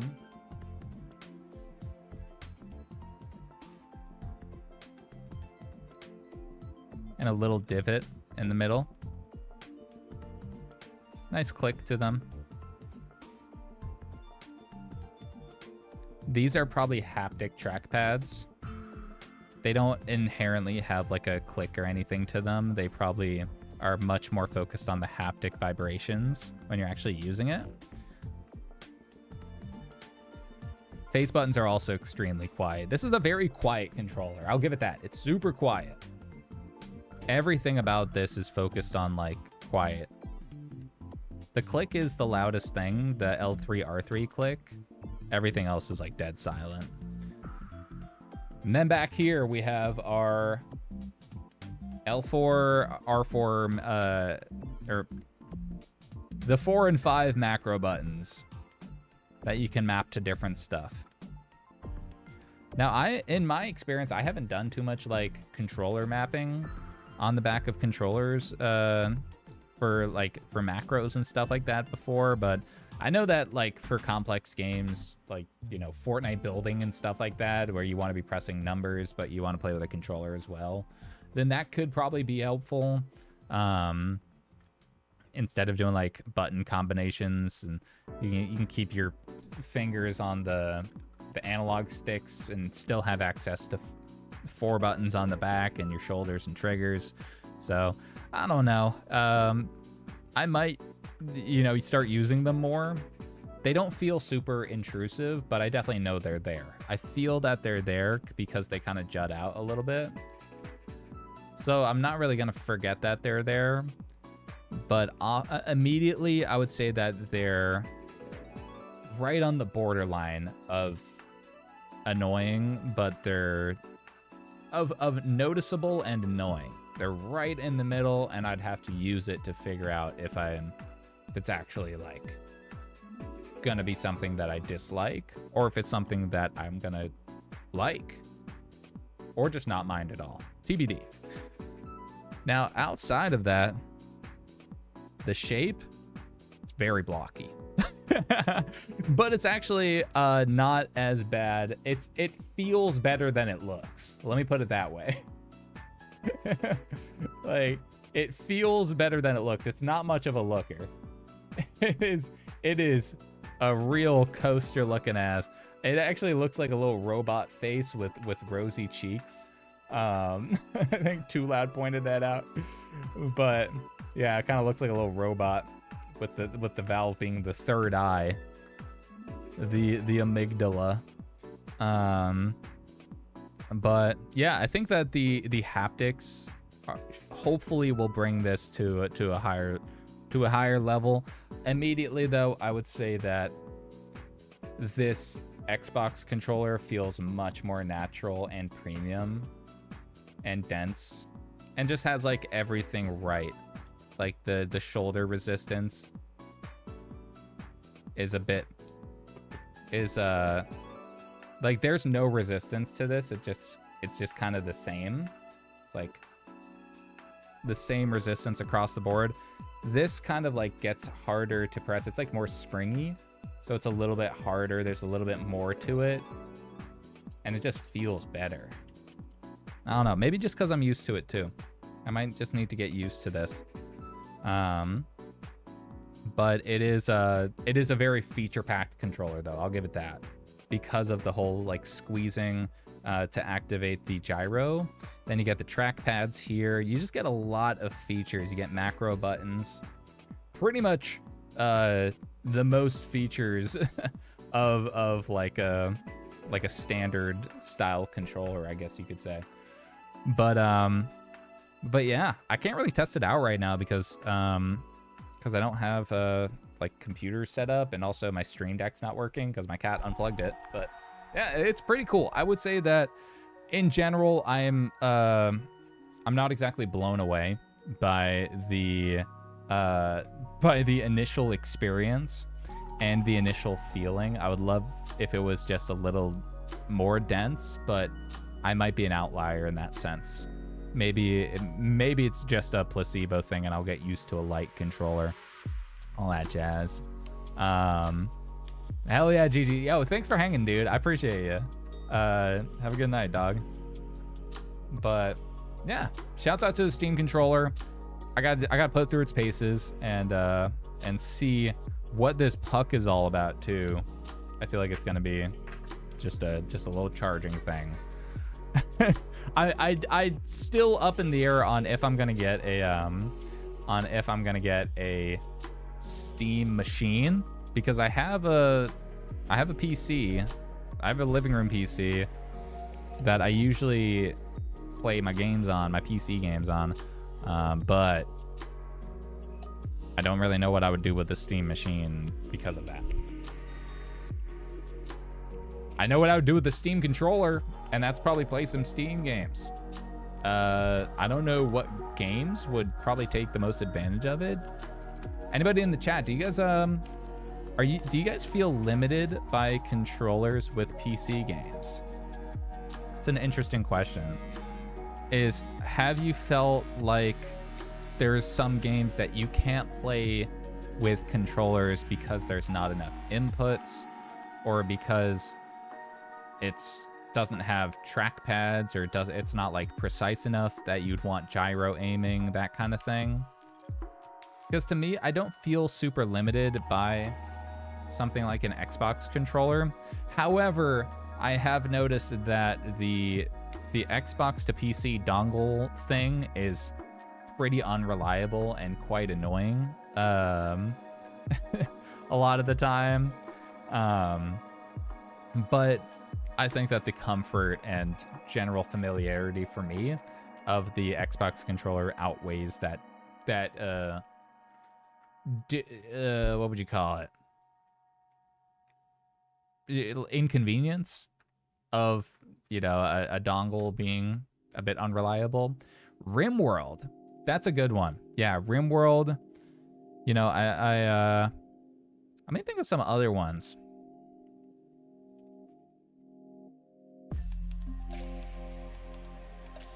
RimWorld looks cool. I never actually tried playing this. I think it was on my wish list for a bit.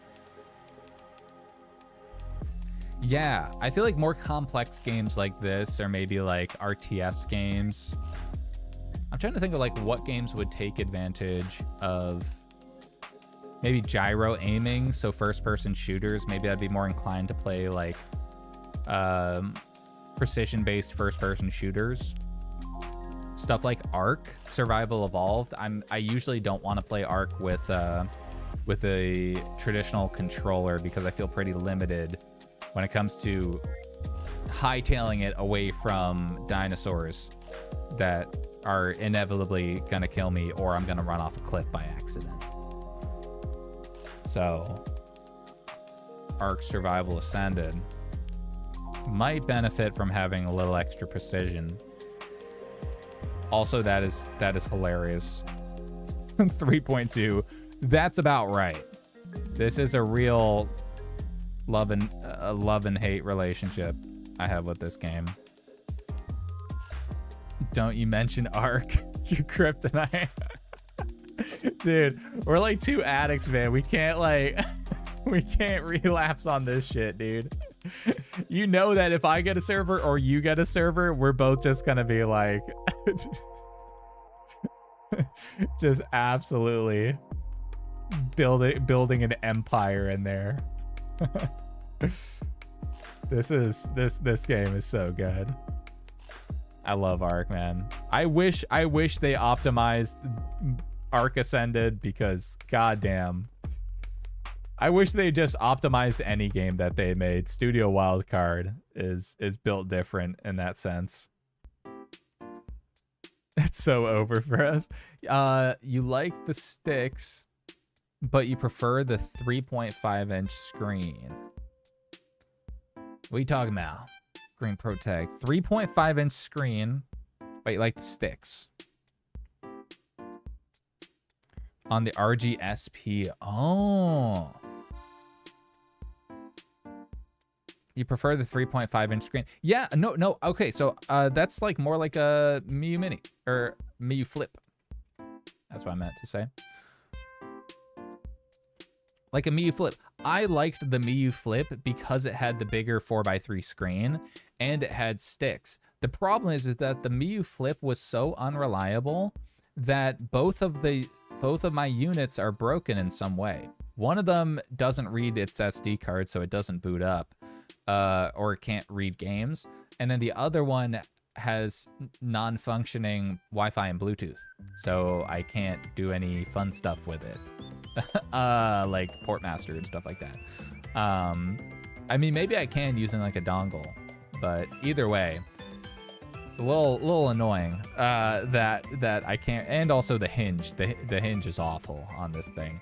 But I would love if Ambernick made one of these. That being said, I would also love if they stopped making slight differences on their existing product, because I think that this final SP is going to be like that's a good SP until there's a meaningful update, like an OLED screen or better processor, some kind of like something that makes it worth it. You know what I mean? Too loud. You like the Miu Flip? Literally had to bring yours back from the dead last night. It bricked itself just by being powered off in the box. Dude, that's exactly, like, it just bricks itself by when you're not using it. Like, it's just weird. It's like it feels like every Miu Flip is a time bomb in some way. Like, not a physical one like other handhelds, but it feels like it's inevitably going to break in some way, shape, or form, whether that's the hinge, whether that's the operating system not working, whether that's the internal components not working. It's just a very poorly built handheld, very low quality handheld. Now I've heard that they fixed the hinge, but I don't know how much weight to give to that, because we heard they fixed the hinge 2 times before this. But I heard that they used the same hinge as the Miu Mini Flip, and that hinge is really good. So my morbid curiosity might get the best of me, but I honestly don't think I could ever really recommend a Miu Flip, to be honest. Even if they fix the hinge, man, when two of my Miu Flips don't work and it's not hinge issues, I don't think I can recommend it. So yeah, but shouts out. I would love if Ambernick made one. I'm very excited for this though, to do this to my Ambernick handle. Thanks, Botrix. Why don't you guys get some tramp stamps like this? Get some tribal tramp stamps. Oh wait, you can't because you're a clanker. Green Pro Tag. Are you crazy, or did someone say Portmaster was on Android? You're not crazy, but you're partially correct. That's a Starboard.